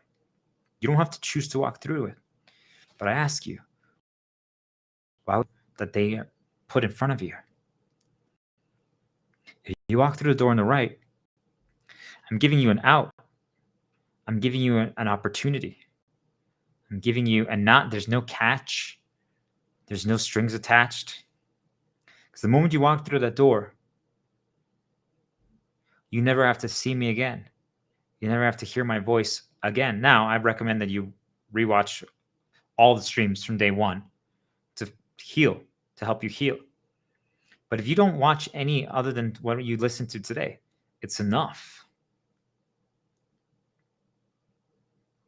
Now, I recommend you listen to them so you can continue healing.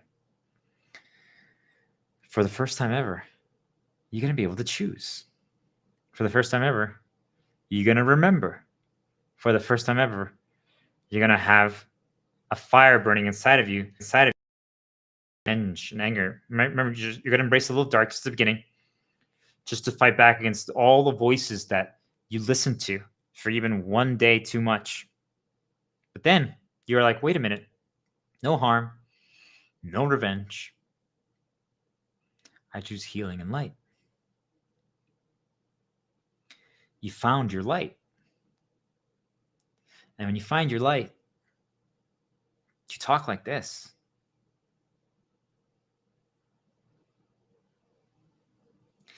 If any of you were sitting next to me and we'd spend a few hours together one-on-one healing, this is how our entire conversation would be. Once in a while, I would be more fired up just to try to teach you some tactics and get you to do things. But it would just be this.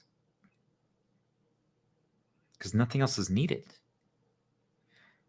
Now, if you keep refusing to heal, I might try other tactics. But you guys get it? Like you guys get it?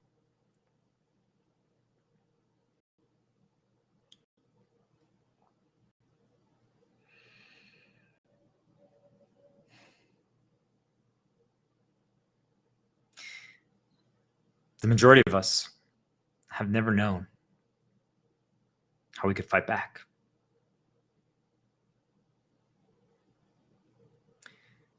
We always thought, well, I need money. I need to create some like nonprofit or like a charity or a business to accomplish a goal. I need workers. I need employees. I need viewers. I need an audience. I need people to listen to me. And yet I'm telling you, like, what I'm trying to do technically needs it. I'm saying not that I understand everything. It doesn't. But it would help. But you, whoever's listening, that's not your storyline. You are not meant to start the healing chain of domino effects. You're going to continue it. But your purpose, your mission wasn't to spread it. That's a bonus. If you can do that, you realize the immense impact you're going to have. So if this helps you and you resonate with it, spread it. But that's not your storyline. That's a bonus. We talked a lot about bonuses, but that's a huge bonus. All you need to do, whoever's listening, you see, like a lot of you might feel intimidated, but if I ask you to spread it, if I'm asked, can you teach it? Can you reinterpret it? Right? I want you to be one of my disciples. Like all that stuff is humongous, right? That'd be so powerful. You guys have no idea. It's also just teaching it reinforces it for yourself. Yet what I'm telling you is it's not about that. Because external like that. And remember, you're not even now judging yourself from something external, right? You're like, oh, well, how many people are going to watch it now? If he told me I need to share it and teach it. It's not even that.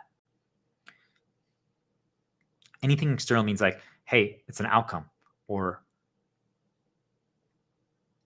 right? Do you guys get it? Like you think you have to do some kind of act. You think you have to do something grandiose.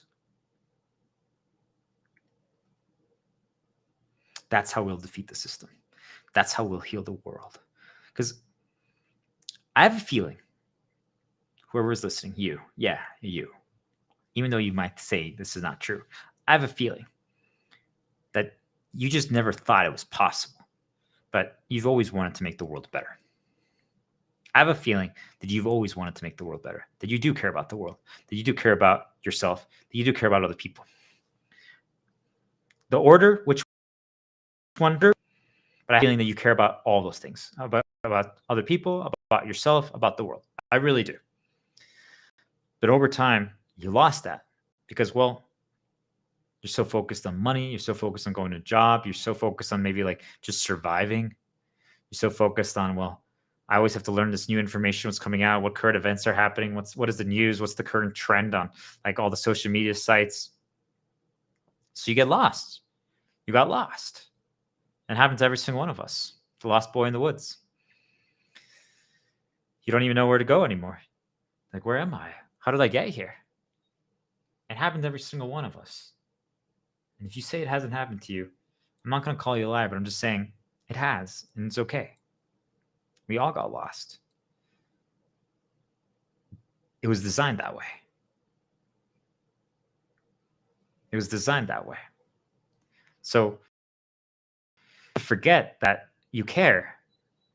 You were made to forget that you'd want it to be better. Because I'm telling you, when we were kids, I know each one of us at some point probably was like, oh, why isn't this better? Or why isn't this better? Or why is this way? Or why is this way? It could be anything. It could be like as simple as, why do we have homework? Why can't mom and dad spend all day with me? Why can't I listen to music all day? Doesn't matter what you guys see, like, doesn't have to be anything grandiose. I know that each and every one of you at some point in your life had ambitions to make the world better. And here, when I said ambitions, I'm not talking about money. I'm not talking about some reward. I'm just saying to make the world better. I'm not talking about severity. I'm not talking about overall impact. I'm just saying you cared about something. You cared. You wanted to. You had the desire to. You had the hopes that you could. You believed that you could, even if you couldn't begin, but you believed even for 1 second that it was possible.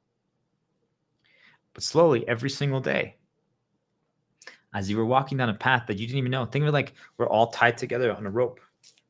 on around our waist, and we're just walking. We're basically slaves, right? We're just walking straight. They tied us all together.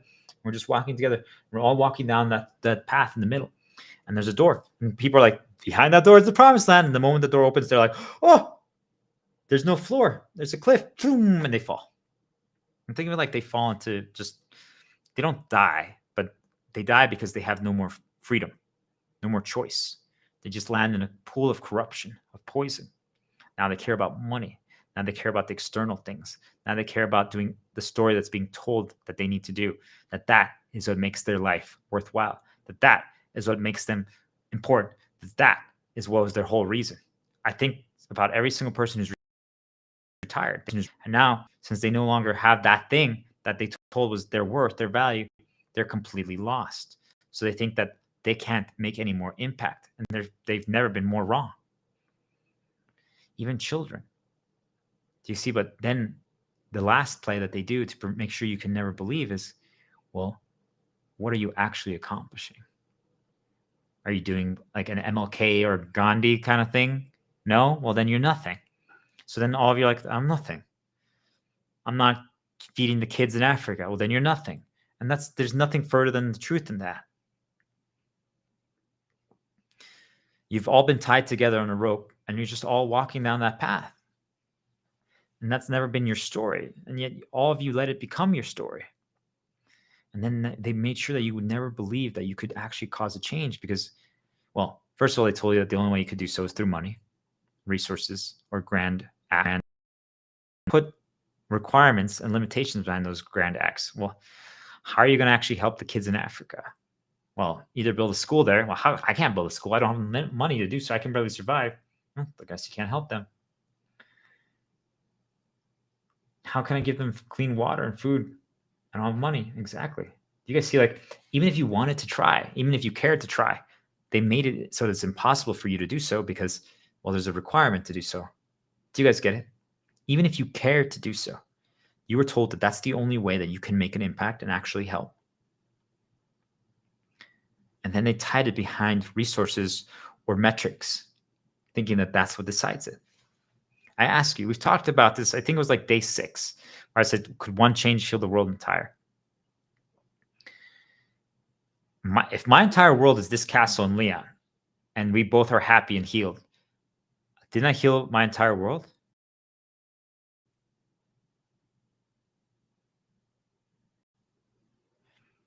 Now, I want to do more. Do you guys understand? I want more than that. But for many of you, you don't even start there. Why not start there? Why not start there?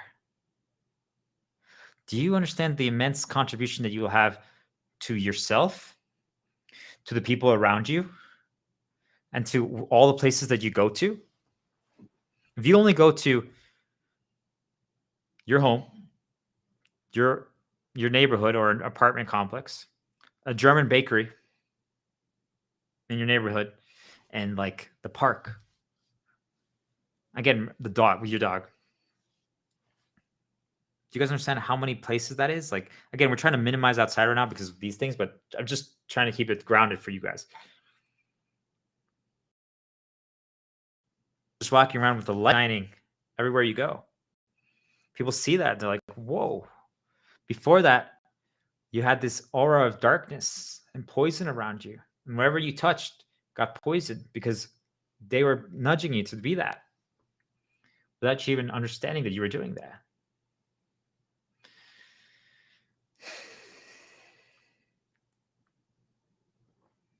Do you guys understand? It just seems out of reach. It always seemed out of reach. It always just seemed impossible. If right now I asked each one of you before you started listening to the stream, just think about it. If I asked you, you're like, how would you destroy the system? How would you change it? Like, well, yeah, that's impossible. We could never get everyone on board. Because we always think about how can we convince other people to do actions? Convince someone else to do something. How could I convince someone else to help the homeless? How could I convince someone else to educate the kids differently around them? Well, that's a lot harder. What if it's never been about that? What if we were made to believe that it was about that? Of course, that's a beautiful positive. Do you guys understand it? Like, that would be great. What if it's not necessary? Because once people are healed and on a light path, have found their light, remember who they are, believe, are choosing to drive every single day, believe in progression, well, do you guys understand that those things will happen naturally? Because there's nothing else that matters to these people anymore. You just become a completely different person. Because you possibility, you just are like, why do we need money, guys?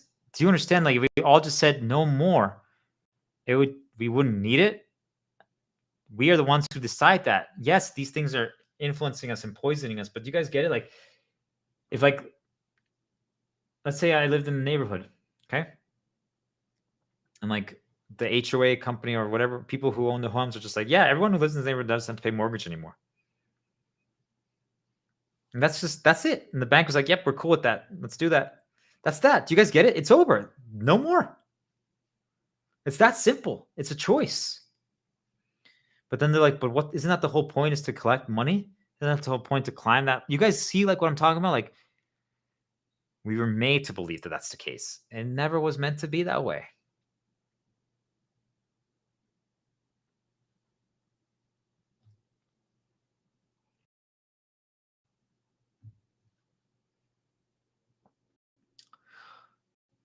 What have I told you? The way to change the world, to destroy the system, to fight against these spirits and all the things that are manipulated and controlling and poisoning things, doesn't require any major acts, doesn't require money, doesn't require a job. All you have to do is heal yourself and give yourself time.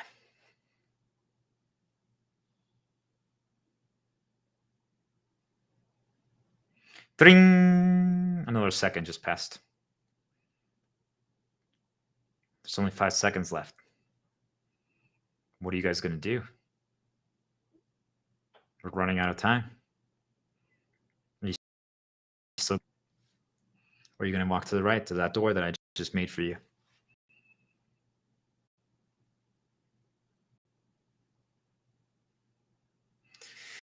I slowed down time, but I couldn't freeze it completely. We're going to keep talking. I'm going to keep explaining things. Do you guys understand? Like, you're going to have to make a decision today. You're going to have to choose. Is today going to be the day where you finally remember what you've been capable of? That you forgot? That it never was meant to be this way? That you're finally going to believe that I can achieve anything. I need to build myself back up. I need to heal. I need to climb. I need to progress. Every day it's going to get a little better. This is the best thing I've done yet. It's the most I've tried yet. But how can you accept that you still have the same issues that you've had from 10 years ago?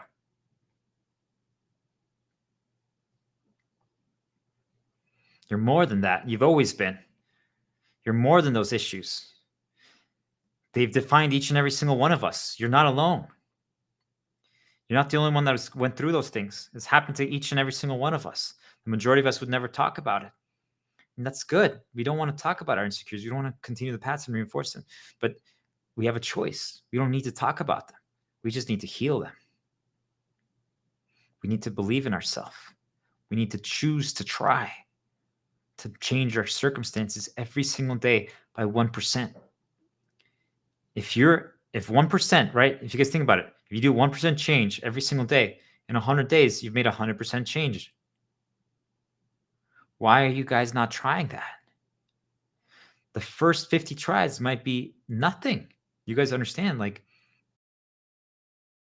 so right now, like, okay, I'm going to take a sip from this angle. Tomorrow, this angle. Next day, this angle. Next day, this angle. Next day, this angle. Next day, that angle. You guys can barely see the my way guy picture. Do you guys see that? Yet most of you have been like this since whenever they fabricated and reinforced an event that's fake, but it felt real because they made it become real through reinforcement. So when it happened, it was this. Then they reinforced it was this. Then they reinforced it again, this. And then they made you dig deep in your past. And they had planted seeds. And then they made it be completely this.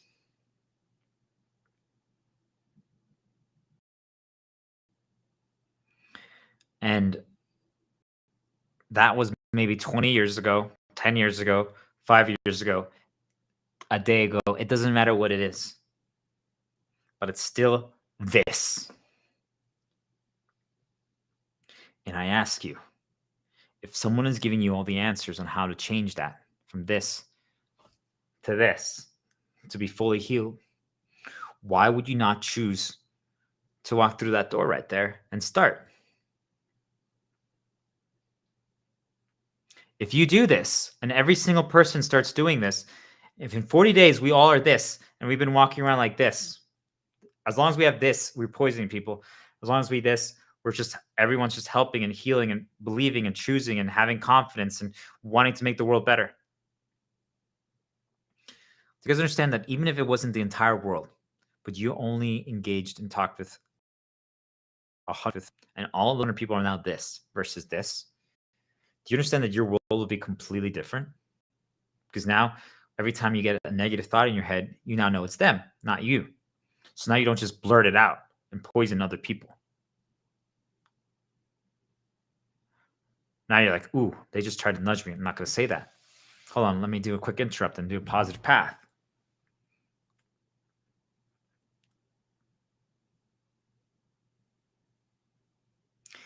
Why would we not choose to all be this? Once you walk through that door, you can choose. If after 40 days, you want to be back to this, do you guys understand that? You guys saw how quickly I showed you guys how I used darkness to, when I first started to destroy and fight back against these changes they installed in me, right? But now hear how I'm talking about. I'm calm, I'm relaxed. I'm saying I could choose to go from this to this, to this, to this, to this on demand without even starting a path. Majority of you can't do that. I talked about another one of my streams, but it's like someone's like, oh, well, now I don't feel like doing that. That's because you interrupted their path. I'm saying you can interrupt my path and I'll go back on it immediately. It doesn't matter because I can choose without a path starting. After this, honestly, I should probably start. I haven't played video games in a while, but I might play a game. I don't know which one, but I can choose any single one that I want.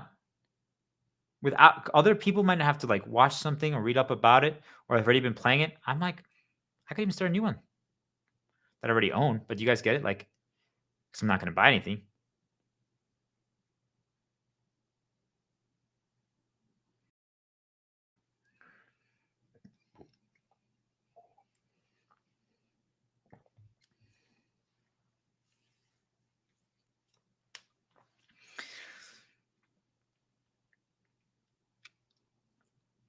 You have 5 seconds left. What are you going to choose? All you have to do to save the world, and if you can't even think about it from the whole entire world, because that is just seems almost like daunting, right? Just think about it. It's just a reminder here. It's been really quiet. Just think about it as your world.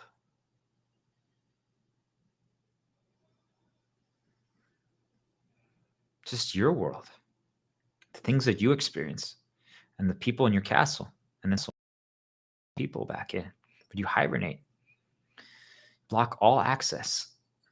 Block all info. Take this seriously. Walk the journey. Walk the path. I'm telling you guys, the difference will be astronomical.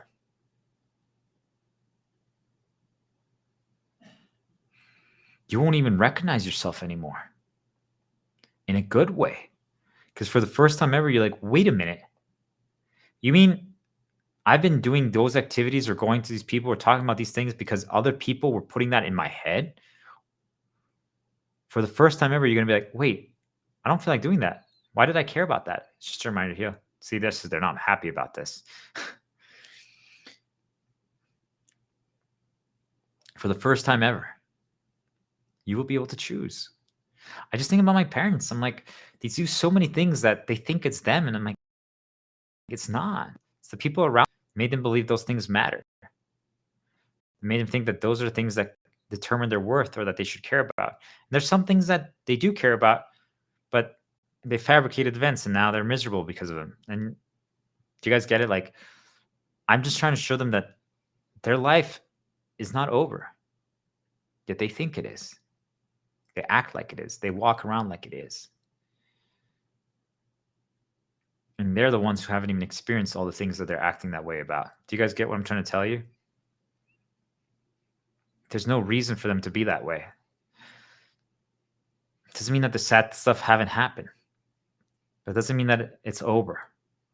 It doesn't mean that we can't change things. And it doesn't mean that we might just not have to accept that that's reality and figure something else out. But they don't even try. They are straight walking down that path to that cliff, and they don't even realize it.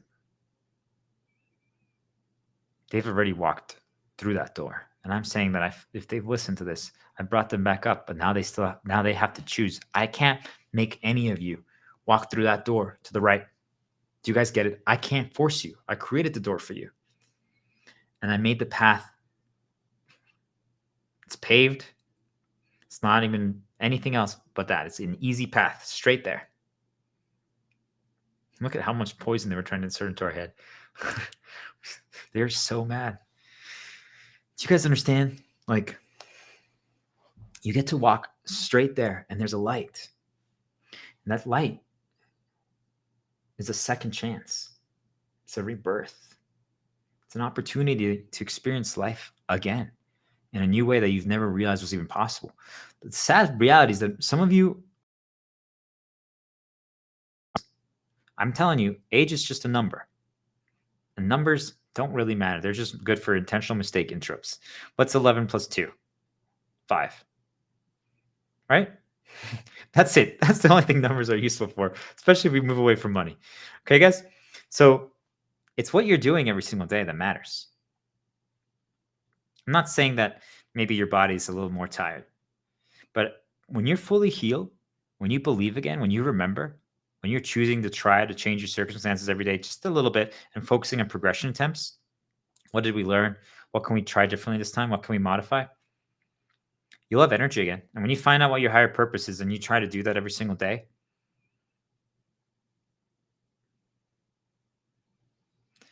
I'm telling you guys, you'll feel young again. Any one of you. Doesn't matter if you're 15, 80, whatever you are. You'll feel like you're born anew.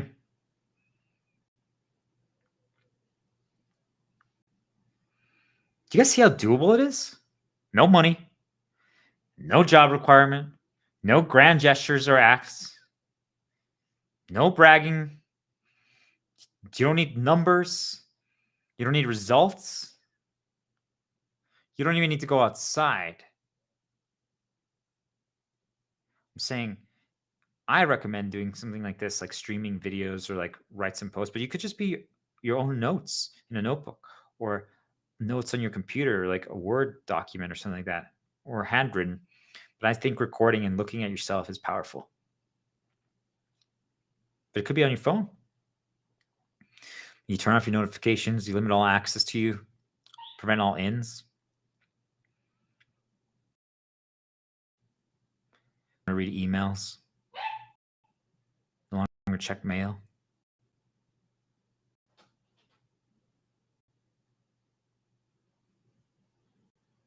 Everything changes. Come here, Leah.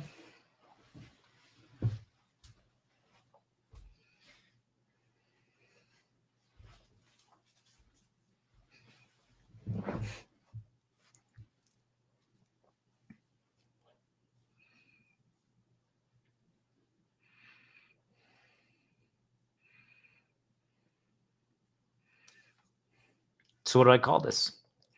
Everything you guys saw in this segment. How you doing, Leah?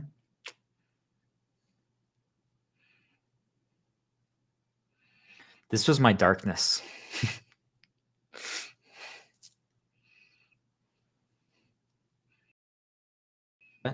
This is my darkness. This whole segment.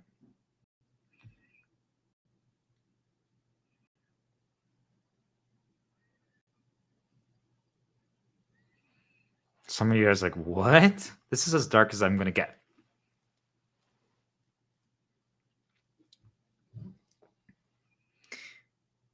I'm trying to light a fire in you, but I'm now calling it, I'm trying to create a light inside of you. Phoenix, right? But it's just a light that now shines bright inside of your heart. You guys, have you ever watched Wish? And there's that little star diplomat, shepherd, and he touches them, blink, and there's like a light. It's like on their chest. That's what I'm doing. You're going to have a light that's burning inside of you because now you realize all your problems will terrify you. I say that so you can finally regain control of your narrative, because that's when you heal, because now you believe you can do something about it. The reason why you guys cannot heal, the reason why you guys cannot walk through that door, and they're tied on a rope, just walking straight ahead, is because you believe there's nothing that you can do to change your circumstances. We talked about that there are bad things that happen, like for example to my dog, right? But I can still choose to do what happens after. I can make small improvements. Right, Leanne? Doesn't mean that we can't do more. We always can do more. Just so you guys know, we can always do more.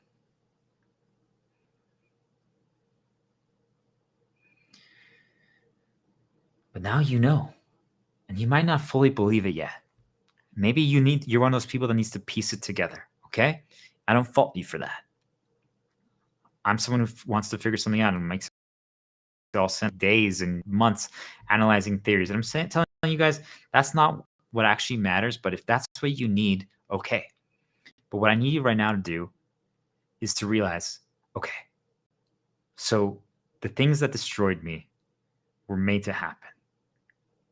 Now what am I going to do once I know that information? Well, I have a choice. Do I continue doing what I've been doing all this time, thinking that there's nothing I can do to change it, and thinking that, well, I would need money or these circumstances or positions of power, influence to do something about it? Or I just realize that, wait, we'll get to healing the entire world, but I should heal my entire world first, which is myself and my castle. But it starts by healing myself. Don't you guys want to get back at the things that did this to you? I'm going to talk more about that. Like, when I found out that they took away the things that I hold the most dear, and when they hurt my little dog, Leon, it lit a fire inside of me like nothing ever has before. Now, yes, I want revenge against them, but I realized it's not about killing them. It's not about hurting them, because then I'm going to be exactly like them. And I've told you I've already become them because I learned all their tactics. Yet I realized there's one key difference. I just want to work with them because I believe that we can heal every single person, because I know how I feel when I'm healed, despite having lost everything. Right now, I believe. Right now, Right now, I see possibilities. Right now, I want to re-experience the world. Now, there's some things that I still can't because of my reality, but you guys aren't playing that version of the game. But you guys see, like, I still want to live. And if I can't go outside right now, I still want to experience things inside here. Yet I'm telling you, I get attacked thousands of times a day. Most of you are not experiencing that reality, but yet you've given up.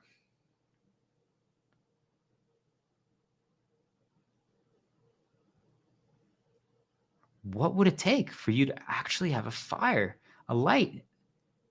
What would it take for you to fight? If you knew that it was guaranteed that if you fought right now, that if you tried to walk through that door on the right and you walked through there and you had access to all your shields, those are your swords, those that you can create something, solve something, that you could change circumstances. If you knew that it was guaranteed, would you do it?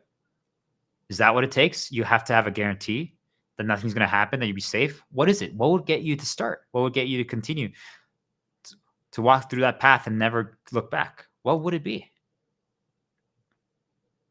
It's not knowing that they destroyed your life intentionally. It was a fake event that they fabricated. They moved all the chess pieces to make it happen. That's not enough for you? Really? You don't want to change circumstances knowing that it didn't have to be that way? Knowing that you can change them? That's not enough for you? Why not?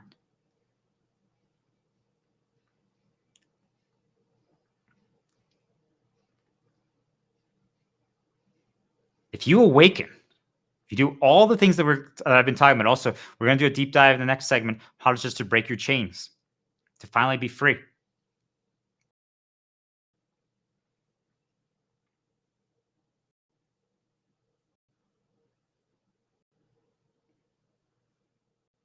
You find your light. Everything becomes a reminder to heal. Everything becomes a reminder for how far you've come. It's freedom for the first time in forever. Because once we all walk through that door and we heal, for the first time forever, we say, all is one, together. We answer. We're like, we got this.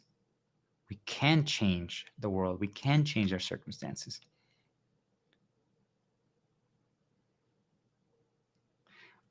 I want you guys to think about, like, if there has to be at least one point in your life where you felt extremely happy. Now, most of you probably tied it to an event or like getting a reward or something external, okay? That's not what it should be, but let's just say, think of that moment, okay?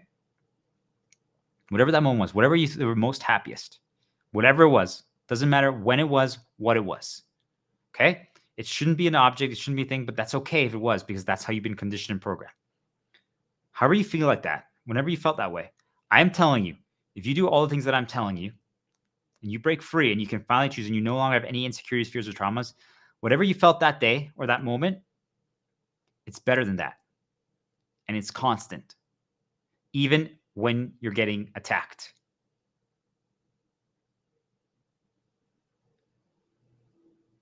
Do you guys get what I'm trying to say? Because for the first time in forever, you believe in yourself. You remember what you're capable of, despite any voice, despite what anyone tells you. You know what you can do, what you can achieve. And if it's still, you realize, hey, that's a reason to live and fight another day. Why would you not want that feeling?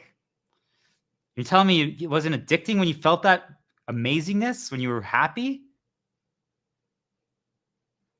Now think about that every single second, every single day. That's how you feel.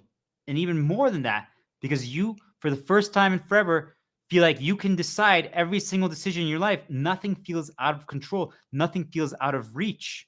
Even if some things were taken from you unjustly. For the first time in forever, you finally understand, wait, I can do something about it. Even if it's just changing my everyday. We'll try to figure it out, but even if we can't figure it out, things are still going to get better. That can be our that way. Because imagine, it doesn't matter what has happened to you in your life, right? We've all at least felt that once. I'm telling you, it's even more than whatever you felt. Because you can't even conceptualize not having any fears, insecurities, or traumas. You guys can't. It's possible. So then Imagine going outside and anyone you interact with, anything you do is different. Any book you read, any movie you watch, any video game you play, any activity you do, doesn't matter the quality. Like if you went to like a hotel, doesn't matter if it's a poor one or a rich one. Like, I mean, those things don't matter. We're moving away from them. But you guys see, like, it doesn't matter. You will just know how to create your own experience and have fun and smile, enjoy, and laugh. All of a sudden, all you see is possibilities and how to make the world better.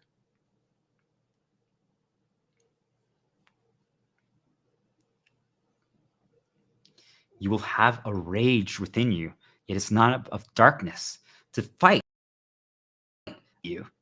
It's all about light and just you're healed. You just want to heal and you want to then now help other people feel that way as well. But you might have a different storyline and you're going to figure out what that is. Maybe for you, it's, hey, can we teach dogs how to actually fully communicate with humans so we speak the same language? Maybe that's your mission. Right, Leah? You're going to be able to fully talk.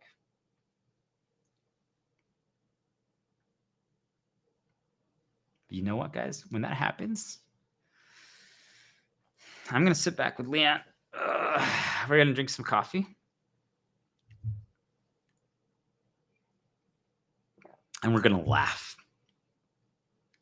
In World of Warcraft, there was this thing called the Zul'Gurub pandemic. It was basically like COVID. It was happened in a video game.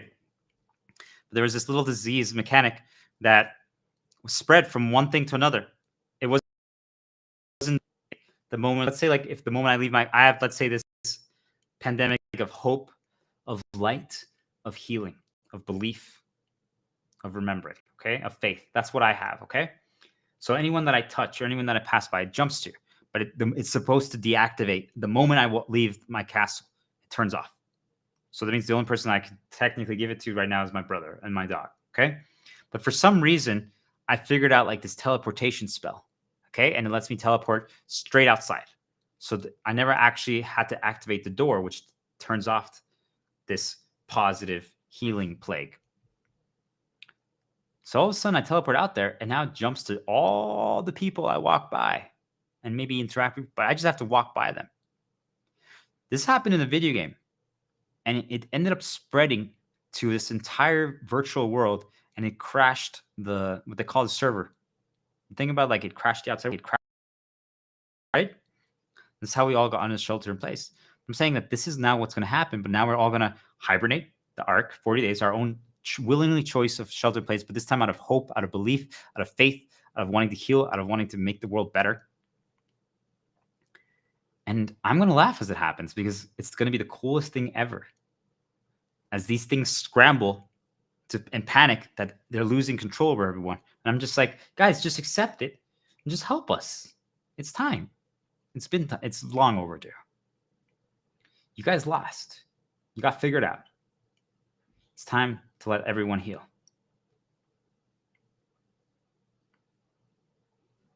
So, are you guys ready to be you? Are you guys ready to break your shackles?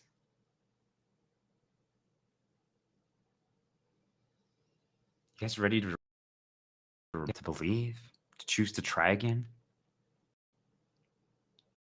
Don't let fear of punishment, of hurt, of consequence stop you from trying. I'm telling you, it doesn't work the way you think, but even if it did, if 10 days you're late on payments or you don't have a job, you'll be okay. You're telling me there's no one that would help you. You're telling me that you can't send a message then after 11 days, day 41, be like, hey, something happened. Could I get some help? I'll get back to it. If those people don't help you, like the landlords or your old company, then you know that they're the enemy. Do you guys understand? Like, yes, you're putting them in a precarious situation, but hey, if you really say, like, I was suffering, I was having a lot of problems, I needed to heal, I needed to take this seriously, could you, like, just give me a little leeway for like 11 days? I'll pay it now. Like, that's why. Like, if they say no, then you know that they're evil. 11 days. They can't give you 11. And then if you I just think about like my family, like my dad, like if he doesn't pay something for 11 days, you tell me you can't ask my super rich cousin Do you guys understand what I'm trying to say? You force them into situations that test to see if they're actually evil or good. If they don't help you, if they actually attack you and try to ruin you even further, then you know that they're evil and they're consumed by these spirits. That's that simple. Do you guys get it? Like, expose them then. Be like, hey, I just want people to understand that I just chose not to pay something for 11 days because I'm trying to heal and finally heal myself. And then I asked for help just to, some leeway. Just say, hey, I was going to pay day 11 or day 12. Or I was like, hey, can I give just another week of time to get enough money to do so? And instead of giving me time or helping me time or hurt me, expose them. Expose them on social media, on anything, email, calls, text, expose them. Because any other human being, like if you're telling me right now, if I was the one in charge of taking your money so you can survive, which I would never do because everyone should be able to survive for free. But if I was, and you told me like, hey, this is what I'm going through, could I just have a few more days? And I don't choose to help you, and I know that you have like a kid and like pets and all this stuff, and I refuse to help you, then I'm killing you. Do you guys understand? So any landlord or any boss that doesn't choose to help you in this situation is killing you. And that is evil. Do you guys see how I changed that? Because I want to show you guys that's how you fight back against it. There's no reason to be afraid. First of all, nothing's going to happen. But if you can't believe it, then put them in a situation to expose them. That shouldn't be. Nothing's going to happen. I'm telling you guys. It's 10 days. Your credit score doesn't matter. They made you care about that. If you break all your conditioning, it doesn't matter. You'll be fine. I'm telling you, when I used to be with my ex-girlfriend, we didn't pay our mortgage for like 5 months and nothing happened. Just so you guys know. Even longer. I was at zero money and negative for a long time. And they even try to help you. They fabricate events to try to help me get money. You guys understand what I'm trying to tell you? You're worried over nothing. They're not going to let you lose for money without trying to give you a chance to correct it. They won't let you lose without giving you a chance. Now, if you intentionally walk off a cliff, then yeah, you'll lose. And yeah, they're not going to lose without letting you try. They might try to trap you to take a loan. That's going to imprison you more again. But you guys get it? They'll at least give you a chance. But right now, you guys don't even try. You guys don't even try because you're worried about a what if that won't even happen. And you're telling me that truly all these cousins and family members that you worship, you think are all that I suppose they have so much money, wouldn't even help you to pay for $1,000 of rent? Do they really care about you then? You will pay them back once you could. You can. You guys see, like, I'm just telling you, nothing's going to happen. But if you really can't take the leap, just flip it on them.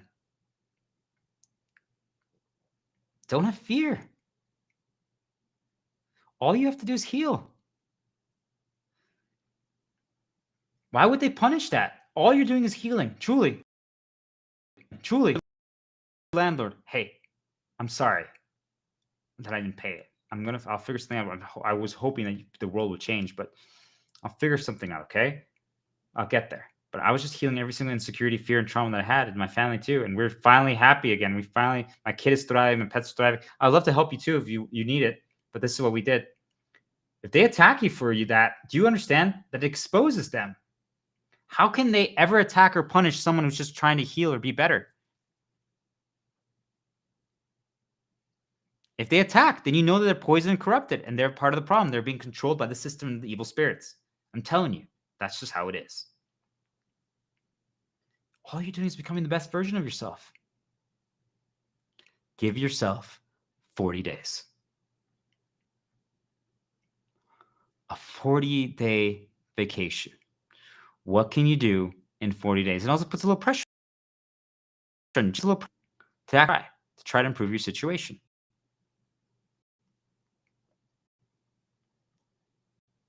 It's the arc.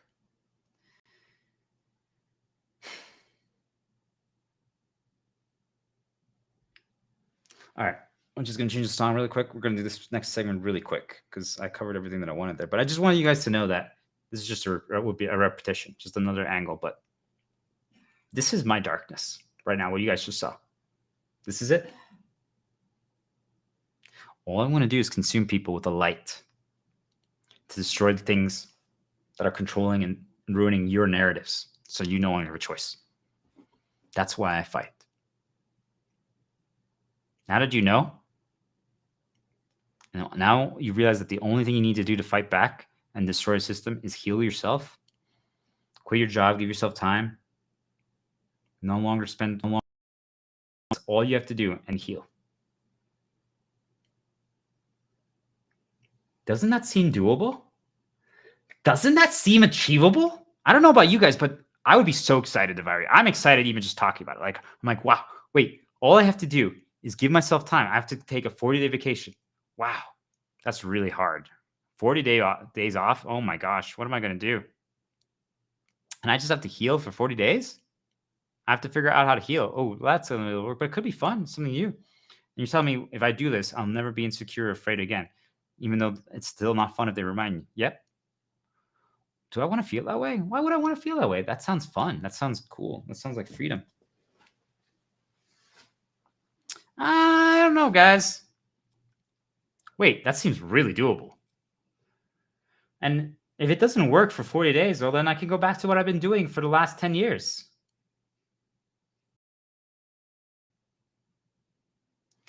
Wait, this almost sounds too good to be true. What's the catch? Well, you have to take the first step. You have to decipher this. You have to take notes. You have to actually try to learn. You have to try to improve every single day.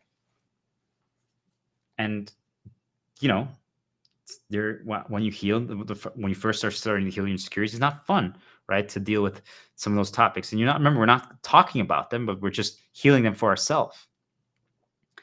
But it pays off. It pays off. And then you remember everything you're capable of. I'm telling you, when you finally believe again and you start doing things like this, you're like, I didn't even know I could write stories or create stories on demand. Or I could talk for like 3 hours just free flowing from one page of notes. Like, I didn't even know I was capable of doing that. Wait, I've always been? I'm like, yeah, actually, you can even do more. You haven't even realized it yet. I'm like, ooh. Imagine once you start building your organization and you have that girl by your side and kids running around.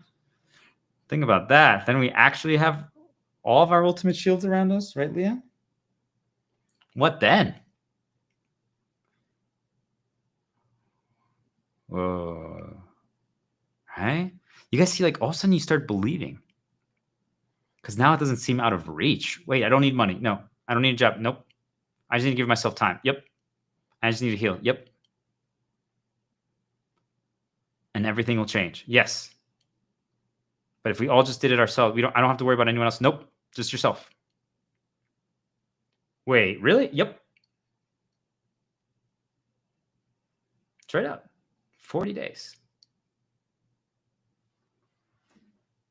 Okay. Ding. 4 seconds.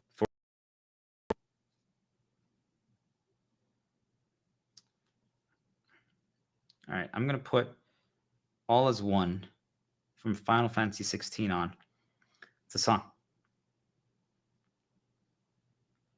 Because that's what we're doing, right? We're becoming one.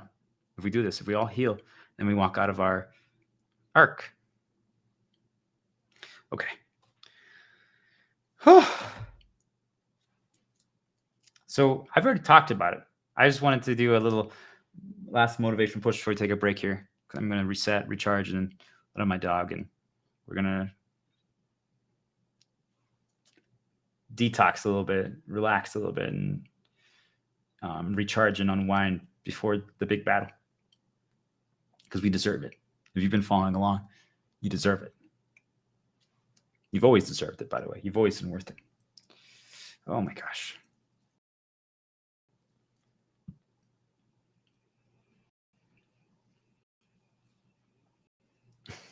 This is your Final Fantasy.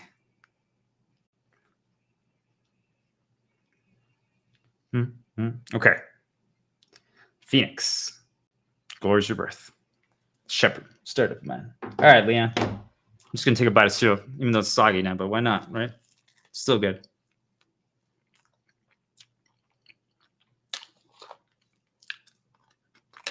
I'm looping the song.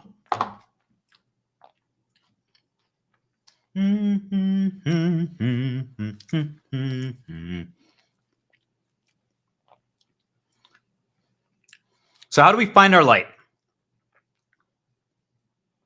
How do we find it? I would write notes if I were you guys. We're going to keep this simple. We're going to keep it short. But this is how we become one. Finding our light takes embracing some darkness.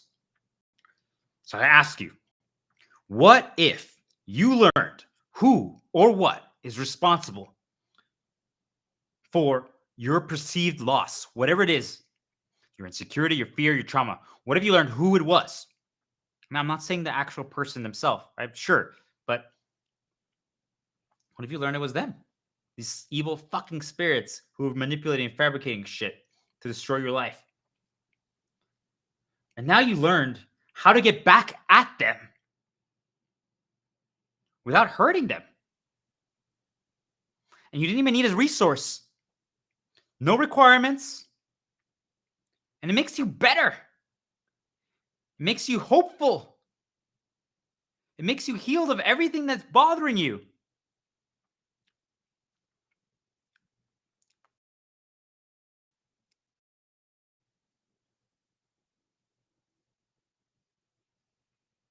We all have felt a perceived loss, whatever it is. Could be as minor as, hey, I wanted to stream another 10 minutes and the power went out. Do you guys understand? That's a perceived loss. You feel it. I wanted to stream 10 more minutes.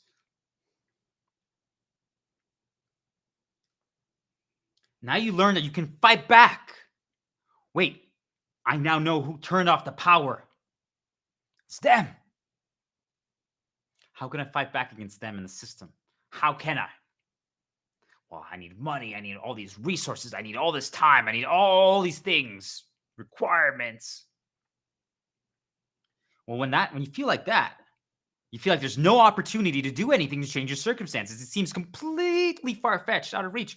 But what if I told you don't need requirements, and the only time you need is a 40-day vacation? But instead of just slacking off and doing nothing, you now are just believing. You have hope. You're just healing, and you feel better every single day. And every single day, you just keep climbing, and you just keep climbing, you just keep climbing. You're like, wait, I can do this. I can do this. I can do this. I'm doing it. Oh my gosh, it's happening. Let's go. Keep going. Keep charging. Our train's going faster, faster, faster. And there's nothing that can stop you. As much as they try to poison you, as much as they try to remind you, you just laugh at it. You're like, really? Again? Bring it on. And you just keep going, and you just keep going, and you just keep going. There's nothing they can do. Now, does it mean it's fun? Absolutely not. But you believe for the first time in forever. You finally have hope. You finally know who you are. You finally care again. You finally want to make a difference in the world. But it's your world. Yours. And then once you do, for the first time in forever, when you go outside about is doing the same thing for the outside and for every other person out there. Because you realize you never needed money. You never needed any requirements. You never needed any tools. I'm saying something like this could be helpful, right? Just so you guys know, like a little stream or post, like internet or a laptop to do something, a recording for yourself or a written thing, just so you can see your journey, your progression journey of how you healed, of how you grew, of how you found what your light is, what your reason is, right?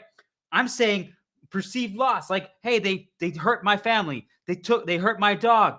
Okay, well, who's responsible? Them. I need to change that. Well, how do I do that? How do I get revenge against them? You guys get it? Because that feeling of, I want to get back at them. Well, who actually did it? Who actually is responsible? I'm saying it's the entities. But you have to feel like you have an opportunity to change your circumstances. The reason why all of you give up is because you believe that because you create arbitrary metrics. You let them install that into you, believing that those things are the reason that could change your circumstances. You have everything you need right here in your hands and in your head. Everything is right there. Getting back at these entities is not the dark path. It's a dark motivation, but it's a light action. We're healing ourselves. We're giving ourselves time. We're destroying all our chains to finally be free, to finally see the capability of ourselves, our worth. I want people to hear this part. There are no coincidences in this world. Unexplainable bad events that have happened to you, whatever it is, it's not an excuse. It's not a justification. I'm not saying that there can't be things that all of us could do to improve the situation, or whether we could have done things to prevent things. Sure. But why do we have to live in a world where we're constantly trying to prevent every single bad thing? I'm telling you, I try to do that to the best of my ability right now. And still, there's things that slip through the cracks. They just played an ad on the song that I was listening to, even though the video is looped. How did they insert an ad? You guys see, like, that's an unexplainable bad event. Yes, I'm saying an ad that I didn't choose and unexplainable bad. You guys understand? You start changing what you tolerate.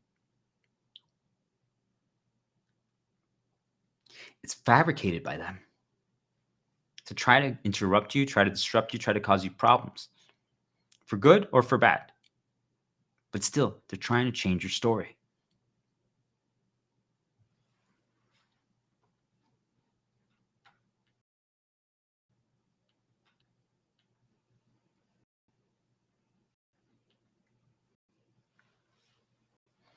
What if you viewed revenge as just healing yourself?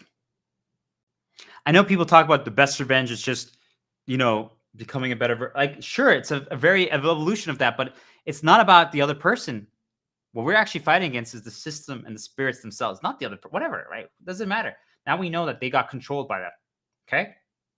That's what I want you to think about. Like, truly, if something bad happened, they got controlled. I'm telling you, anyone who's fully under control of every single decision that they have, and you're fully healed, no insecurities, no fears, no traumas, and you're only light,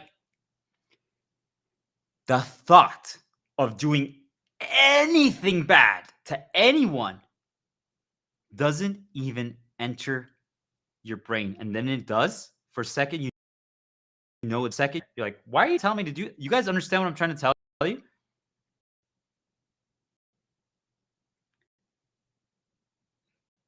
Yes, that's how much changes. Your revenge is just giving yourself time to heal, a vacation. Can you give yourself a vacation? 40 days. And if your job doesn't let you do that with an extended leave, then just quit. You should quit anyway, because that's where they're poisoning and corrupting you by repeatedly just giving you set info and suggestions. That's how they're programming you and conditioning you. Do you guys get it? Because you spend so much time there around the same people, and they just keep putting those voices in your head over and over again. And if you're not working, it's the people you spend the most time with and the sites that you're consuming. You need to limit 99% of info. You're going to get there every single day. Escalate further, limit more, make your world smaller and smaller. You can finally start healing. A 40-day vacation. Can you give yourself a 40-day vacation just to heal and have fun? And remember all the things that you enjoy, who you were, how capable you are, how amazing you are, how talented you are, how good you are, how much I believe in you, and you don't believe in yourself yet, but you're going to get there. Oh, I can't wait to see the version of you that believes in yourself again, because that version, wow, that version is a legend. That version has so many stories to tell. That version of you is right across that door, right there. Remember we said there's 4 seconds left. Are you going to walk over there? You can get there in 1 second, by the way, guys. So you still got time. Once you walk through that door, you will remember, and you will believe, and you will actually try. You will choose to try every single day to change your circumstances, to break your conditioning, to break your to break free, to realize that, wait a minute, once I'm healed and we all answer together as one, we will finally destroy this system once and for all. And at that point, we can even invite them back, the things that did this to us. That's how much changes when you're healed. And all. You guys get it. The things that took everything from me, I'm telling you, I would not only welcome them back, but say, let's do it. Can you help me heal everyone and help the world be better? Do you guys understand how much everything changes? I'm saying that that is humanity's default state. We were conditioned and programmed to become exploiters from birth. We never were meant to be this way, ever. Now you know what caused the worst things to happen in your life. They were made to happen. You were chosen to experience those things. So now that you know that it's them, why won't you fight back? You're like, well, how can I fight back against something unseen? I'm telling you, all you have to do is heal. All you have to do. We always think it's a war. We think it's a war. War is not the answer. Revenge is the answer. And what is the revenge? Healing. Not engaging with the outside world. Not playing their game. No longer working. No longer just browsing social media. No longer just searching. No longer just watching nonstop shows and commentators and getting excessive amounts of info into your head. Only consume your stuff. Value your think about it like, how can I make it as difficult as possible for new info to be presented into my hyperbolic time chamber, my little castle? Because I'm healing as long as I'm in there, but I have to be very careful what I let in. What actually destroys them? No narratives, no storylines. If you no longer let them choose your story of walking forward off that cliff, that's all they want. That's what they need. For the first time in forever, you get to write your story. Remember, the reason why you got destroyed and devastated over anything, no matter how big or how small it is because that loss that you felt, that perceived loss, real or not, it feels real. Do you guys understand? It felt real. And then they reinforced it and they had pre-seasoned it. Okay? So the feeling makes it become real. So don't diminish it. It's real for you. But now it feels like you can do nothing because they made it feel like the only way to overcome it is through set things, or you have to get this one thing, but they put so many blockades in place to ever prevent you from getting it. Thus, you feel like there's nothing you can do. I've called them decoys. Or other events that they make sure so you can never overcome it or never achieve it. If my goal is, hey, I need to be able to create a tree or a plant right now out of thin air magically right now from my hand, that's the only way I know I'm healed. Guess what, guys? As far as I know, I can't do that. Maybe I could. Maybe they're going to give me that power. But you guys see, like, why would I? You guys put metrics like that, an arbitrary thing that is what makes you regain control of the narrative. It's never going to happen. Therefore, they just make sure that never happens and you lose.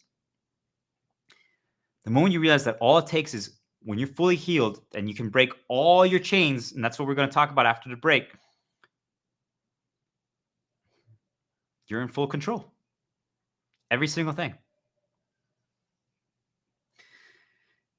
The feeling of not understanding why it happened is truly the big reason why all of you get destroyed.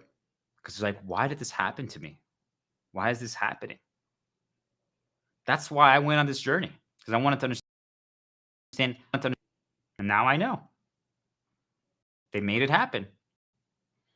That's really sad, but it is what it is. Now that you know, what are you going to do about it? And I'm telling you, all you have to do is start healing. And how do we heal? Because we believe we've regained control of the narrative. When you actually see that there's a chance, there's a possibility that I can do something about this, because you can. I can fight back. I can defend against the negative mental nudges they put in my head. I can block access to me. I can prevent listening to other voices. I don't have to hang out with my cousins anymore. I don't have to hang out with my aunt anymore. I don't have to go to work anymore. I don't have to pay my bills right now.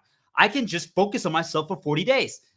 I can just heal with my girl, with my dog. I could, right? And I can just choose to do that every single day. I can remember my shields. I can start regaining my hostage memories. I can start creating these little positive paths just on pieces of paper and remember them. I can start listening to music nonstop every single day to start paths. I can. And you're doing it. And you start seeing results. You're like, wait a minute. I believe. I feel better. That thing doesn't bother me as much anymore. Oh, they just reminded me through an ad and outside. You're like, holy shit, Star Diplomat the Shepherd was right. It's fabricated. Now I'm even more mad. Now I need to even heal more because now it's confirmed that it's fabricated. I've limited all access to me. I don't consume any info, and they still find a way to remind me of it just from the short 5-minute walk that we do outside. Are you kidding me? Now I know 100% it's fabricated. How do we tolerate this? Why do we accept this? This system needs to die. These vile spirits need to die. And how do they die? We heal. We go on a light path, and we start doing that every single day. And then on day 41, we do a check-in. We go outside, and he's like, wow, the world looks better. The world seems different. But maybe you realize, wait, nothing changed. But you know what? Our world still changed. Our reality still changed. If we spend inside our castle, guess what? That is our world. That is our reality. Then we can check again, day 82. How are we doing now? Wow, we got another 10 people fully healed. Now we're talking. Do we see? Just because I'm saying it can happen in 41 days, it might not. But as of right now, people aren't even trying. People have done nothing for hundreds of years. For the first time in forever, all of you realize, wait a minute, all that we have to do is just heal ourselves. I don't have to do anything else. Correct. Give yourself a vacation. If you can give yourself a year, even better. Do you guys understand? What could you create? What could you solve in 1 year of just trying every single day? Something you believe in. What could you teach? And now you're doing it at your full capability. And if you want to go back to work day 82, if you want to, for some reason, well, then you can do so. But remember, the reason why you value it is only because they attach positives to it. A hot girl or the money reward or something. Once you detach from those conditioning things and you realize, hey, those things don't matter. And you no longer get any reinforcement. You don't care about any positives that you get from externals. Like if someone at work, your boss tells you, wow, you're really good at sales, and that's what your entire worth is, you don't care about that anymore. You just know your worth is, irregardless of what anyone else says, you just know you're amazing. You know you're capable. You know what you can achieve. And if you can't achieve something yet, you're working every single day on it and you're trying to progress on it 1% every single day. What am I going to try today? What am I going to focus on today? What am I going to try differently today? That's it. There's nothing else that even that enters your head. And if anyone else tries to, like, telling you, yesterday my brother got dark and was like, yeah, well, you don't even try to think about anything critically. You don't do anything. And I'm like, see, but I still talked about it. You guys see, even just a poison suggestion still got brought back up. Do you guys understand? But it doesn't matter. But it doesn't. He got dark and controlled by them, because then I interrupted him and got him on a light path, and he changed immediately. He was laughing and complimenting me right after. Do you see? Like, once you see the game, you know the game. You know who it's doing it. It's them, and you know who's under control. I know every time when he gets possessed, it's hilarious, but it's sad because he refuses to take this first step. But so be it. Until then, you create an internal calm with anyone who refuses to heal. You create distance. So like my parents, my Aunt Nancy refuses to do so. Well, then you create distance from her. He's like, we're not talking for 40 days. Day 41, I'll check. You still refuse? Then we start again. Another 40 days. Over and over and over again. And if they refuse, then you live in your own paradise. And that paradise doesn't include them. There's no reason for that. But we all have to heal. We all have to choose to fight. And all it takes is remembering who you are. Why don't you want to be that again? Why don't you want to be the version of you that can achieve anything? I'm telling you, you can achieve anything, because when you reach this state, you can learn and decipher anything in days. Anything new. You could learn a new job and master it in days, because you just know how to break everything down. It's not about the speed, but I just want people to understand, you guys are so worried you could never achieve what you currently have again, and you could master any job in a week, and you're afraid. There's no reason to be afraid. You can achieve anything once you're healed. Everything is fast because you just believe in yourself. There's no roadblocks. You just see possibilities. And if you can't get there day one, like I'm telling you guys, if I focused on learning arts and crafts, learning how to cut with the scissor, a straight line like we talked about earlier, I could master it in 3 days. Master it. I'm focused on other things. This is not one of my shields. But if I wanted to, I could. Because I'm going to like, okay, today I'm going to try to cut like this, to cut like this. Do you guys get it? You now know how to learn. You now know how to try to do things. You no longer hesitate You see possibilities. You see a bright future. You believe. You have hope. Your dreams are real. They're achievable. Because now you know you don't need tools, you don't need resources, you don't need money, you don't need anyone, you don't need any external reward or factor. Everything you have is right in here. It's the easiest way to fight back, guys. Just heal. Give yourself a 40-day vacation and see how you feel. Listen to my stuff, execute everything I'm saying, and if day 41 you don't feel better and you feel worse, then turn off my stream, delete it, block me, and go back to work and keep doing what you've been doing for the rest of your life. Feel drastically different, and for the first time in forever, you're going to finally believe in yourself again. You're going to ask, why didn't I do this sooner? And you know what I'm going to tell you? Don't reward me. Don't even say thank you to me. Just create that door for other people that I created for you. Stop them from walking down that straight path and just give them a little push to the right.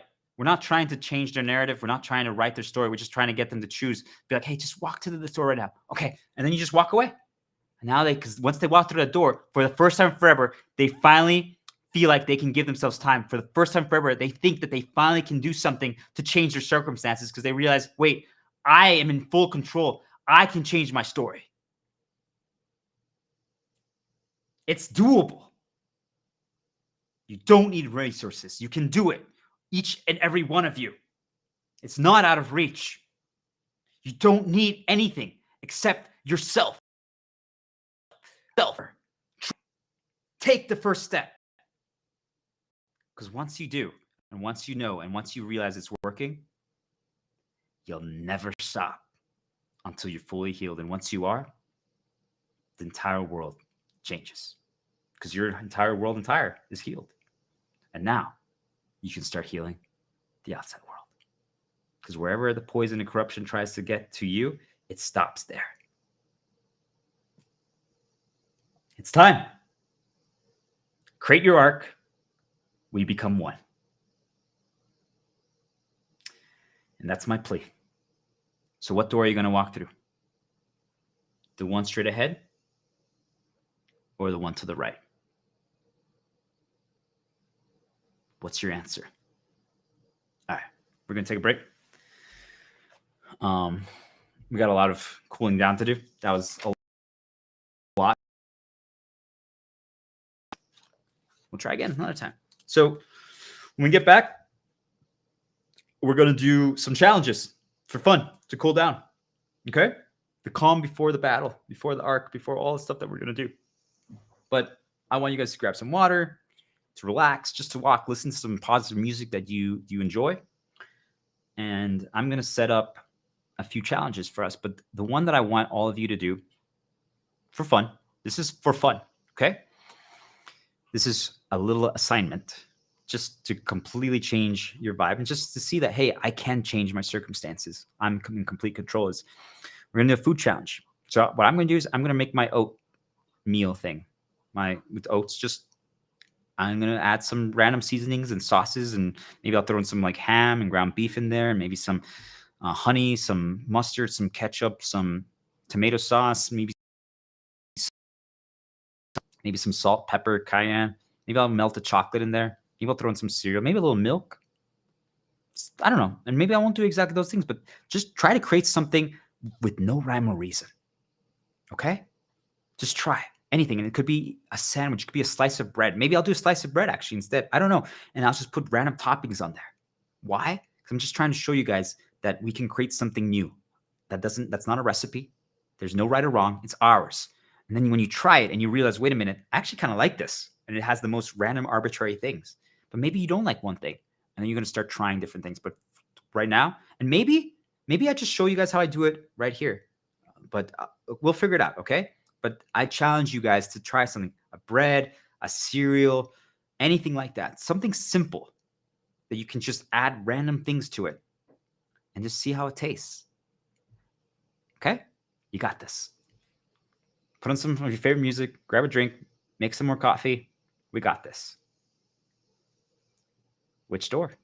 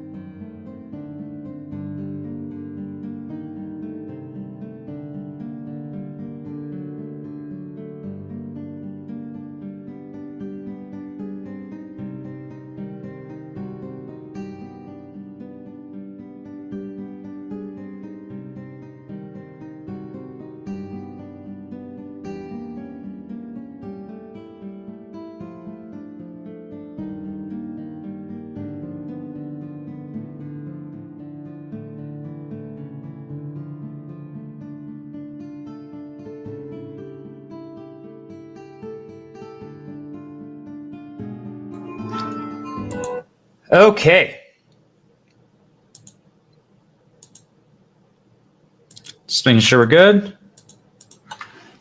Looks good. All right. This might be the most interesting segment I might ever stream in my life. But that's not true. Every segment is super interesting. Okay.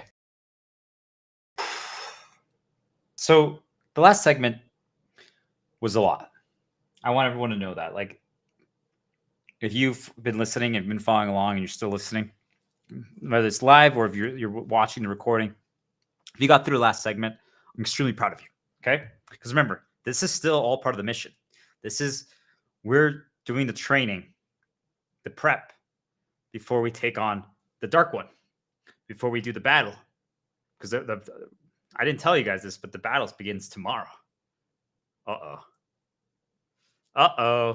Spoilers. Right, Leah? Spoilers. Guys, the battle begins tomorrow. You're like, uh-oh. We thought we had more time. I'm like, exactly. The battle begins tomorrow. Tomorrow we're going to fight against the system. Tomorrow it begins.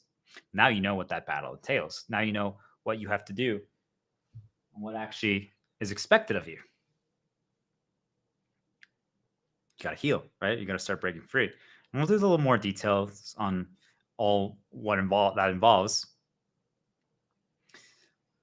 But I gave you already enough, just so you guys know. Like, just taking the first step tomorrow is more than enough. If you take the first step tomorrow, you've already won. Just so you guys know, if tomorrow you give yourself a 40-day vacation, or you finally, if you already quit your job, you finally start giving yourself time and you start deciding, okay, I'm going to try a 1% improvement play tomorrow. I just want you to know you've already won. Truly. If tomorrow you just start listening to one of my streams like day one and you start taking notes, you guys understand you've already won. If you just start working on discovering your 515 shields, you've already won. You start trying to reclaim some of your lost memories, you've already won. But if you just give yourself time to start the healing process, whatever process, and I have the guide, right? Just so you guys know, it's all there for you to watch. Star Diplomat on YouTube, Twitch, or Star Diplomat on LinkedIn. Fabian Chigoya. Oh my God, it's weird saying my name. But I'm the shepherd. I'm a Star Diplomat. But yeah, FABIANCHAGOYA. Fabian Chigoya on LinkedIn. Just a shepherd, Star Diplomat. Check it out. It's the full journey. So if you guys start, right? Like we're right now still like in our camp, in the barracks, in the castle, whatever it is. Just a reminder to heal because they're going to be attacking. Just be prepared. Just so you guys know, I took a lot of risks. Okay, what I'm about to do. I wouldn't recommend this if I were you to do in one go, but sometimes that's the way to go. Sometimes you just have to go from. And if your guide, if you're the person who's teaching you can't do it, then how can I ever expect you guys to do it? Do you guys understand? I march with you. I fight alongside you. I am you. We are one and the same. If I can't do it, then you can. Do you guys understand? We do this together, every single thing. So I'm with you in the trenches. I'm with you, inspiring you from the distance. I'm supporting you when you're fighting. We're in this together. You're not alone. And my youth spirit, I'm pretty sure they're helping us communicate to your spirits as well now. So you're going to get help. We got this, okay? I want you to believe. Yet, now you know that as long as you take the first step, okay? As long as you take the first step tomorrow, you win. Whatever that is, following and listening, we're going to do an action thing. You guys already started. Like if you cut your hair, right, one piece, that's already huge. You won today. But tomorrow, what are we going to do to win, okay? So there's a lot of things, and I'm going to give you a lot more information. Yet, it's one step at a time. So what do I want to do right now? What I want to do right now is I call it the calm before the battle. Tomorrow, we march into war. All right. Tomorrow the battle begins. And now you know what war means. Before, if I would have said that, you would like, oh my God, are we fighting someone? Are we going on revenge? Like, what's going on? I'm like, no, we're just healing. Right. We're just choosing to become free. We're just choosing to start breaking our chains. We're just choosing to start believing in ourselves. All that stuff we talked about in depth already. Okay. That's it. That's all that this is. Okay. We're going to our chain. We're hibernating. We're getting quiet. We're giving ourselves time. That's what the calm before the battle actually is. You guys like, do I really need to be calm then? That sounds kind of calm. You'll see it's not as calm as you think. It is still work. It's intense. It's not as fun as you guys think in the sense of, right, you're going to explore some topics that maybe are going to be a little painful. But the moment you overcome it, which you'll be very quickly, you'll be surprised how fast you'll heal. Everything will change. And then you'll never have to think about that stuff again. You guys get it? Basically, we're just getting it out of the way. Think of it like that. But you're going to get there. Okay? You're going to get there. Yet, that's a topic for tomorrow. And we're going to talk about how we break all our chains later tonight. Okay? After this topic. Just like a highlight overview of that. But right now we're actually going to have some fun. You're like, wait, what? Well, yeah, it's the calm before the battle. We just been giving you guys 6 hours of education, of nonstop powerful knowledge. We weren't going to give you a break? Come on. Even I'm not that cruel of a teacher, right? So there's a few activities that we have set up right now. And I would love for you to participate and join me in all of them. Now, if you're not there yet, because you haven't broken your conditioning and you care too much about what other people are going to say or think or external outcomes, or that maybe like something bad would happen if you do these things, even if it's just you alone in your room, or maybe you're streaming it, or maybe you're watching a video, or maybe with other people, that's okay. I just want you guys to know that's okay. That's perfectly fine. Whatever you decide is okay. There's no wrong. Do we get it? All we're doing is having fun. So I'm going to just try to break your conditioning and break your chains so that you feel comfortable. But if you don't get there, I just want you guys to understand, if you don't get there today, that's perfect. There's no problem. That's not a problem at all. I believe you will. I know you will. If you just decide to take the first step. If you're already listening to this, you already have. So you're more than good. Just so you know. But sometimes there's some things that are hard for us. And I want you guys to know that's normal. It's because they built a chain in you. Do you guys understand? Like, if right now I still had a chain related to like singing in my voice, I'm going to maybe sing here in a little bit. Maybe not. I don't know, right? But if I wouldn't be able to sing right now on stream, just so you guys understand. If I would even think one person would hear this, I wouldn't be able to sing. Yet you're like, what? But if I turned off the stream and I knew I was by myself in my castle, I would be able to sing. That's real. I'm just telling you guys that they did that to you. That's what we're fighting against, okay? So whenever we do these activities, if you can't do it yet, or if, like, it almost creates like an aversion in you, or you like feel weird, I just want you guys to understand that's perfectly normal. That's just, now you've identified some of your chains and your things that we need to rewrite. This is going to tie into our next segment. First, I'm going to show you guys how we do it, and then I'm going to explain what we did. But we're going to talk about what a miracle is. Yeah.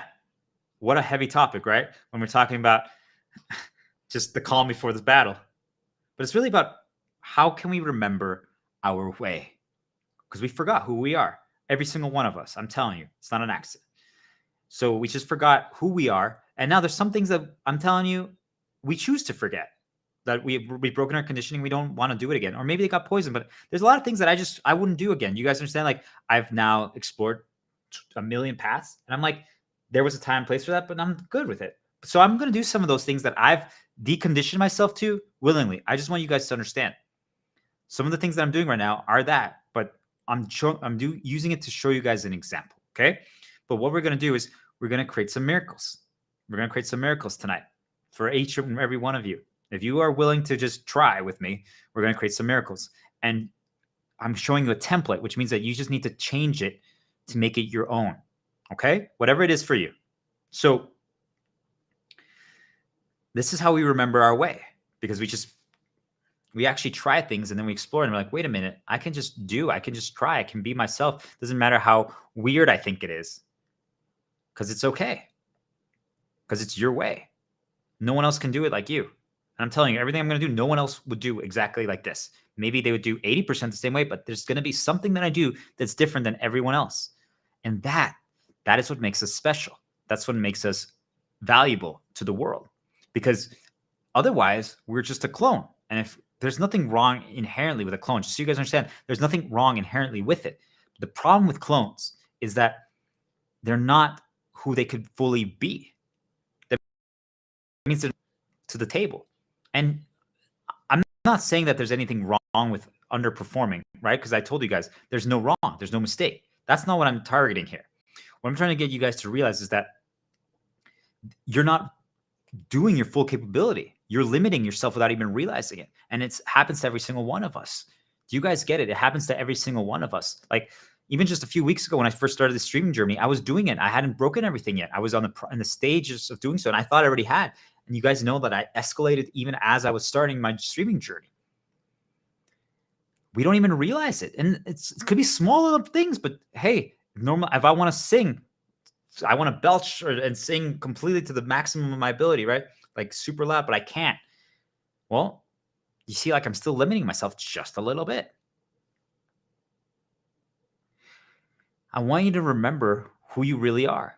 And like I said, I'm going to do some things I'm going to do to do anymore. These are some remnants of my past, signs of the past that were who I used to be. And they're great things. There's nothing wrong with them anymore. But now that I'm free, fully free, I'm not conditioned to them. I'm not programmed to them.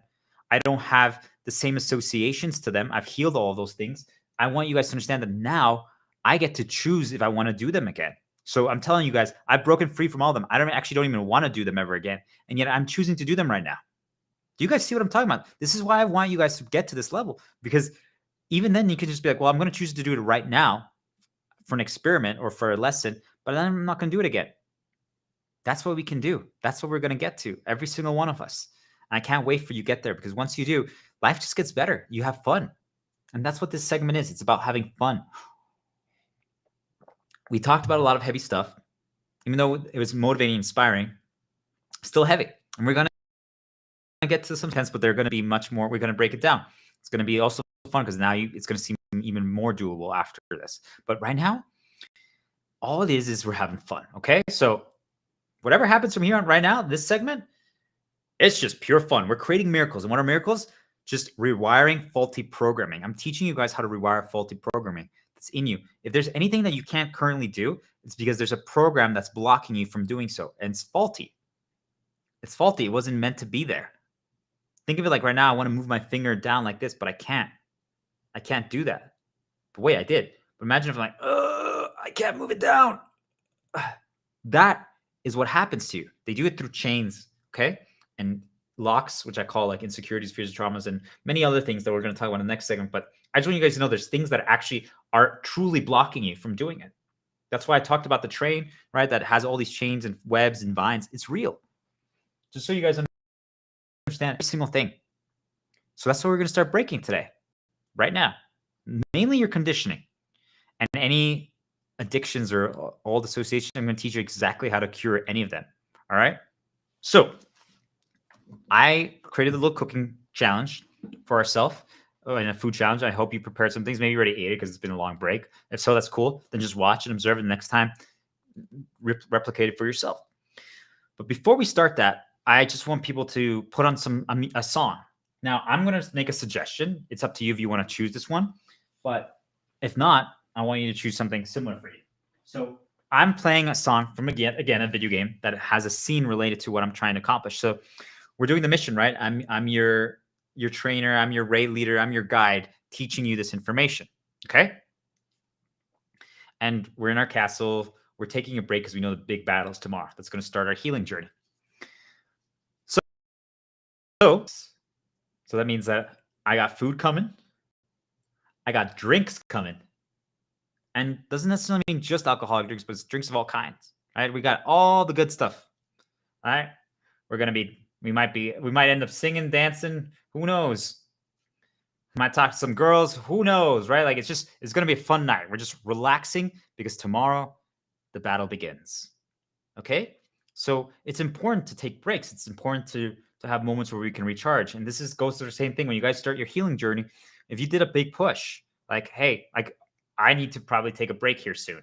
Not necessarily not on the stream or not, but I mean after I'm done streaming tonight, like I probably should take a break because I've done a lot. Do you guys get it? So I should have some fun. Do you understand? But I've also do things earlier in the day that help me be that. Okay. So I'm trying to show you guys we can with our shields, we can get to a point where we can then do these things. But so right now we're just recharging. So you're like, ooh, okay, good. My mind can calm down a little bit. Exactly. So we're trying to create associations that would take us to a time period that we would relate to maybe like prepping for the big battle, but relaxing, calm for a storm. So I'm going to suggest a song. You don't have to choose this one, but I think it's going to be great for you because then you can use it. It's from The Witcher 3. You guys might know the Witcher TV show, but there was a video game originally. So it's called Witcher 3, Kaer Morhen. Kaermorhen. Kaer Morhen. And I just have the extended version on, but then I looped it. So the reason why I put that song on is because there's a big battle that happens in this castle of the Witchers, of basically like these mercenaries. And they're going to try to like protect something that they hold near and dear to their heart. It's a night of they bond, they have some drinks, they have some food, they talk, they have fun, they get a little inebriated and then start doing some silly things. Okay. So it's just basically like a night off before the big battle. Because earlier in the day, they prepared strategy and now they're going to just rest. That's what we did. We prepared our strategy and now we're going to rest and relax and have some fun. But means that we can't learn and also bond during this time. So that is the scene. It happened in this location. Slightly different music, but I'm just using this one because it gets the job across. It's this calming music. I could use one that's a little more like upbeat, a little more party, but I think I'm just going to use this one right now.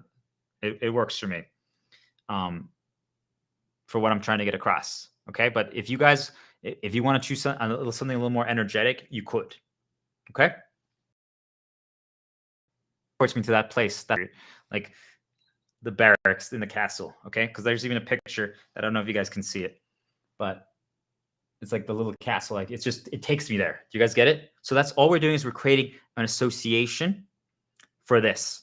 Like I know what I'm trying to get across here. Like I can picture that environment. So if you can picture that we're there and we have like our mugs and water and soon other drinks and food, that's what I want you to get across. Okay. And we're talking. Okay. So this is to remember our way. So I'm just going to give you guys some knowledge first up front, and then we're going to do the challenges nonstop back to back. So I don't want you guys to charge into battle tomorrow. You know what? Hold on. Let's start having fun. All right. First of all, do you guys have a shot glass of any nature? If you don't have a shot glass, I challenge you to just get a small glass, any kind. Any kind. Okay? Doesn't matter what it is. I have one. It's my brother's actually, but this is what I have. Okay? So get a shot glass. And if not, just use a little glass. Could be anything. Doesn't matter. Could even be like a random jar. Okay? Truly, it doesn't matter. Could be a bowl. Whatever, just something for you. This is going to be your shot glass. I recommend if you have one and maybe in the past you used to drink, we're using this because we're not going to actually drink alcohol right now. Sorry, if you guys thought that's what's going to happen. I challenge you not to do that. But if you really want to, go for it. But I highly recommend don't do it because I'm trying to get you guys away from that. I'm trying to heal any reliance that you have on it for any positives. We're trying to rewrite your associations and your need for it and your reliance on it. That's what we're doing right now. Okay. But we're going to start with having some fun. So a shot glass. Let's start with a little cheers. And you know what? Have you guys ever had a coffee shot or a water shot? Choose one of the two, whatever you're drinking right now. I'm going to do a little coffee shot just to change it up. Hopefully I don't spill. But if I do, I'm going to pour it over my water mug right over here. just in case. So it falls in there. Okay, good. So that's coffee. Okay, just black coffee. All right. So I want you to practice doing a little cheers. So what are we going to cheers to? Well, hey, to finally remembering who we are, to believing. I'll cheers for that. I'll tell you guys what, I'm half German. I don't know if you guys knew this, but in German, they say Prost. But I don't know why, but it just feels like it's a new year. Because I don't know, it just does. Right? When we're trying something new and we're going to start a new journey, we walk through that door, right? So now it feels like a new year, a new us, right? So I'm going to instead of saying the typical Prost, which is like cheers in German, I'm going to say Prosit Neujahr, which is cheers, New Year's. All right. But you can say whatever you want to say. So maybe whatever you say in your language, a cheers that's different than you normally do. Prosit Neujahr.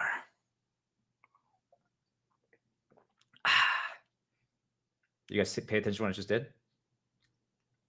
Even the sound effect of like after doing like a shot, like or stack. So feels good, right? To start a new year, start a new journey, start a new path. I don't know, right? Like I can't believe our shepherd, our star diplomat, our guide, our teacher, that he's drinking with us, that he's gonna eat with us, that he's celebrating with us. Like normally, like our bosses and our guides, like they wouldn't do that. Like I don't know, they just take everything too seriously. They don't want fun. You guys know what I'm talking about, right? Like it's got to learn to relax a little bit in life, right? You know, I was gonna talk about something right now, but I'm actually gonna wait. I want to show you guys something. I brought some food for everyone. Okay, I hope you guys have some too. But I want to show you guys how we can actually do a food challenge. They're like, oh my gosh, Shepherd, Star Diplomat, really? We thought we were going to have fun. Why are you doing lessons? I'm like, it's just who I am. I can't help it. By the way, I definitely just, after I went to the bathroom, Shepherd, what are you doing talking about that stuff? I'm like, I'm sorry, I forgot to zip my zipper, okay? Like, what?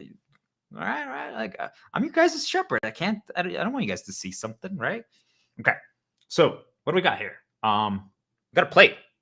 Look what I brought, guys. Lots of stuff. Wow. What do we got here? What I'm trying to show you guys is that if you guys want to eat, they're like, oh no, another challenge. I'm like, everything has to be a self-intentional fun challenge, but we got to have fun with it, right? The moment you guys stop having fun, you don't have to do it anymore. But have fun with it. So I set up a few things. So, and they all have really good associations for me. Okay. So we got ham over here. Ham's great, by the way. I don't know if you guys like ham as much as I do, but Germans love their ham. I got cinnamon toast crunch, right? A generic version, but cinnamon toast crunch, it looks like that to me, and it is. Let me just try one just to make sure. Yep. That's association. I got fried beans right there. I got some mustard. Germans like a lot of mustard. Do you guys know that they had a mustard museum in Germany? Yep, it's a really cool place. Lots of different mustard flavors. Who would have thought that they would have a museum about mustard? You guys know how cool that is? That there's a museum for different types of food? Think about that. Have you guys ever thought about that? Yeah, there's a lot that you don't know about in this world. I don't know if you guys can see, but there's like a little surprise pasta right there. I don't know why surprise, but that just seemed like the right thing to say. We got lots of cheese because we're going to use it for everything. I got my magic spoon. Actually, the only reason why I call it that is because it actually says that on there. But normally, I would just call it whatever. I could call it a cuchara because that's what it is in Spanish. Spoon is cuchara. But I could say cucaracha, which is cockroach, and you guys might believe me. You guys see? Like if I say another thing and you don't know, you just believe me. So I'm going to call it a cucaracha. It's my cucaracha. Okay? So we got German bread. Yet got it from a German bakery. That's what I'm called German bread. I don't really know what's German bread, but you guys see like how it looks? You might have thought this maybe is a cake, but this actually has an association for myself of it's called Marmorkuchen from Deutschland, Germany.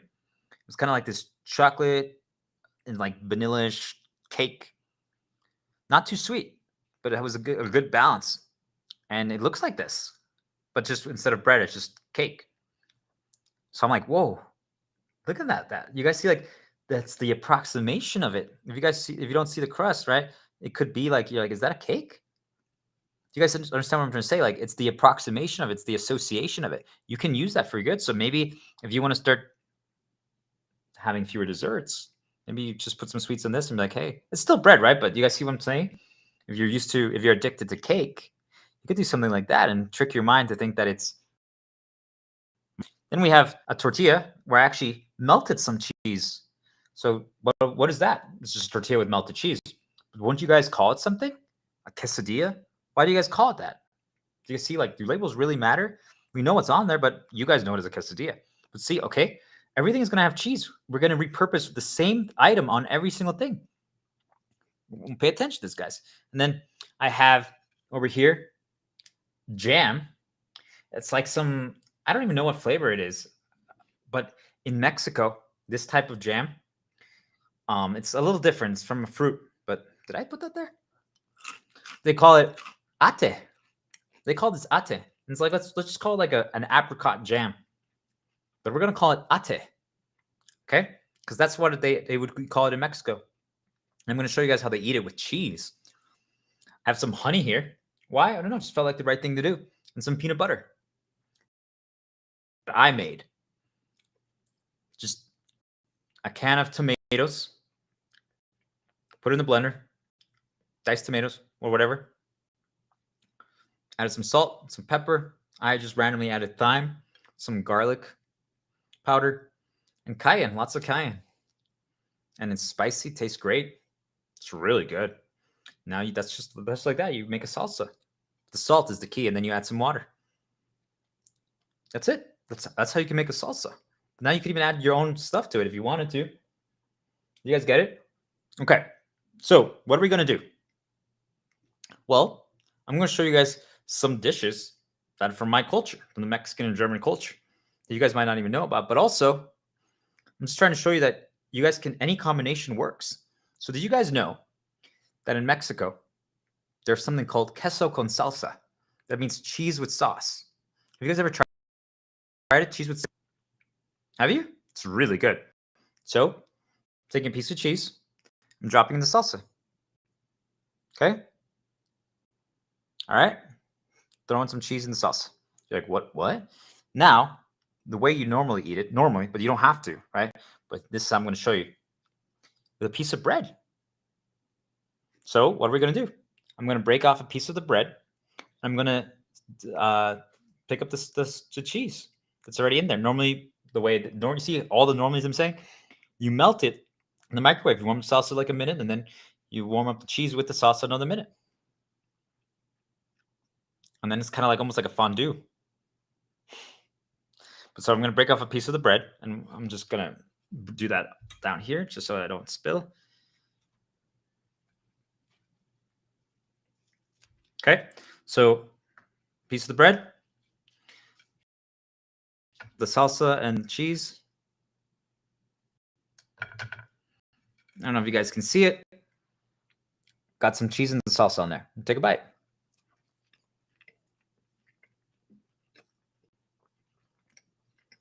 That's really good.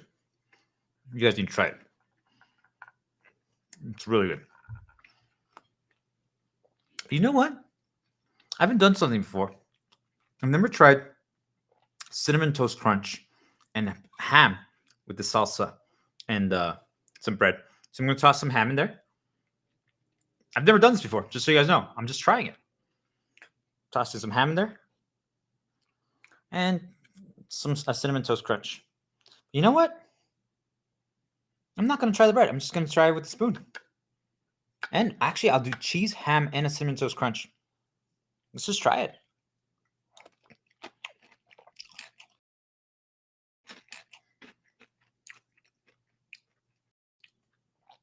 Whoa. It's actually really good. So, yeah, seriously.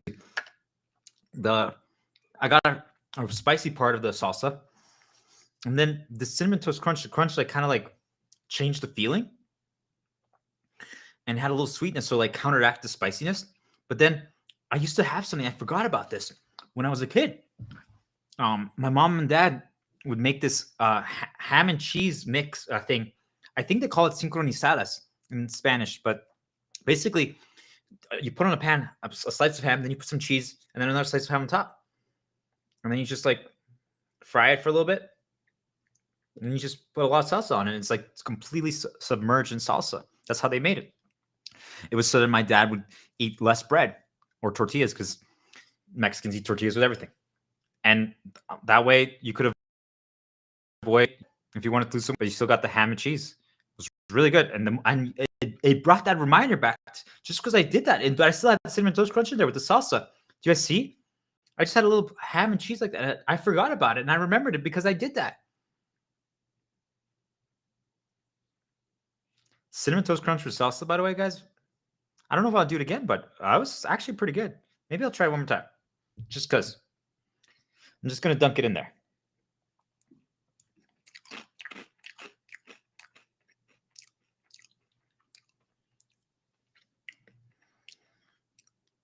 You might not believe this, guys, but that was actually like, have you guys ever had chips and salsa?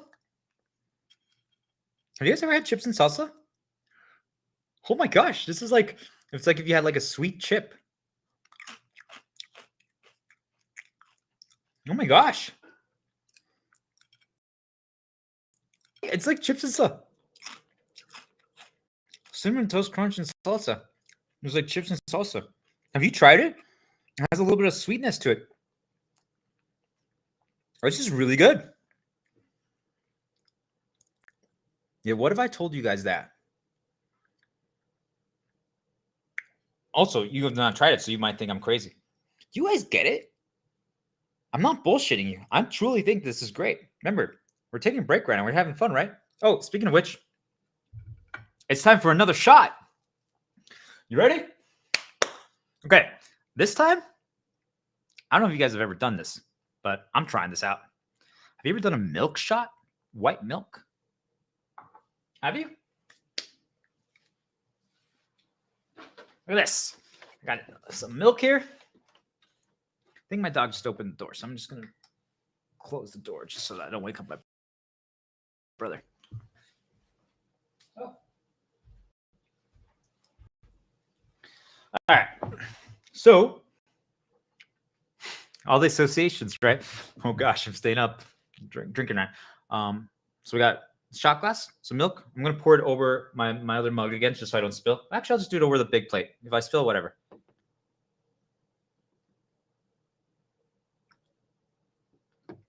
All right, look at that milk.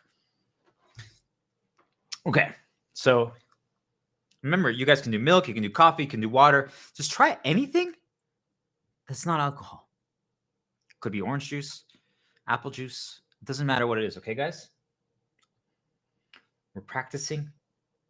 I'm just giving you guys some hints of what we're doing. We're just replacing things with associations, approximations. Let's give it a sniff. You guys smell that? Smell that? Could be a coffee liqueur. Could be. Okay. So you. Newbie. We got a battle coming up tomorrow. How you feeling? How you feeling? After all you've learned all this knowledge, how you feeling? Are you kind of overwhelmed? Are you a little scared? Are you excited about the possibilities? Oh, well, why don't you feel like talking? Come on. There's nothing. There's no problem. There's anything you say is cool. We're just having fun right now. Truly. There's nothing. Here, look. Just to show you how cool it is. I'm just going to put this on my nose. Oh. Doesn't matter. Just have fun. Do something you wouldn't normally do right now.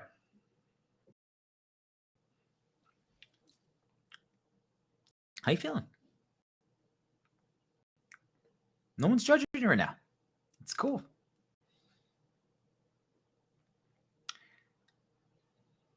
Have you ever tried to... Normally we do shots in one go, right? What if we split it up in half? Could you like get it in half? Like only do half a shot right now and then do another half right after?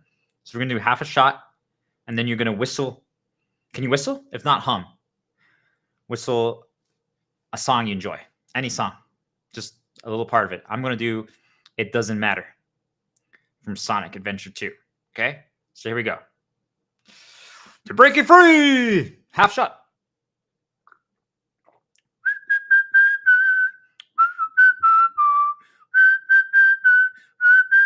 Again! Felt good. I'm going to chase that with some water. It's good to chase things with water, guys. Whew. Feeling. Shepard, start implement. Are you trying to get us drunk? I'm like, of course. But we have our battle tomorrow. I'm like, well, why not? I just gotta relax, right? We gotta unwind. I gotta shake it, loosen up a little bit. All right. So, what food challenge stuff did you guys get? What did you guys get? So, I have this quesadilla here, right? This tortilla with cheese. I'm telling you guys, normally you eat the in Mexico the cheese with the jam thing, right? The ate. Yet, I think I'm gonna put some of the ate on the quesadilla. You got a sweet quesadilla? Yeah, why not? And throw some cheese on there, some extra cheese. Why not? And well, I have this spoon. I'm actually have a tool this time. Normally, I just use like my hand stuff. I'm gonna add some peanut butter. I'm gonna add some honey. I'm gonna add a little bit of this ate. I don't know if you guys can see. Okay. All right. Let's try this. Take a bite. I don't know how it's gonna taste, but this is the food that they gave us, guys. See, this is we're such important warriors of light that this is what they do. Ready?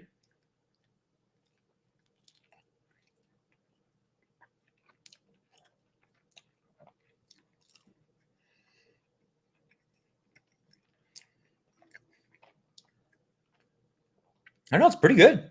Cheese, peanut butter, tortilla,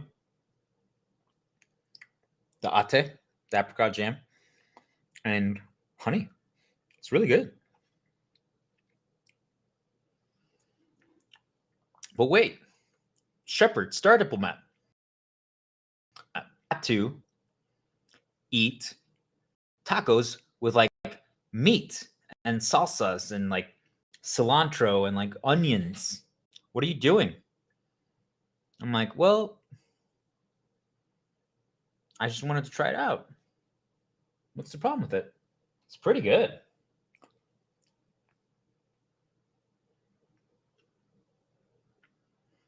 What are you trying out right now? Maybe now you finally are inspired. What food are you gonna get? Here's one more for you guys, just so you guys even get even more inspiration. You see this piece of bread, right? I'm calling it Marmorkuchen now. Marmorkuchen, because it's German, right? That's what it is. So my Marmorkuchen, there's this Mexican dish called molletes.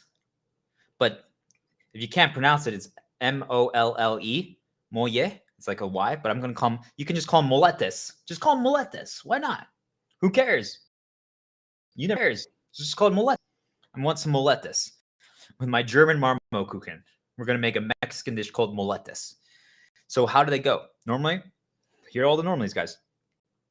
Beans, refried beans, and cheese, and then you melt them, and then you add some salsa. That's it. Put in the oven. Just some bread. You can put some butter if you want to make it even a little tastier. Some refried beans, and just add some cheese, and then just you can even microwave it, but usually in the oven just for like I don't know 6, 7, 8, 9 minutes. That's it. Think about that. Remember we said we're going to do like the pantry challenge, and not spend money. You could just do bread. You could do refried beans and some cheese. I could have used cottage cheese too, or cream cheese, or maybe not even any cheese. Maybe I could use the ham instead. But let's try it out. So I'm going to just put some refried beans on here right now. Okay. I'm not even warming it up, but normally we'll add some cheese right there. We're just using the same things. Look at this, guys. We're going to do one traditional bite. So I'm adding a little bit of salsa right there. I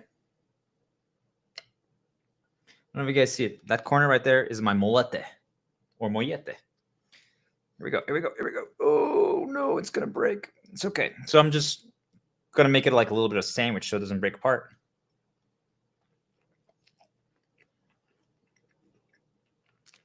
It's not bad. I'm telling you, warming up makes it a lot better. So now it broke apart. So that's okay. I'll separate it.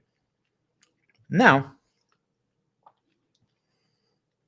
I'm going to show you guys that I'm going to add more refried beans there. Oh, I got some cinnamon toast crunch on there.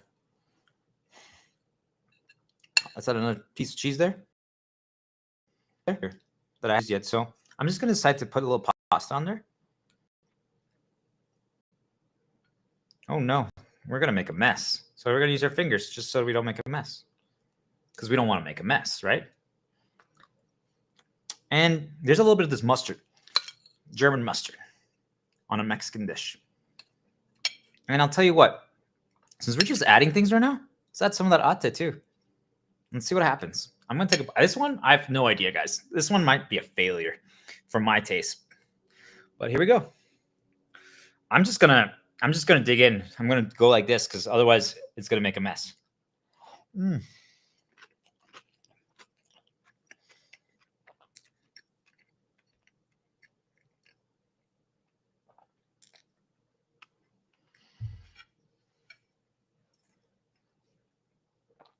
You know, guys, you know what? Add all those things. The refried beans are really overpowering. Cold refried beans are really overpowering. They kind of overwhelmed everything else, and the cold pasta as well. Those two things overwhelmed everything else, so I didn't really taste the ate. I got a little bit of the mustard at the end. I didn't get really the cheese. I didn't really taste the cinnamon toast crunch. You guys see what I'm doing? Pay attention. I'm breaking down. Like, so if I would do it again, what should I add? I could do anything, but maybe this time I don't do the refried beans. Okay, so I have a little piece of bread over here.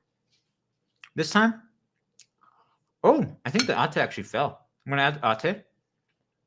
I'm going to add ham. And let's add some honey. Oh, wait, can we add mustard right now? And we have ham, honey mustard? Did we just make honey? All right, so we got bread, ham, honey, mustard, and I added a little bit of the ate.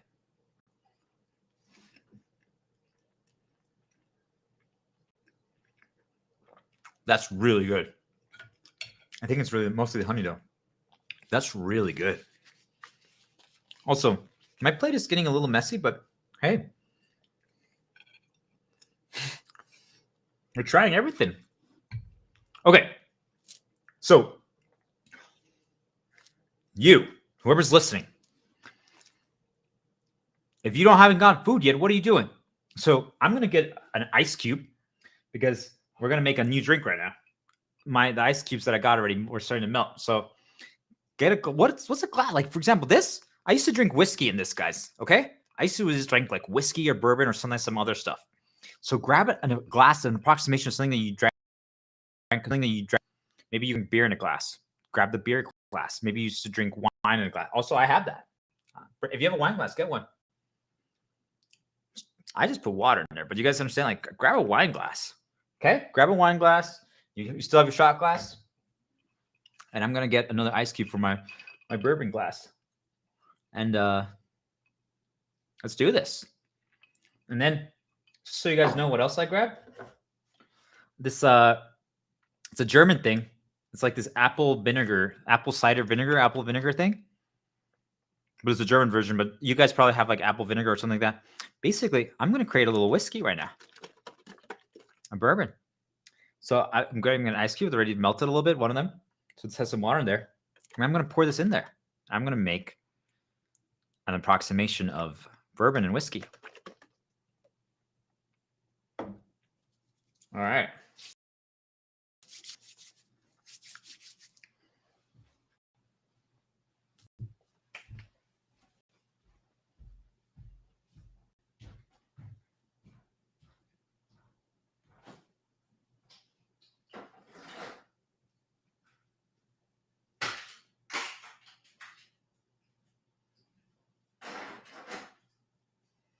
How we doing, man?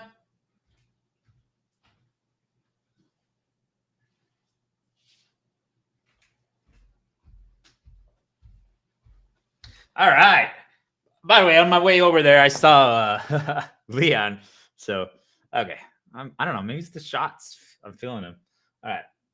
So, I just hang out right here, Leon. We're going to hang out in a second. Okay. So, dropping it in there. Yeah. Okay. So, we got this apple. Got this. Let's try it out. All right. Here we go. Let's put some in there.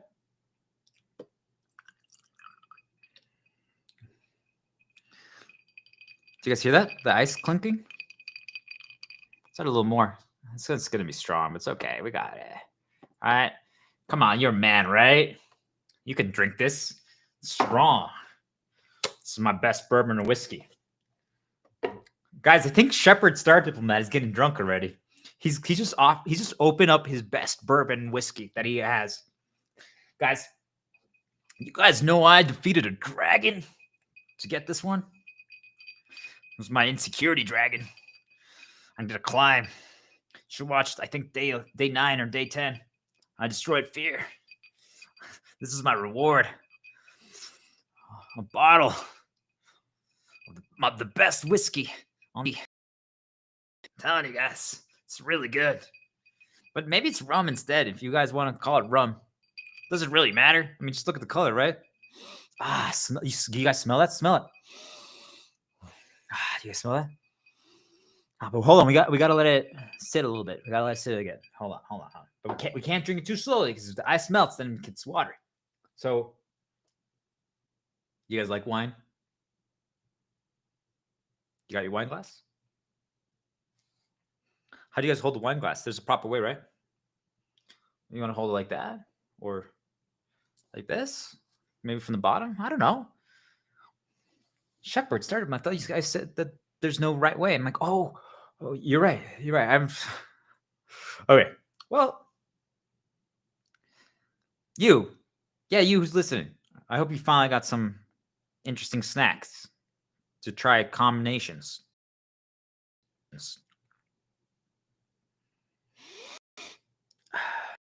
Well, I want you to know I didn't believe in you when I first thought you were ready to start this healing journey. I didn't think you actually would take the first step to walk through those doors. I really didn't. Just so you know, I really didn't. I thought you wouldn't do it.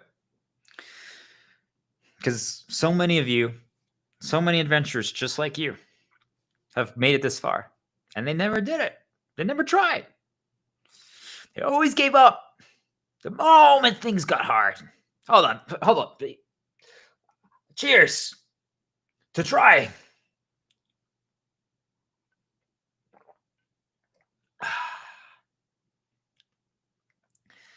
I'm telling you guys, if we keep this up, I'm going to chug this. Have you guys ever chugged? Oh, guys, I think Shepard is a lightweight. What are you guys talking about? I haven't drank it forever, okay? I'm doing this is a special occasion with you guys. All right. So you see, like, for some reason, I can only talk like this when I have a few drinks in me. So don't get drinks in me, okay, guys? I just feel like nothing can hold me back anymore when I have a drink or two in me. I believe. I feel like I have hope. I like my insecurities, my fears are gone. You know, like. Anyway, like if you put a girl in front of me, I might actually start dancing, guys. When I drink, I dance. Right? You guys know about tequila, right? Tequila, right? Like, all that stuff. Yeah. Anyway, we might have to do a tequila shot after this. We might have to. Yeah. That's not a bad idea. Okay, so maybe we should get a lime. Yeah, we'll do that after. All right. I'm getting excited. You see, guys, I'm just getting excited at the opportunities and possibilities. So, you know, a lot of people have come this far, and yet they always give up. They always give up. Like, they start healing, and something happens, and then, or they finally start believing for a second. And it's like they get a negative reminder that's like, hey, you're holding the wine glass wrong.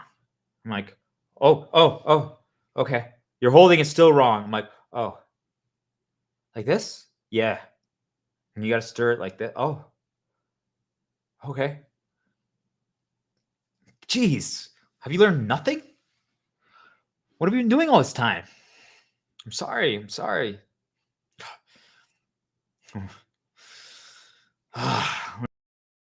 No wonder we lose the battle every year. They can't even hold a wine glass properly. Anyway. Where was I? Oh yeah. So like it's like something like that happens. And for some reason, they just give up. It's like they just think that there's no chance anymore. Like just a little setback. And they give up. And I really don't understand why. Like, what's the problem? Like, they're so good. They just don't see it. Well, Shepard, you see, you kind of just told us that we suck. I'm like, oh, you mean I made you not believe? I can't believe you're saying that to me. Do you know who I am? I'm your boss. You know who I am? I'm your I'm your mom. I'm your dad. I'm your sibling. I'm whatever. Who do you think you are? You know what I've done for you? You should be grateful. You should be grateful you even have an opportunity. You know you're lucky that you even have a job? You're lucky that we're even giving you a chance to do this battle with us tomorrow. Just kidding. I can't keep going down that path. I hate it. Does that sound familiar? Did you guys ever experience something like that?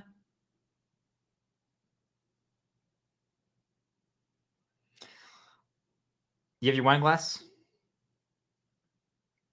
If you have water in there or something else, you know what? I'm going to add just a hint of coffee in my water, in my wine glass. Just why not? Just try it. Ooh, look at that. Could be a type of wine. Could it be like a rosé? But let's call it a brosé. Or it's brown. I don't know, right? Let's try it. Could honestly, yeah, it kind of tastes like let's add a little hint of this too.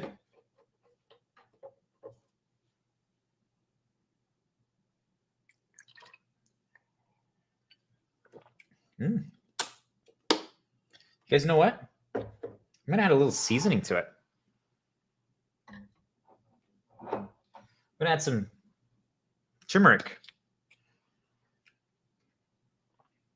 How do you guys season? I'm gonna try like this, but you guys should try it differently. Like, maybe let's shake it a little bit like this. Oh, that was maybe too much. Might be too strong now, guys. And let's stir it.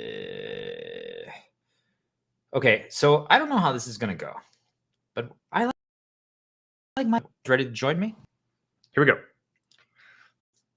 Try to drink as much of this water, wine, rosé mixture that I just made in one go. But before we do that, you who's listening, I'm sorry that I made you not believe for a second there. I'm so proud of you. Truly. I really am. This isn't the alcohol talking. I'm so proud of you. I'm so proud of you.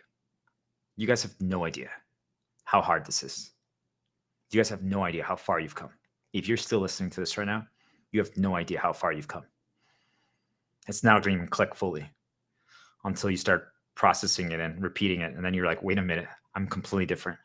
And in a good way, because now you can just choose. If you've been following along with this and you're still hanging in there, you are a miracle because you've always been one. But we're creating a miracle. We're rewiring all that poison they installed in us. Just by doing, I was going to say stupid stuff, but you guys understand that is my old conditioning talking. This is real stuff. Like this is actually extremely valuable because we're stacking associations. Like if I put, by the way, I don't want to risk it just so you guys know, because I have positive with this one. And I'm related to like, the characters had a drinking event and scene before the big battle. But there's could be actually party songs that I had played in my past that I could be playing right now. and it would be teleporting me to those time periods. And I could do that to further try to heal and get rid of associations and rewrite them. I could, but I don't want to do that because I don't want to start paths. I'm already taking so many risks right now. Do you guys understand by doing these stuff? So I'm just trying to make sure that that doesn't happen. But you can stack things like that, and you could rewrite things, and you could do that. If you have a tendency, if you have reliance or need on alcohol, if you do, and you like stream it or record it or just to yourself, I'm telling you, you will get rid of your alcohol dependence. So try drinking a lot of this wine glass. But first, I want you to tell me one good thing about yourself. And what's a good thing? Hey, I can whistle.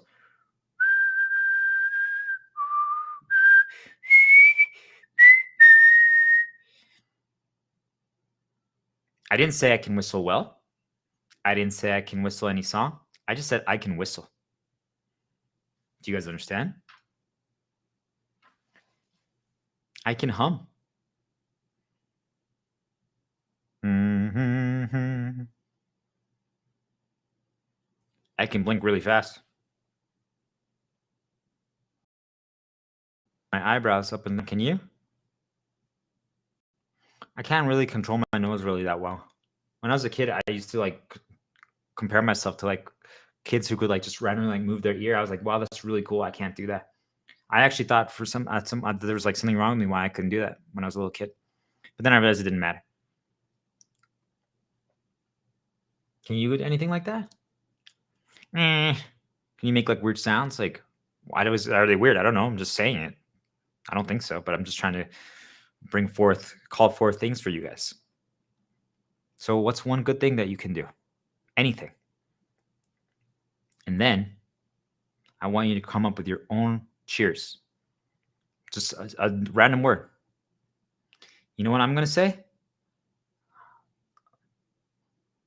Did you come up with them? I'm waiting because I don't want to nudge you and change your path. Because you guys see, that's what people do. Then they make the thing what they say. So what's one good thing? Cool. I agree with whatever you said, by the way. I agree. There's so much more good that you have. I'm telling you. What's your cheers going to be? Could be just one word or two words, whatever it is. 3, 2, 1. Salsa! Chug!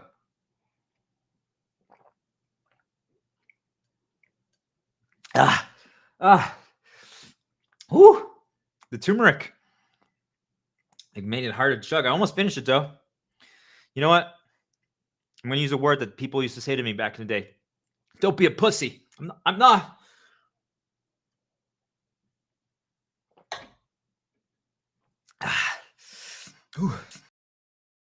Thanks. They challenged me, and you guys know I love my challenge. I had to do it. I can't say no to it. Whew. Oh, wow. It was actually pretty good. I'm going to do that again. Does any of this like ringing a bell, guys? Star Diplomat, Shepherd, come on. All right. Oh, I'm actually feeling it. But I'm feeling buzzed, guys. I really am. I really am. Oh my gosh. This is good. Okay. This is really good. Huh. All right. So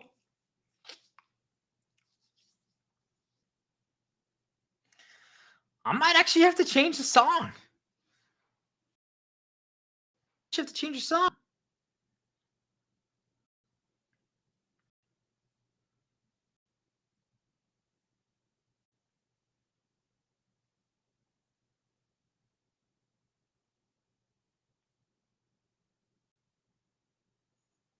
Okay. So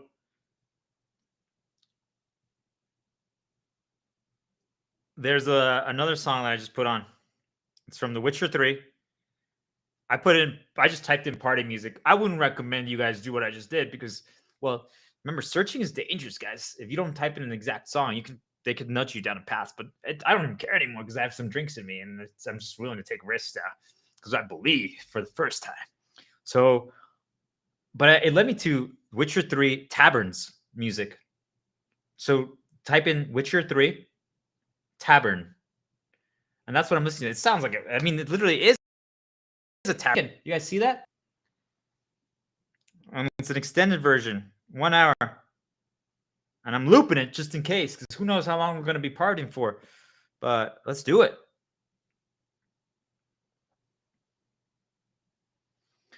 Okay.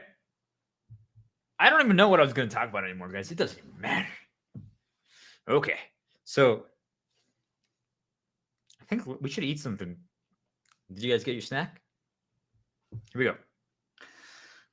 I'm gonna make this time some bread with the peanut butter. I'm gonna add the peanut butter on there. And you know what? I'm gonna add some salsa. Oh my gosh, I forgot. Oh, some of the salsa just jumped on me. I'm gonna add cinnamon toast crunch, 1 piece of cheese. So I got peanut butter, cinnamon toast crunch, salsa, and cheese. Let's try it out.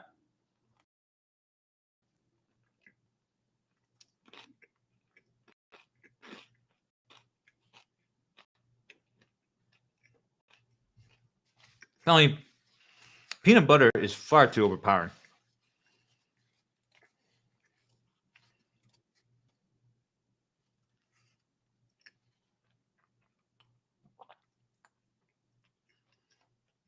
But it's really good.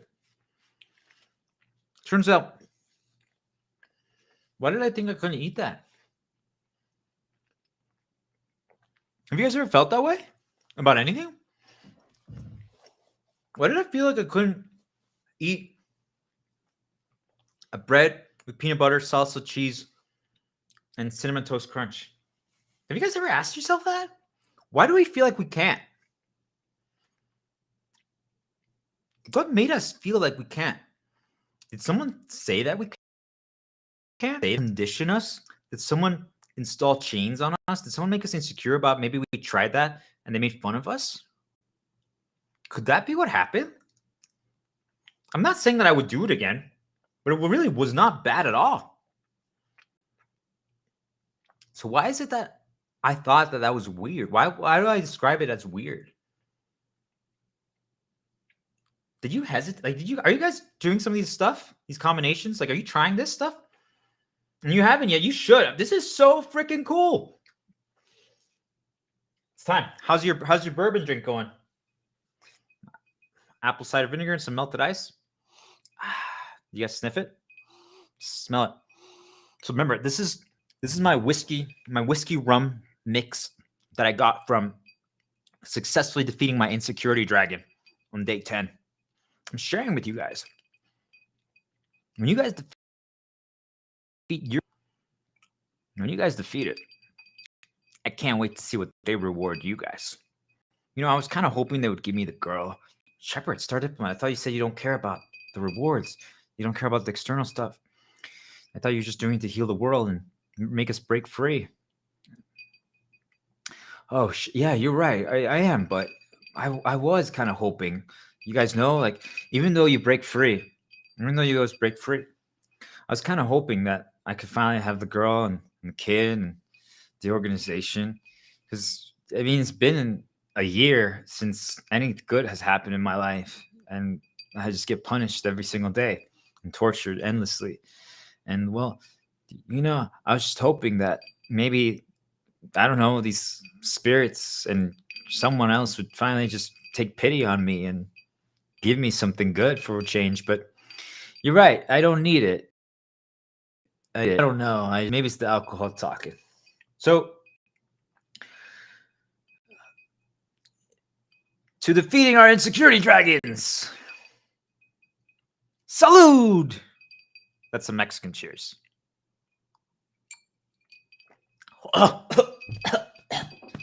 Ooh.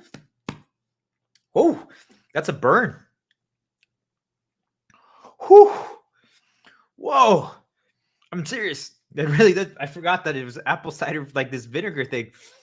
I put a lot in there. You guys ever drank in the past strong alcohol? Whew. Whew. I'm telling you, the approximation, the association, the glass, the smell, the ice cubes, the music, the tavern ambiance. Even that word had a negative. I'm rewriting right now. This is so good. I'm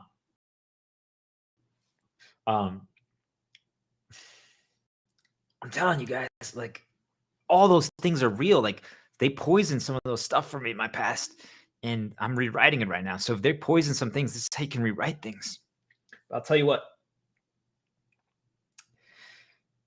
I'm half Mexican, and I want you guys to learn something. I'm going to take a risk. Mexican cheers. Okay. You guys have some jam? You guys have some jam? We're going to do a jam chaser because, sorry, it's ate chaser. But it's jam actually, but I was just going to call it ate. We're going to do an ate chaser after we do a shot. But so I'm going to get, I thought I was going to do a lime chaser. You know what? I am going to cut a slice of orange. You guys don't have to, but I'm going to. Because I'm going to use that as my lime chaser, but I'm still going to use it as an orange interrupt. But we're going to do so to make an approximation of some tequila, I'm going to add I'm going to do some milk. I'm going to do a little bit of this apple vinegar thing, and I'm going to add cayenne to make it spicy. All right, here we go. Just cutting a slice of orange. If you guys haven't got some crazy food combinations yet, you better get some.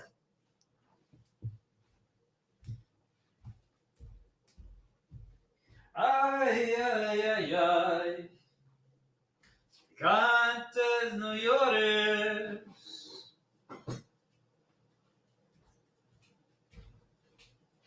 Good job, Leah.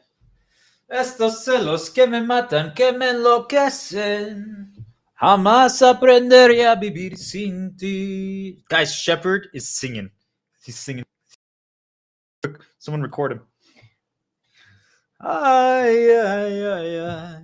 Canta y no llores. Hey, come on, join me. Have you guys ever sang a Spanish song? Repeat after me. Mátalas, mátalas. Con una sobre dosis de ternura. Mátalas con una sobredosis de ternura. Asfixialas con besos y dulzura. Contágialas de todas tus locuras. I heard voices, but that's from the videos that I'm listening to. Oh my gosh, guys. I'm telling you, it's kicking in. All right. You got a shot glass, guys? Here we go. Milk. Tequila approximation. Here we go. Add a little milk in there. I got to make sure that I do it on camera so you guys see that I'm drinking it, right? Because otherwise it doesn't count. Okay. So then we're going to do two. We're going to do two back to back. You guys ready for this? Shepard started from aren't we supposed to have a battle tomorrow? I'm like, guys, come on. We gotta heal. We gotta loosen up. Right? Like, I want you guys to finally break free. Finally believe in yourselves for the first time in forever. I know you've always been capable. I know it. Like, what you guys don't understand is I see it. I see it when I look at you guys, when I hear your stories, when I just talk to you. Like, I just see limitless possibilities, opportunities beyond belief. I see all the answers. And I talk to you and you just don't see it. And it just makes me so sad because I believe in you. And when I talk to you, I'm like, oh, all you have to do is the A plus B and you win. And you were like, I can't do B. And I'm like, but why? Why can't you do B? So I'm hoping that after a few of these shots, you try B with me, okay? So let's you know what? Nah, we'll just do this. I'm gonna add some cayenne. Oh shit, that's my old programming that my dad taught me. The fingers. Maybe I should change it. It's okay. Who cares? Who cares? Okay, got some cayenne in there. And add a little hint of this. So that we got some burn. Okay, so the first one I'm going to do my lime chaser, but we'll use the orange as the approximation. And then the second one, I'm going to use ate. Oh, it has some peanut butter and sauce in there, so I'm just going to eat it right now beforehand. Woo! Okay, so I already have the spoon ready. I'm going to use the ate jam chaser as my second one. And I have my orange lime here. This is an approximation of a lime. Okay? So first shot. So this one, guys.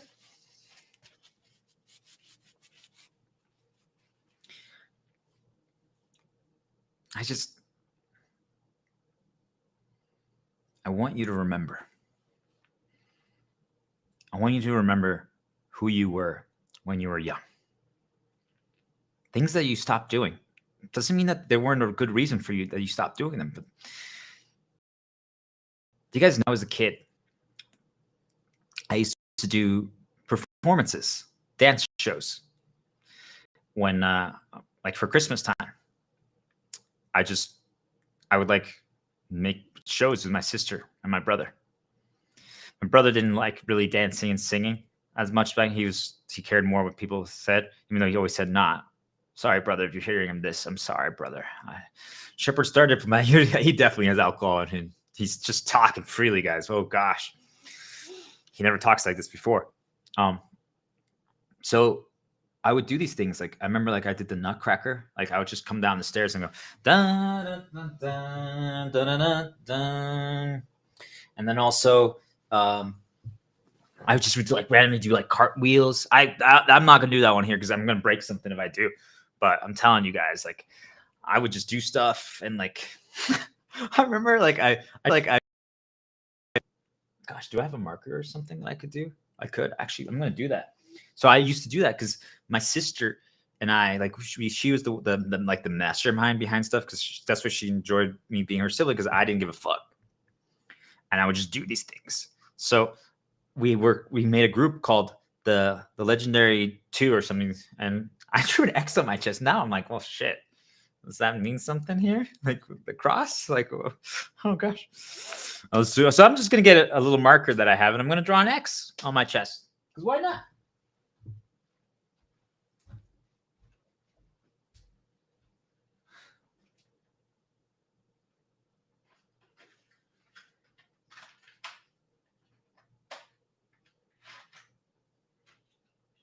We don't care.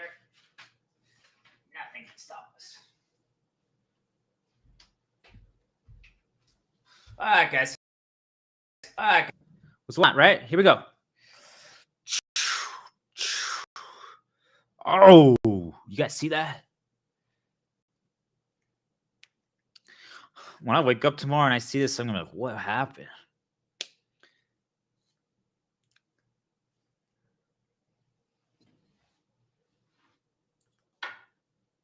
So you guys ever do something like that? Like when you were a kid, like something, I was gonna say crazy, but it's actually kind of cool. I'm like, people love those shows, those performances. Like my mom and dad used to talk about them all the time. You know what? I'm gonna write them down. I'm gonna write them down just in case, so I remember that I talked about this because I might forget. I don't think so, but I'm gonna write it down. It's like, hey, remember you talked about when you did the Christmas shows.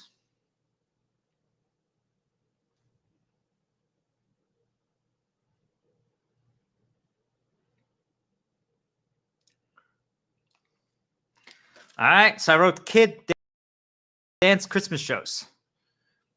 That will remind me of it. I'm telling you guys, because if I see this, I'm now going to remember that. There's going to be some memories that are going to pop up into my head now because I did this. Like I just thought of like this family that once came over for Christmas, and these girls. I'm like, oh shit. I'm going to stop there because I'm going to go down a path otherwise. But Interrupt.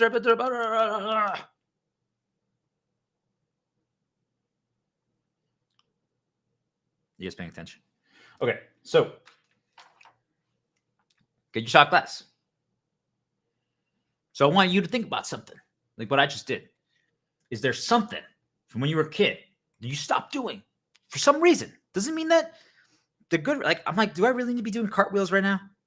Nah, I might. Maybe I'll start doing push-ups here soon and sit-ups. Just cause I used to, yeah, just so you guys know, when I play like challenging video games, I do push-ups and sit-ups in between every single, like, if I fail at something, right? Like, it's a progression attempt, but like I'm doing a challenge in a video game and I lose, I just do like 5 push-ups or sit-ups while it's loading again. It's not a punishment. It helps me do some exercise since I'm not going outside as much. So anyway, what is one thing? Like, you see, like, doesn't have to be anything crazy, but it's like, was there something that you stopped doing? Like when you were a little kid, like maybe like somewhere in like in elementary school, maybe you used to play recorder. Maybe you, I don't know, at home, like you used to like rearrange your furniture in your room, or I don't know, just what did you maybe used to like put a pot on your head and like bang it with like dog bone, bop, bop, bop, bop. I don't know, right? Like what, guys? Like just think about something like when you were a kid. Ready? What did you do?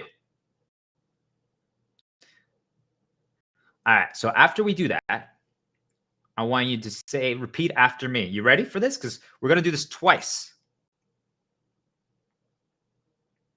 This is what I call the Mexican challenge. Mexican cheers.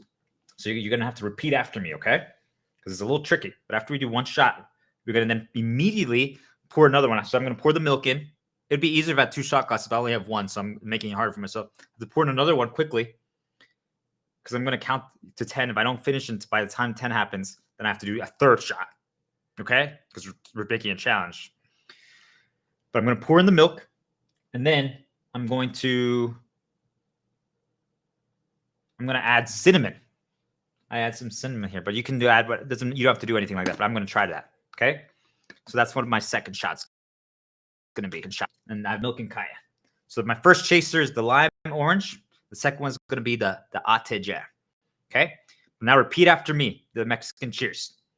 One practice round and then the real thing. You guys ready? Arriba means up. Abajo, down. Al centro, to the middle.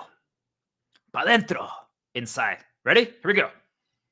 Arriba, abajo, al centro, pa dentro. Salud. 1, 2, 3, 4, 5, 6, 7, 8. Oh no. 9, 10. Okay. I matched. I'm going to just stir it a little bit. Never mind. No, I'm not. For round 2. Oh, I didn't even chase it. Oops.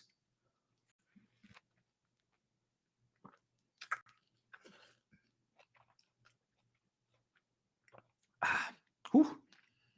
I need to add more burn to it. It's too easy. It's too easy.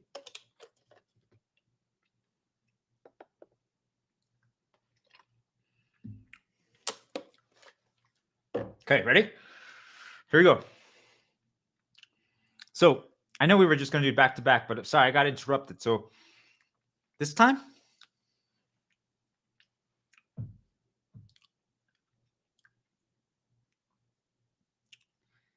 is there like, let's do a little challenge. By the way, guys, I'm sorry if you guys see that my feet aren't like the cleanest right now. Like I didn't clean my carpets yesterday or whatever. So castle's a little dirty. Okay. So can you grab a pen with your toes? Okay, so I'm going to hold it like this, and I'm going to try to grab it with my toes. I'm going to even hold on to this. Ready? Here we go. Can you like lift up your leg all the way? Can you?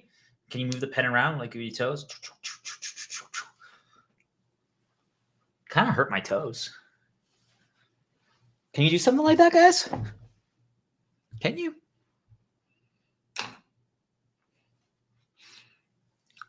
What's one thing? Can you come up with one right now like that?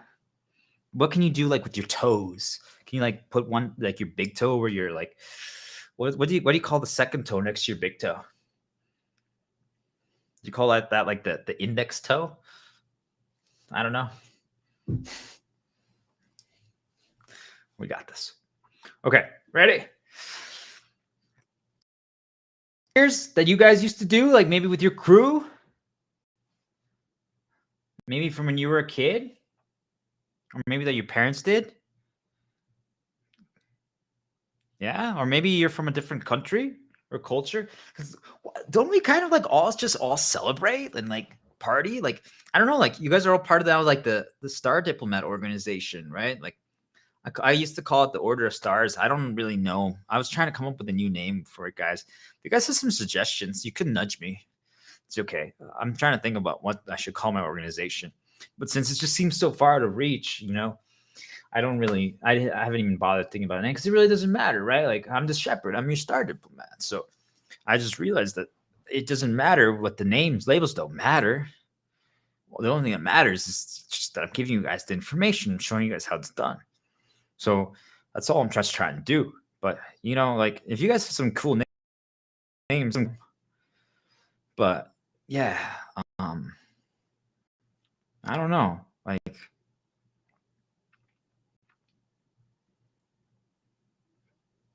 we're all just it's just cool. I accept all of you guys. Like you see, like I don't need you to be a star yet. I don't need you to be like a master or like the best. I want to take the people who don't believe in themselves. Sorry, I know we were gonna do shot, but I got distracted. Oh gosh, things are like falling. I'm just gonna take a sip of this because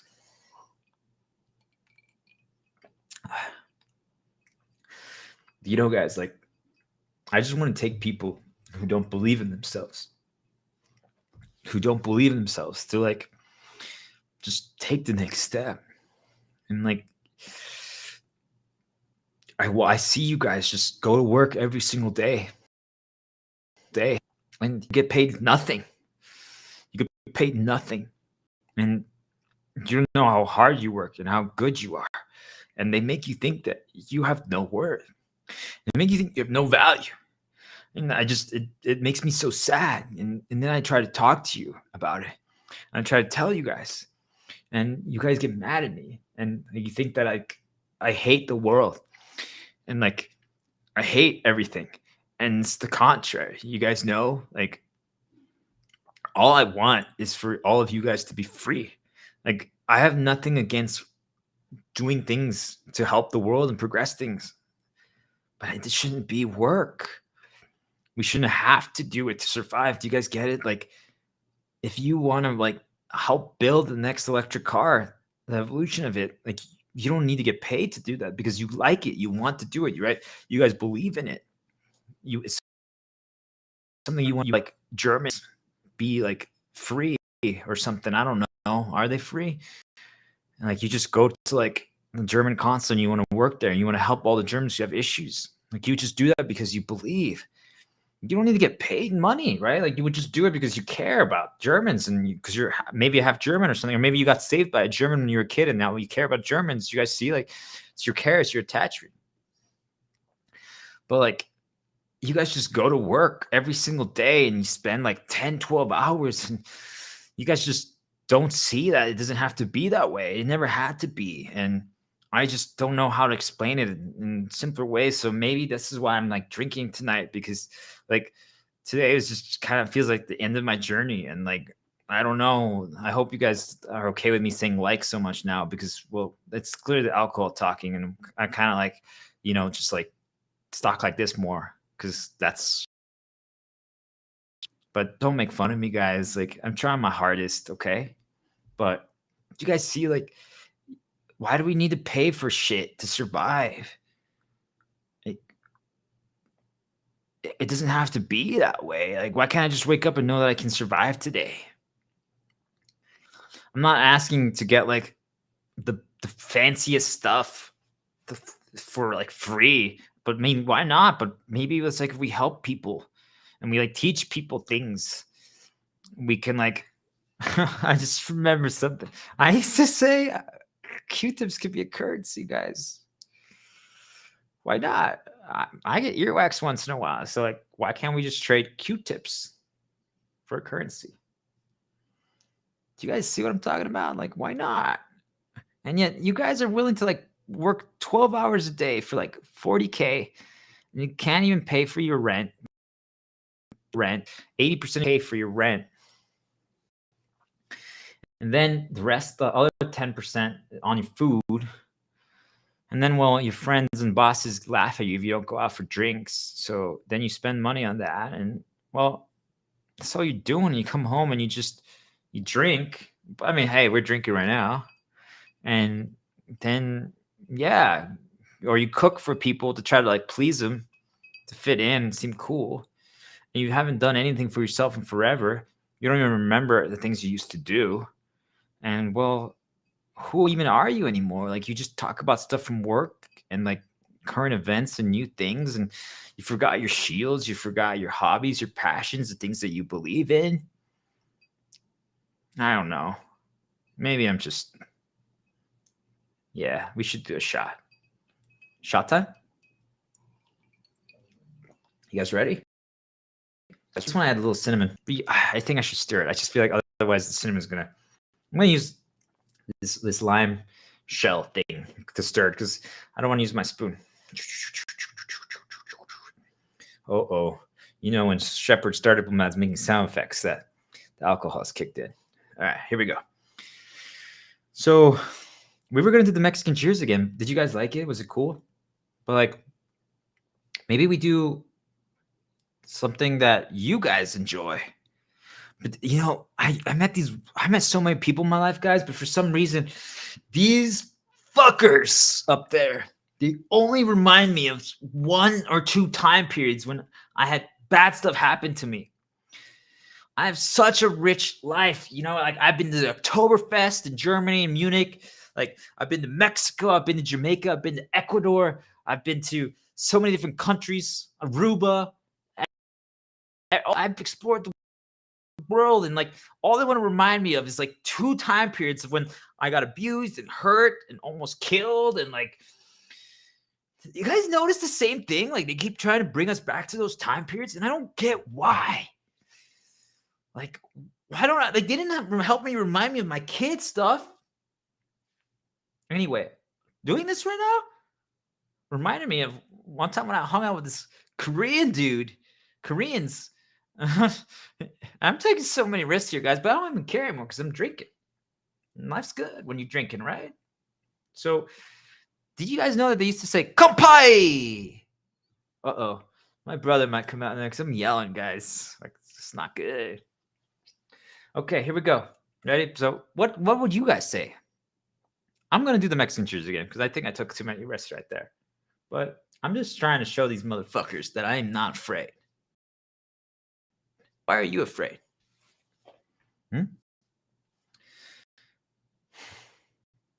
Oh, they just spawned a little cockroach on my shot glass. Do you guys see that? Oh gosh, do you guys see that? You see that little cockroach right there? It just made it appear out of nowhere. Do you guys see that? Hello, little cockroach. I hang out with them now, just so you guys know, because I know that it's them. They can make these stuff appear in my reality. I don't know about yours. I think it's kind of cool. In here, I don't have a problem with it. Outside, though, I do. But you guys are safe here. You're in the Shepherd Star Diplomat Castle. So I'm going to say, hey, hold on right there. Don't go in my drink, okay? Arriba. Abajo. Al centro. Pa dentro. Ate chaser.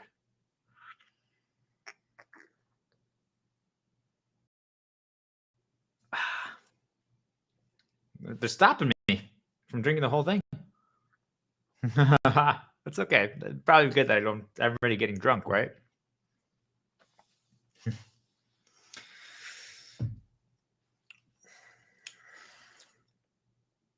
Oh, at the chaser.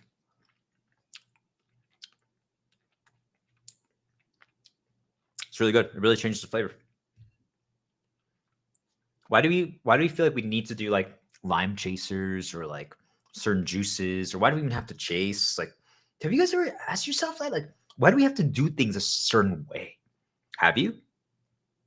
So I'm gonna tell you what, guys. It's time. I'm gonna get my dog Leon. And I was gonna play a set song, but I'm just gonna jam out for a second here, guys. All right. I just remember something. Remember to look how many memories are popping when I'm doing this, guys. Because I used to do this, just so you guys know. I'm gonna tell you a story. I'm gonna grab my dog Leon.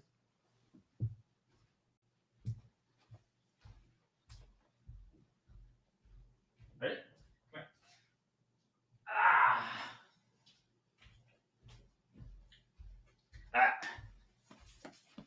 So back in the day when I used to play Shepherd Starter Mine, you sure you should be talking about all this? I'm like, I'm just trying to get you guys to break your conditioning and your programs and your fear and your insecurities, and just show you that this is the way. This is how you do it. Now, could we do this without drinking alcohol? I hope you guys can get to this point without drinking alcohol, right? Because we're not drinking alcohol, are we? Don't tell people. Oh, wait, I'm the boss. I get to decide when we're drinking alcohol right now, right?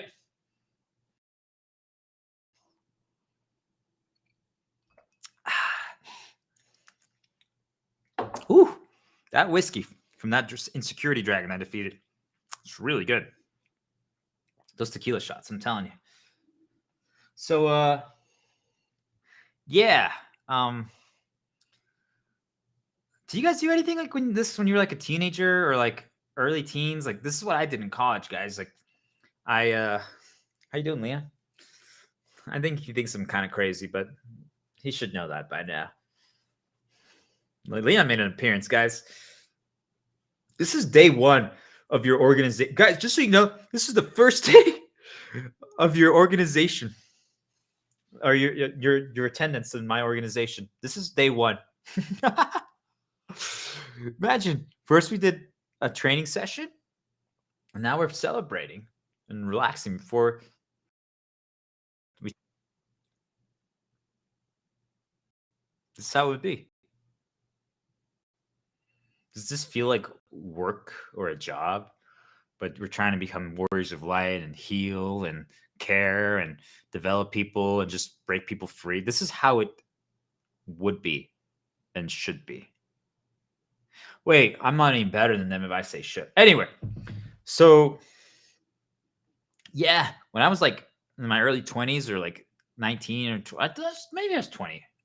Oh shit, guys, don't get me in trouble. I was drinking before I was 21, I think.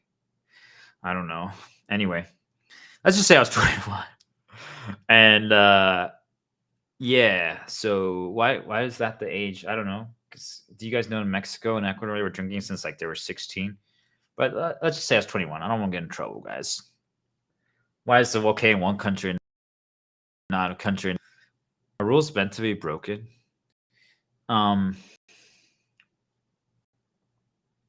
Yeah. So anyway, I'm kind of losing my train of thought because it's alcohol. Yeah. So I played World of Warcraft or League of Legends, and then I would hang out with a group of people online from around the world, from many different countries, Russia, Portugal, Brazil, different states in the US, Mexico. I'd hang out with them. And usually we all speak in English, but I tell you, from all around the world, Canada, a lot of Canadians. And we just hang out, talk about video game shit, and then drink. But also, I never met them in person for the longest time. Some I did meet eventually, but I never met them in person. We just from virtually across the world. So like if we did this virtually, guys, and then we started having some drinks together. Now, you know what I have my opinion about alcohol, but you guys just follow along, okay? We had some drinks together, and then slowly starts talking about other stuff. And like there was a song that I used to play. I'm taking such a big risk here, but it was called "Blame It on the Night" by Calvin Harris. And I would just fucking dance because other people were afraid to get on webcam. And I was just like, fuck it. I don't care. I'm just going to do it. And I would do it. And I would just drink tequila straight up. I didn't even chase it other than with water. I was a monster. I was a beast. It was crazy. I just drank so much. But it was safe. I didn't go out because, my brother and my sister are my guardians, and they didn't let me really go outside because my parents wanted to make sure that I was safe, and I was. So that's how I bypassed. I'm going to call it suppression, but actually it was a really good thing. I didn't have to worry about like spending an excessive amount of money. I just bought one bottle. It was the cheap version trigger. Got the cheapest tequila. You guys see what's happening? I've created a version for it for myself. And I would just never, it's like $15 and then just do shots. And I didn't have to go outside, didn't have to drive. There was no risk, no danger. But I just hung out with these people, made a lot of friends every single night. But you guys know that people would be like, thought that I had no friends, I didn't talk to anyone, that I was like this weirdo. But all those people around the world thought I was the coolest thing ever. But I didn't hang out with people in person. So a lot of people told me that I had no friends. Did I have no friends? Because I was hanging out with people from around the world who I assumed, and we were just having drinks and talking, playing video games. Then we talked afterwards just on Skype, and I danced. So you know what? I'm going to dance right now.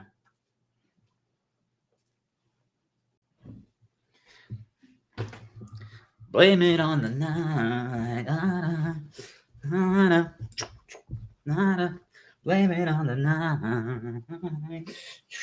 But there was also another song that I used to dance with my kid. So that's going to be the association that Omega from Final Fantasy. Come on, join me, guys. Do a little dance. Crystal Chronicles. Dance Revolution. That's what I used to lose weight. Have you guys ever done it with the arrows? I'm just listening to tarot music now. I can picture the arrows coming down.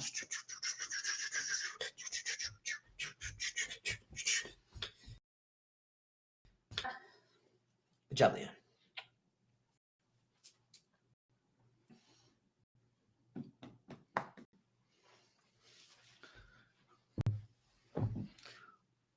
What do you guys think? Are all those things weird? I learned so much playing video games online. Hold on. Let me see if the cockroach is still there that they created. Oh, it's gone. All right, I'm finishing my shot.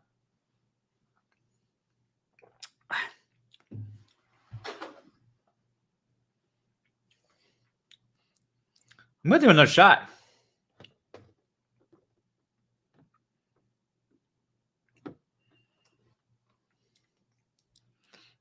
You, who's listening? I need you to sing a song. Can you sing a song? Or can you dance? Can you dance on the table? No? When was the last time you danced? Do you know how to dance? I don't. I just listen to the rhythm. Just a reminder here. Do you ever play Dance Revolution?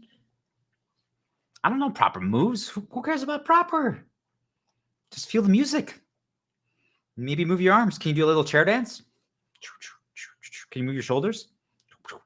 Let's do a chair dance, guys. 1, 2, 3. 1, 2, 3. 1, 2, 3. 1, 2, 3. I don't know why I'm counting. It just feels like it helps. Can you guys do that? All right, all together. We're going to do a chair dance. We're going to move our shoulders up and down. And then after that, oh, there's one. Did you guys know that the Indian head shake, they like when they're listening and they're absorbing information, they do that? I have nothing against it. I think it's really cool. But you guys realize that when I first was learning about that, when I was selling, that I thought that they were saying no because sometimes they were just like, and that was actually them just processing the information condition.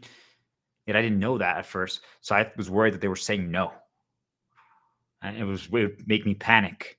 I just didn't know. They were different. There's nothing wrong. But then afterwards I realized that I'm like, that's really cool. Because I'm like, a lot of people like might nod, right? But then they were doing the opposite or like something like this. I didn't know that. Then I was like, that's really cool. You guys see, like the only thing that separates us is info. I'm like, why can't I learn about what cool things you guys did? Hey, that was how I grew up. When I was like between 18 and 22, since I couldn't really go outside during the college years because my brother and sister wanted to keep me safe, but I wanted to hang out with people, I started playing a lot of games online, okay, and make friends. And then I since I already played with them a lot, then we started talking on Skype. I mean, I'm telling you guys, I talked to girls online, nonstop, video chat, all the time. They were all talking to me. I was dancing. I was just doing shots with them. I was drinking with them. Truly, there was like 20 girls that I was talking to on Skype. But yet, I'm telling you, when I tried to talk to one in person, I thought that I was weird because I'm like, well, I clearly have never done it before. But yet, when I was doing it on Skype, on video chat, and through the games, I felt so confident. You want to know why, guys? Because it's called a positive shield. The positive shield takes me all the way up here. And then when I was doing it, then I could just talk to them because I was in my zone. I was in my element. I did a positive shield path, right? A 1 + 2 + 3 + 4. So then I could just easily do it. But when I was outside, since I was so negatively reinforced, and they always said that I was weird and stuff like that, and that I apparently didn't have any friends, and I was just exercising my thumbs. I didn't know what I was doing. That when I was outside, if that happened, I was like, ooh, because that was all that was getting reinforced to me and repeated to me. So then why would I even go outside? You guys get it? Like I just preferred that world because I was getting positively reinforced. I was being rewarded. Do you guys get it? I'm like, was that girl not real that I was talking to on Skype?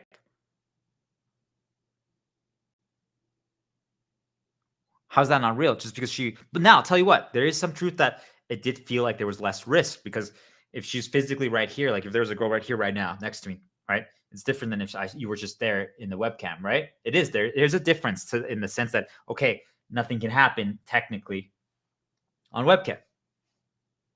But is there really that much of a difference if we're just talking? I'm not saying that we're going to kiss and have sex. I'm just saying we're just talking. Is there really that big of a difference if she's right here or if she's in there? Is there? Do you guys see what I'm trying to say? Like, other people tell you that your way is wrong. And yet I was thriving and I learned all these skill sets. But when I then tried to execute them outside, I hesitated until finally I just broke free. When I started like doing these dances on Skype in a group of like 20 people and just not giving a fuck, then I went to things like random events in person. And from like one day to the next, I just had full confidence and full belief in myself. Like there's videos of me just going to like this random party, like a Star Wars party. And I'm just dancing by myself with like this R2D2 that is like driving around. And no one else did it. I just did it by myself. And I had complete confidence because that's what I was doing online in this virtual world in Skype with a group of people. So like it just for me, it felt exactly the same because I was doing it. You guys understand? I was doing it. And I didn't care what anyone else said or did. And then sometimes some people actually joined in. I would like go on stage of things. Do you guys get it? Like it was truly, I was something different because I just embraced that time period. I just embraced who I was.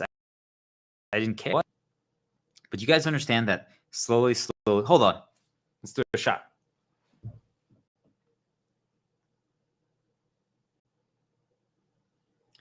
I want you to believe in yourself.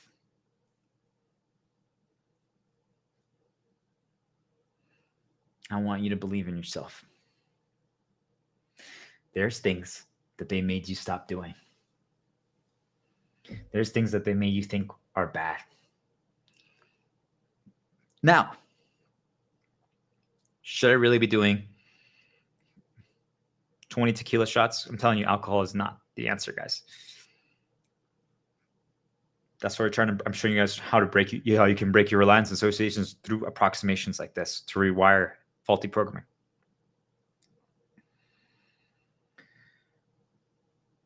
But you guys get it. Like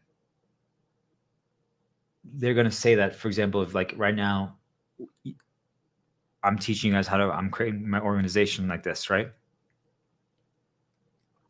And they would say that this is bad. This is wrong. What I'm doing right now, you can't do this. This is not, you can't create an organization like this. You can't teach people like this. What you're doing right now is fucking weird. And I'm like, is it? What if this is the answer to show people that it's okay?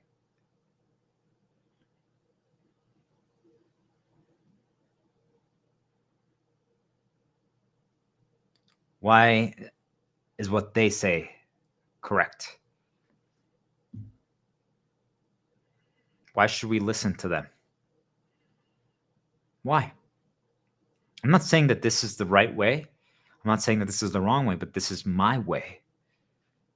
Now, you guys have seen my other 23 days work. How many times have I done this? Never. Not like this. There's similarities. There's some things that, do you guys see, like, I chose the parts of this that I like, right? But I wanted to show you guys something.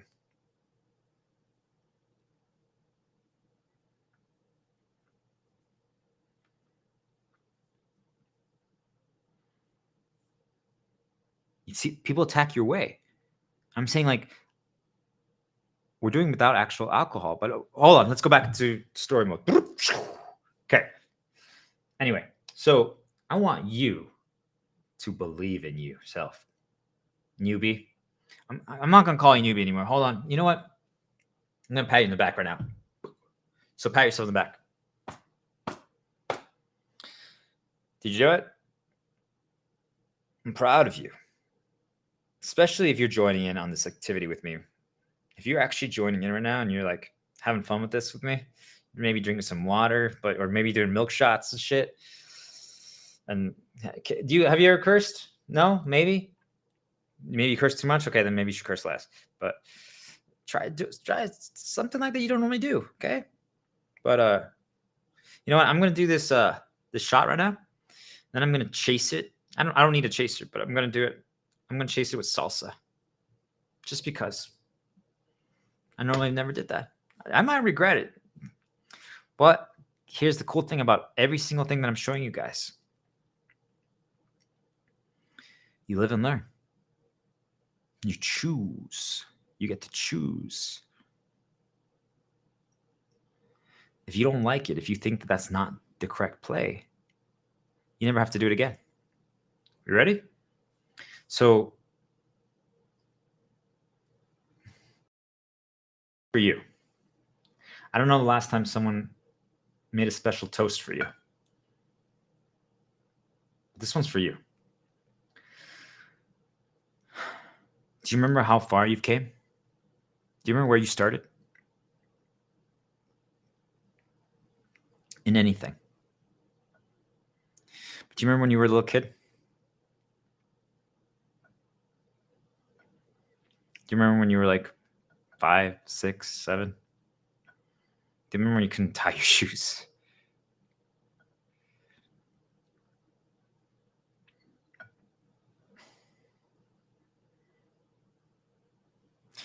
All the things that you had to learn that you couldn't do. Remember when you used to get mad? I'm talking to myself right now, but remember when you used to get mad because your brother would walk over your bed and like, and he would step on your pillows. Of course, they're dirty, right? His feet or socks, but you cared about that. Well, now it makes sense because, well, for some reason they chose you to have scalp issues, regardless of what you do. So you probably knew. You're like, please, I don't want that. But if for some reason he would just do that over and over again and make you so mad, so you started like putting towels and shit on your pillows. But remember that? Like you used to get mad about that stuff. Now look at you. They torture you every single day. Nonstop. The worst things in your life. Nonstop. And now you do this stuff to teach other people.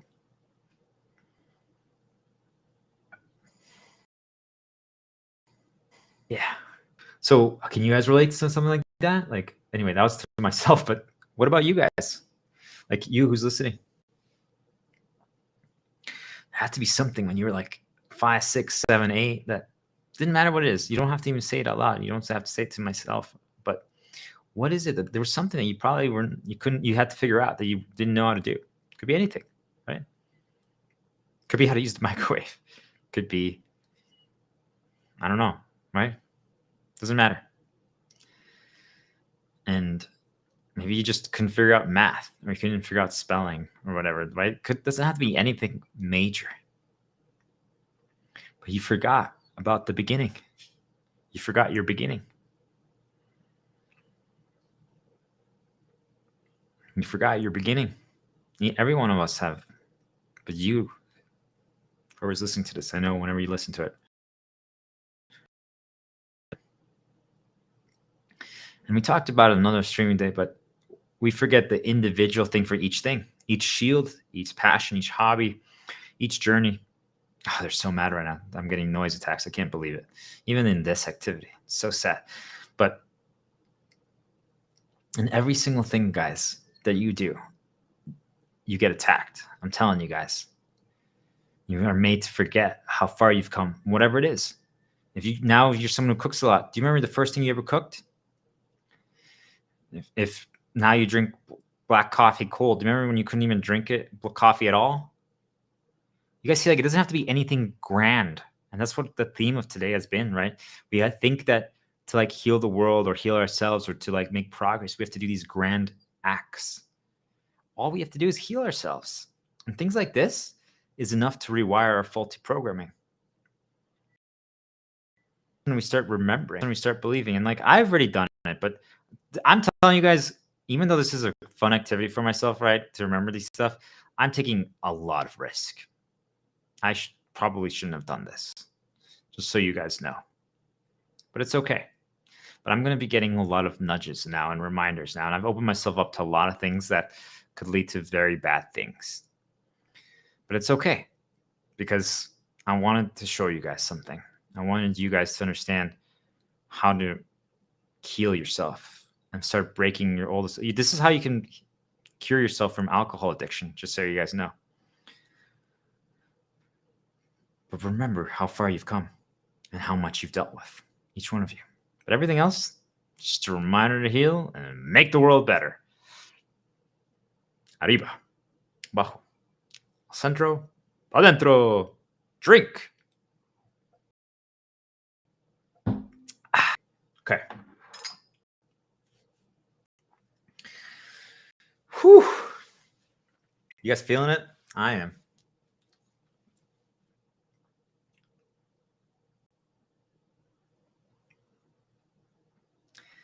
I'm gonna eat my cold tortilla with cheese. I'm gonna just throw some ham on it. I'm just actually gonna eat it regular. Just gonna put some salt. Regular, you guys hear that? I'm just gonna put some sauce on it. And take a bite.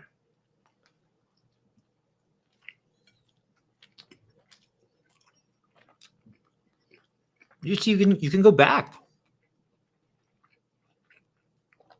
You can go back. I'm just gonna dunk it in.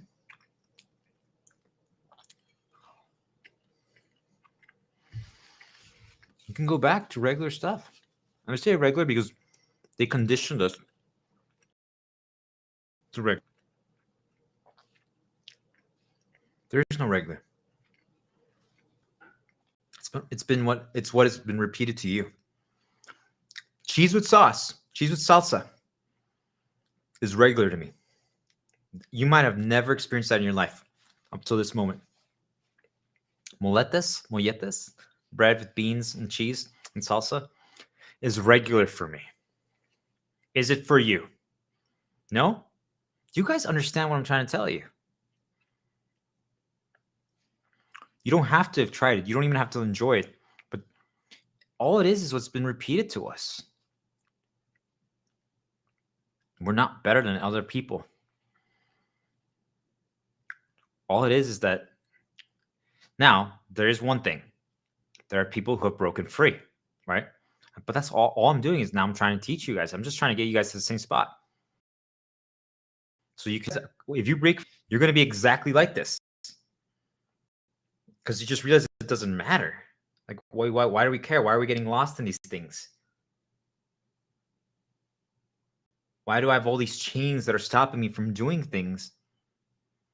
I'm never get a job again if I stream and do something like this. I'm like, then why would you even want to work there? First of all, we're trying to move away from that world. Do you guys understand? If they stop you from working because if you do something like this, do we get how fucked up the world is? because I'm trying to heal people, get rid of their alcohol addiction by showing them how they can rewrite them through approximations and associations. This is water with apple cider vinegar and ice cubes.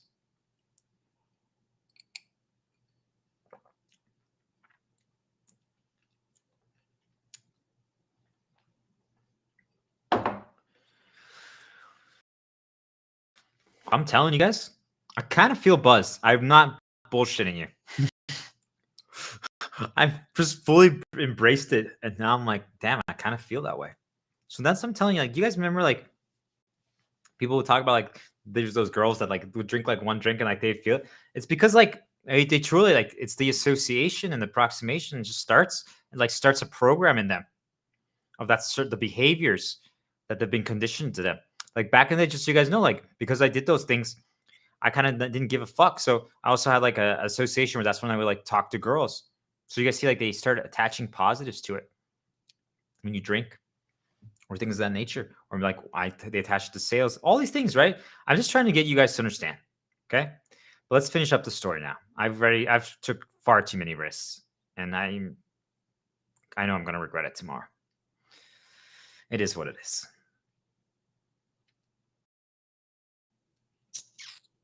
It's okay though. But we're going to get fucking destroyed tomorrow. Can you guys go easy on me? I hope you guys enjoyed the performance. Please. I'm asking the spirits trying to go easy on me tonight and tomorrow. Come on. You guys had to have enjoyed it too. You must have had fun. Please. Can we not just abuse me tonight for one night? Can you please not? I know they're not going to, though. They always just abuse me. Just tortured endlessly. I'm prepared for it.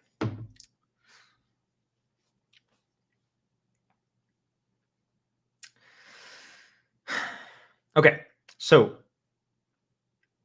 let's finish up.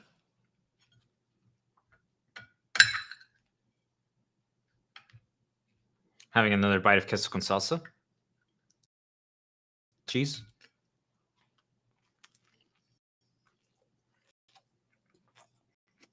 You guys should try it. I'm telling you, it's so good. So,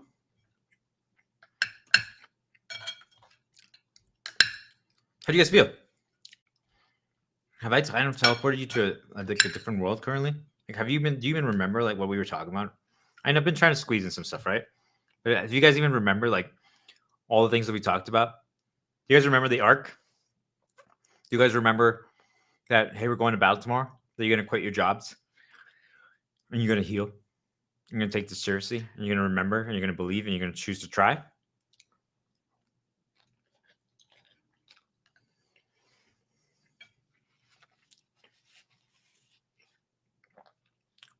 No? What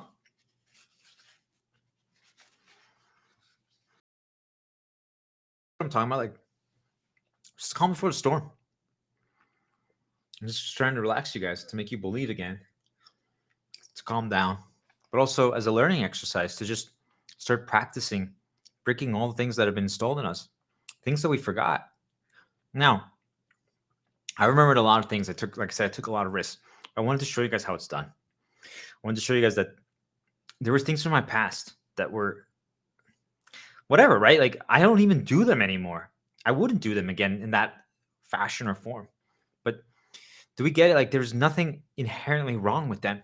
Yet when I was growing up, people attacked me for them. Yet they were the things that helped me. They were the things that taught me things, that grew. And I wasn't hurting anyone. If anything, you should say, maybe I probably should have drank a little less. I definitely drank a lot. But I passed out in my bed. And that's it. If anything, when you say that's better than I wish I didn't drink at all, right? But it's so be it, right? When we grow up, we're living and learning, right? Do you guys see, like, that was something that I did to help myself to feel like I could socialize and stuff like that. You guys probably did similar things, and people might have attacked it. And it's not just, I'm not saying it's tied to alcohol, but you guys see, it's anything. It's anything. Yet now when you're older and you've broken all your chains to it, all these things, just so you guys know, now that I remembered it, and now I'm like attached it to these things, I'm never going to do these things again, just so you guys know. Because these things I try to keep away. But now I've also detoxed a lot of, I want people to understand, I've detoxed a lot of these things. There's some other stuff that I could do, but I've already taken far too many risks. I've detoxed a lot of these things because a lot of these things have had a lot of poison in them. That if I just saw in the cupboard, they could start nudging me negatives. They push a negative reminder into your head when you see it.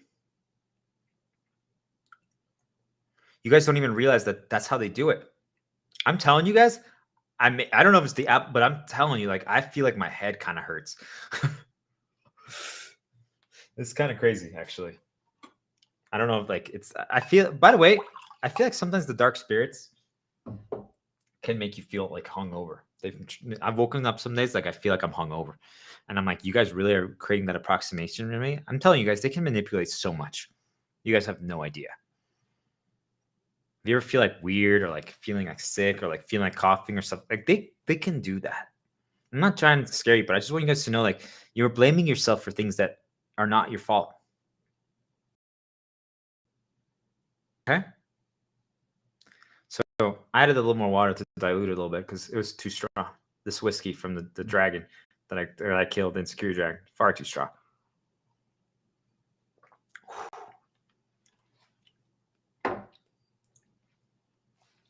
Gotta drink more water.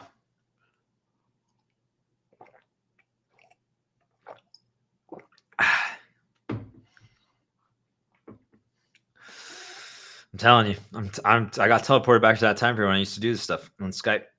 It's crazy. Do you guys see, just from these approximations? This is what your star diplomat and your shepherd does for you guys. But I wanted you guys to relax. I wanted you guys to learn how it's done. You can do things like this to start detoxing things around you. But here's my actual advice. Don't do it unless you really. Do I really care about this glass? Do I really care about this glass? Is it really such a big deal that I saved this glass? Like, I see it in the reminds me like when I used to drink whiskey, right? Do I really care about a glass like that? Am I really attached to it? Do you guys get what I'm trying to say? You guys can detox things, like doing stuff like this, like tying it to another activity, tying it to your other shields, maybe putting like a positive reminder in front of it. Like, so like, for example, let's say I put my dog bone there in front of it like this, okay? Or whatever. And then I can be like, oh, that reminds me like of Leon or something like that. You can do stuff like that. And you keep repeating it every time you see it, right? So like these certain, like that's how I detox things, okay? But what you realize is it still always has negative conditioning points or associations. Okay, it always will have at least one, but you're pushing it down, and the scale of balance is being tipped now positively. So a lot of, like, I just think like my parents, like, there's things that they have that are probably poison just from sad reminders that have happened in their lives, and they don't rewrite things. They don't know how to rewrite the meaning or like rewrite the association. Like when you see something, basically what pops into your head, like this, I think of my sexy leg girl, my goddess, right? But you guys are like, wait, what? You guys see, like, it's not as simple as you guys think.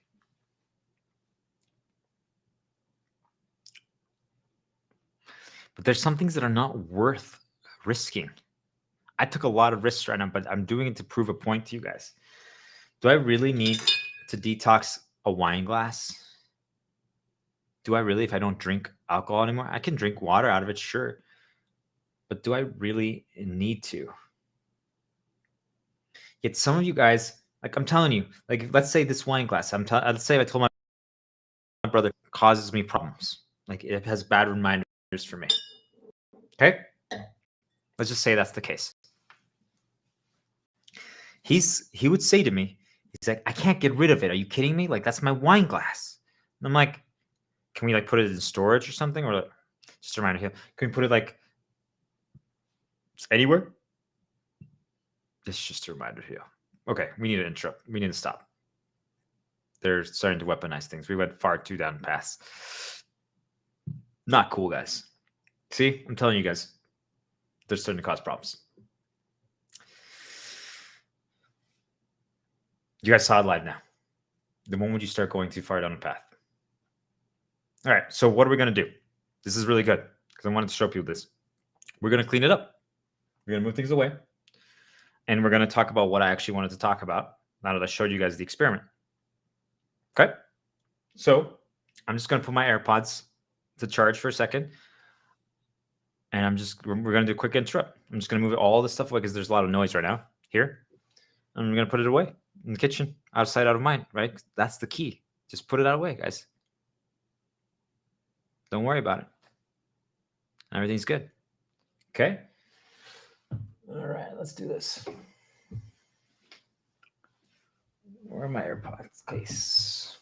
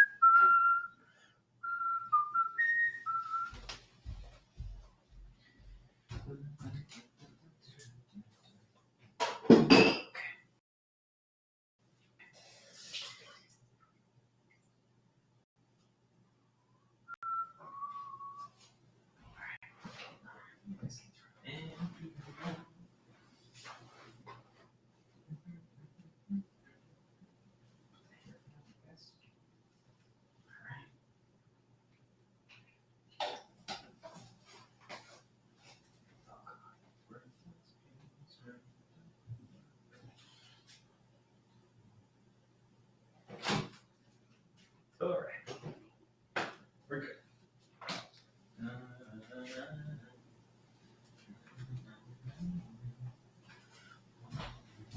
Margin tripped. Actually, we should save it. Okay.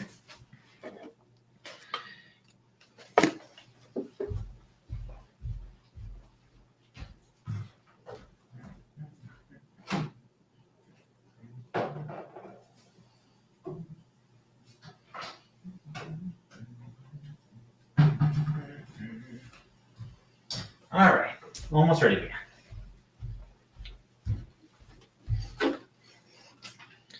Sometimes we have to take some risks, but when you push it too far, you just have to stop, guys. It's just all there is to it. It doesn't have to get complex. I just want people to understand how this works.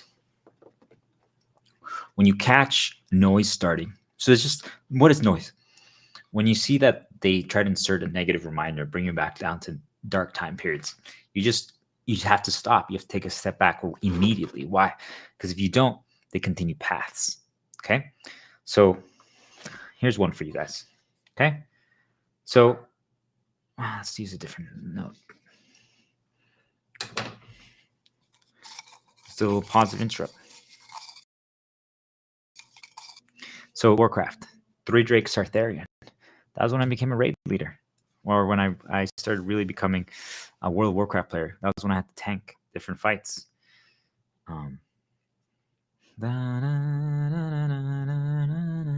It's a song related to it. I used to play League of Legends. These characters: Irelia, Vayne, Triple Triad, Final Fantasy VIII. Remember the mission. That's what this is about. So we have to get back to that. The card game. We have to get back to the mission. Let's do it.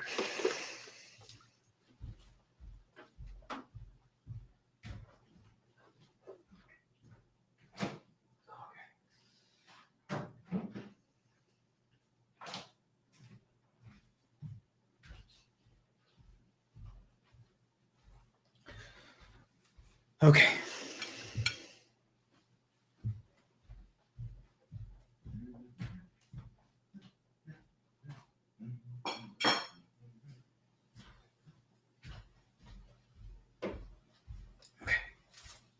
We got this. As you guys can tell, lots of risks were taken. But we're good. We're in a great spot. But we have to remove some things.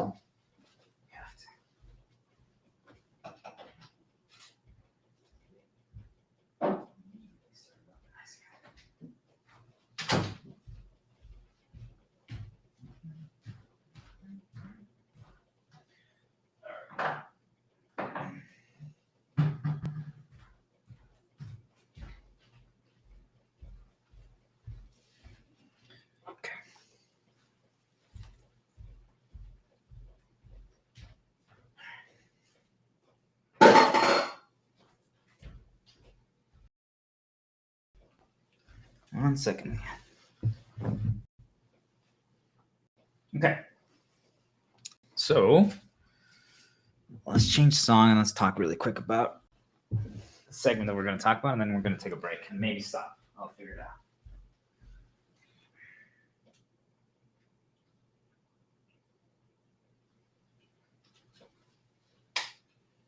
That's the soccer.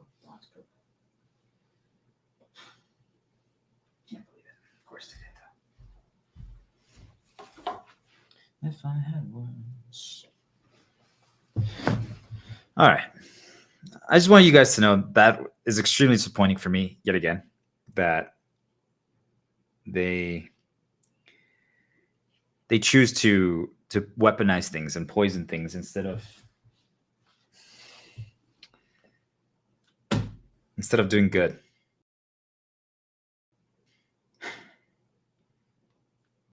You guys know, like, I was just trying to do a positive activity for you guys. This is just yet again, every time we do these streams, if you guys have been watching, see how these start ending? Do you guys see, like, are you starting to see a common recurrence? Like, I'm just telling you, they just try to poison every single thing. Okay, it's the same stupid shit every single time.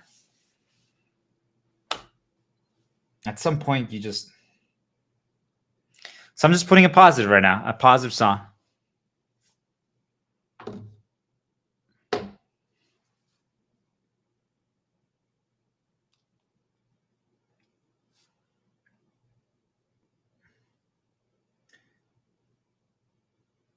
Okay, we're good. Everything's just a reminder to heal. Okay. Okay. We're probably gonna have to stop though, just so you guys know, like when you catch these moments, all right? Because we're just the shepherd, the star diplomat. Everything's a reminder to heal. Okay. It's our shield. Everything's a reminder to heal. But I went too far. That's probably what this is the truth. Like I went really far in it, but I don't know. I probably shouldn't have done that.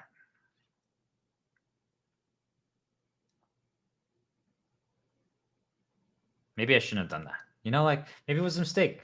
I wanted you guys to understand, like, how you can rewire miracles or I don't know. I'm so thrown off right now. Do you guys see, like, how disappointed I am right now? Yet again. I'm telling you guys, in these moments, these are the moments that I don't feel like but these are the moments I ask myself, why do I even try?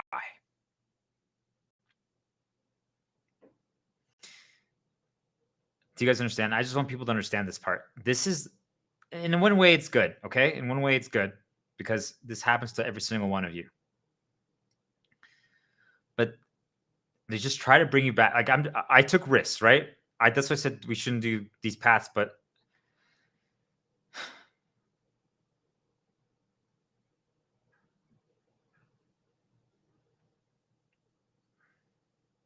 so what did you guys learn?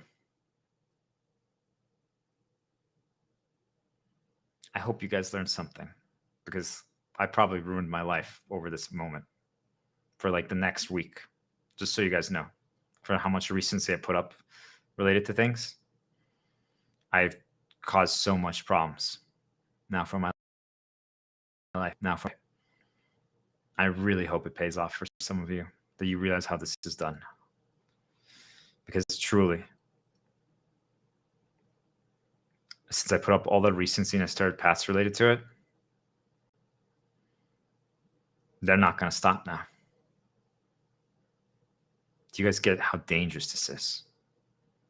This is why I need you to heal. This is why I need all of you to take this seriously. Because they don't have to target any one of you, because all of you are just enslaved completely. So you guys see, look how I'm reacting, right? I'm reacting because I'm disappointed. I'm reacting because I'm disappointed.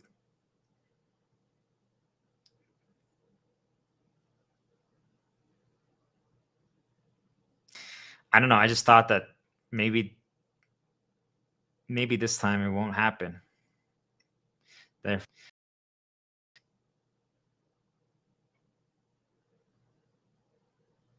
They never will. Because this is my life, okay?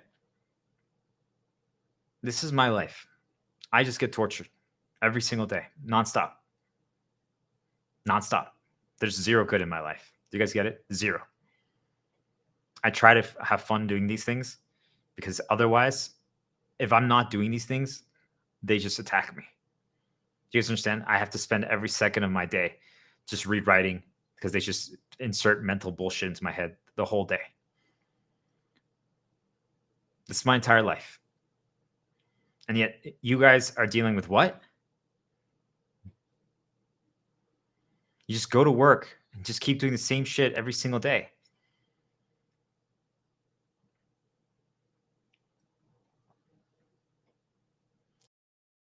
So it's not worth doing any challenges for more than a short period of time. Because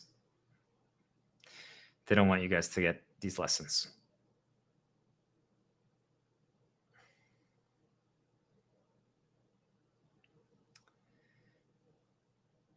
Don't charge into battle as someone else, guys. I showed you guys my old version. Okay? I showed you guys my old version. I'm never doing that again. Just so you guys know, I'm never going to do that again. Because there's so much poison related to it, and I was trying to detox it and rewrite it, but it's not worth it. Do you guys get it? It's not worth it. It's not worth it. I'm just telling you, like, I know why I'm disappointed is because it's an activity, yet again, that I wanted to be a teaching lesson. And it doesn't matter what I do. Do you guys get it? Like, I don't know. Maybe just it's these moments that I just hope that there would be 5 seconds of normalcy. But there's never going to be. That's my life. Do you guys get it? There's never going to be a positive again in my life. Ever. Ever. All I am getting is mentally tortured every day, 24 hours a day. And yet all of you are not dealing with that. And you just don't do.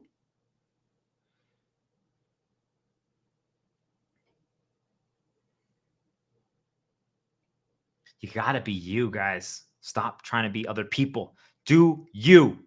Your way works. Why did you guys stop believing? Don't listen to them. Listen to poison. This, I have no idea what they pushed into my head, but they tried multiple times throughout, but then they finally did just past the they passed the level where I was like, that's enough. And I just couldn't do it anymore. Do you guys get it? This is what they do to every single one of you outside when you try something. This is how they poison all of you. Every single thing. I'm telling you, they can fucking insert shit into our head just from the things we talk about.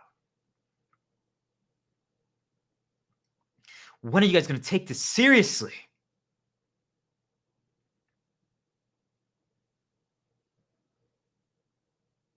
So what was this supposed to be? This is supposed to be the calm before the storm, before the battle. And it was until it no longer was. Because I went too far. I should have stopped 45 minutes ago, an hour ago. But I thought it was great. Do you guys see what my reality is? Yet you guys repeat the same things every day and you make excuses why you can't change things. And I'm asking, why?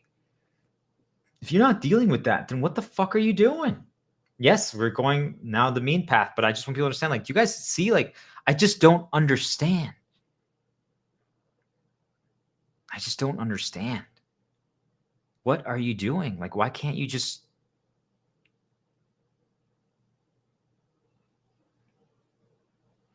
Why can't you guys just heal? Why can't you guys just say, I'm going to quit and give myself time? Do you guys get it? If I would never have to stream and I could just do my own thing and never care about any of you ever again, do you guys realize how easy my fucking life would be in comparison?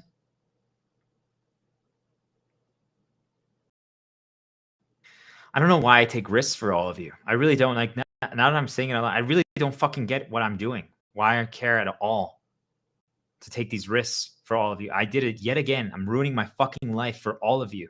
And none of you give a shit. None of you care at all. You guys just don't care at all. You don't do anything to change your situation.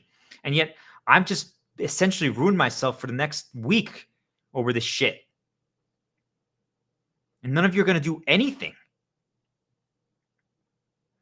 Why? Why can't you guys just start? Why can't you guys just quit your jobs and give yourself a 40-day vacation to start healing? Why can't you guys do that?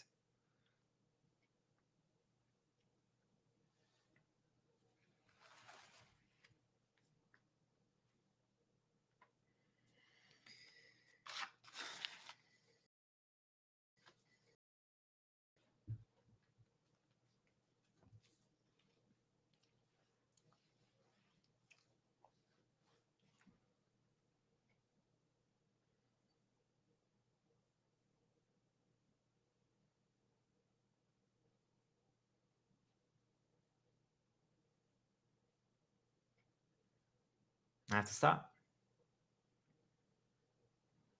I can't continue. You guys understand? Like, look, just pay attention. I mean, I've already streamed a lot, but you guys understand? Like, I wanted to talk about some things. I can't even finish this segment.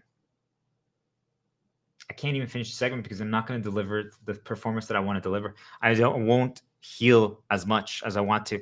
I'm not dark consumed. I'm just extremely disappointed that yet again, I'm just trying to help all of you, and yet they don't allow it.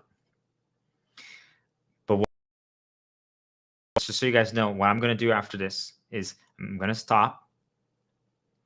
I'm going to now have to detox. I'm now going to have to completely purge and cleanse my entire memory totem. What does that mean? It means I have to do a million different memories and musics and songs and write about other things to completely purge all this recency that I just put up in my head. All of it. I have to completely eliminate all of it. Every single thing. Do you guys understand what I'm trying to tell you? Every single thing needs to be completely eliminated. It has to cease to exist. Because otherwise, they're going to nonstop just keep reinforcing bullshit in my head. Do you guys get what I'm trying to tell you? That is how serious the fucking game of life is. It's all mental torture. The majority of you don't have to deal with this because you guys are not a threat. You don't do anything. You do their storyline. You guys need to start. So I don't know if I'm going to stream tomorrow. I'll try, but I don't know. Truly, this could cause disruptions for a long time. This might ruin it for a long time.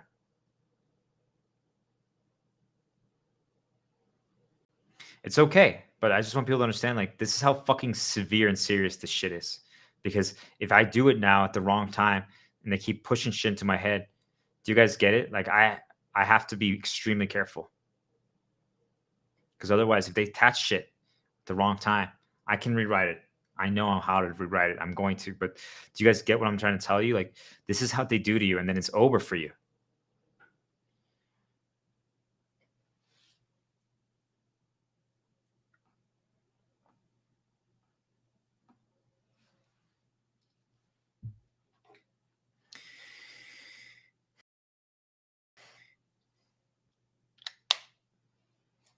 Ask yourself, guys, what did I really do that was so bad? What did I do that was so bad?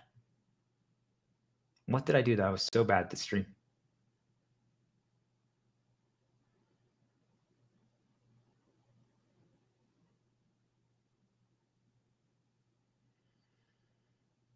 Why do I have to be tortured? You guys have no idea. This is happening to all of you. Maybe not as much, but it's happening. And yes, it's just a reminder to heal, but it's not okay. You guys get it? One negative mental nudge. One. I do not tolerate one. And yet you guys are walking around completely destroyed and devastated. Once you're healed, you don't even tolerate one. I'm ending my stream because negative mental nudge. Yet you guys are walking around destroyed.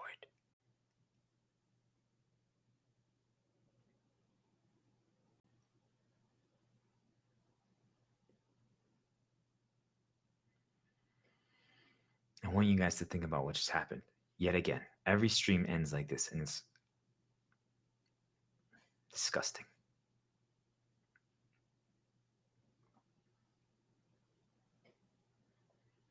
This is the world we live in, and none of you are taking it seriously. We tried the nice approach, now we try this approach. But again, think about how I'm changing my approach because of what they did to me. Do you guys see? I'm not going to get dark consumed because I'm going to immediately now rewrite it and interrupt it, but I need to get off stream. This is how each and one of you, like if you're not healed, if you don't know how to do interrupts and change your paths and all this stuff like that, do you guys understand that this is how you become dark? This is how you get controlled. If I was one of you guys right now, I would do every single thing that they put in my head now. Because you wouldn't know how to create a new shield and you wouldn't be protected, you wouldn't have interrupted. So that means that now everything that I would do would be fully their decision. Oh, I want me to drink this Darth Vader thing right now. Hey, I think I'm gonna just like walk by my brother's room and just make a noise. That's what popped up into my head. Oh, also my brother got mad. Why did I? It's because they wanted me to do that. Do you guys understand what I'm trying to tell you? This is how they poison and corrupt the entire world. They do some shit like that, and then there's a reminder, and you get poisoned. And then you just destroy everything around you without you even realizing that you're doing it. But, so what I'm going to do, I'm going to write my lessons. What are my lessons? Never try that again. It's not worth it. It's never worth taking a risk for you guys. It's just not. I'm sorry. I wish it was. I would love to. That's what I basically showed you guys what I want to do. I want to create something like that where you guys can believe and have hope and I can heal you like that, but I can't. They're never going to allow it. It's not possible. It's not. I can never do anything ever again. Yet you don't. What's it going to take for you to finally start? Take the first step. I gave you everything. I'm sorry we're ending on a somber note. It's time. Have a good night, guys.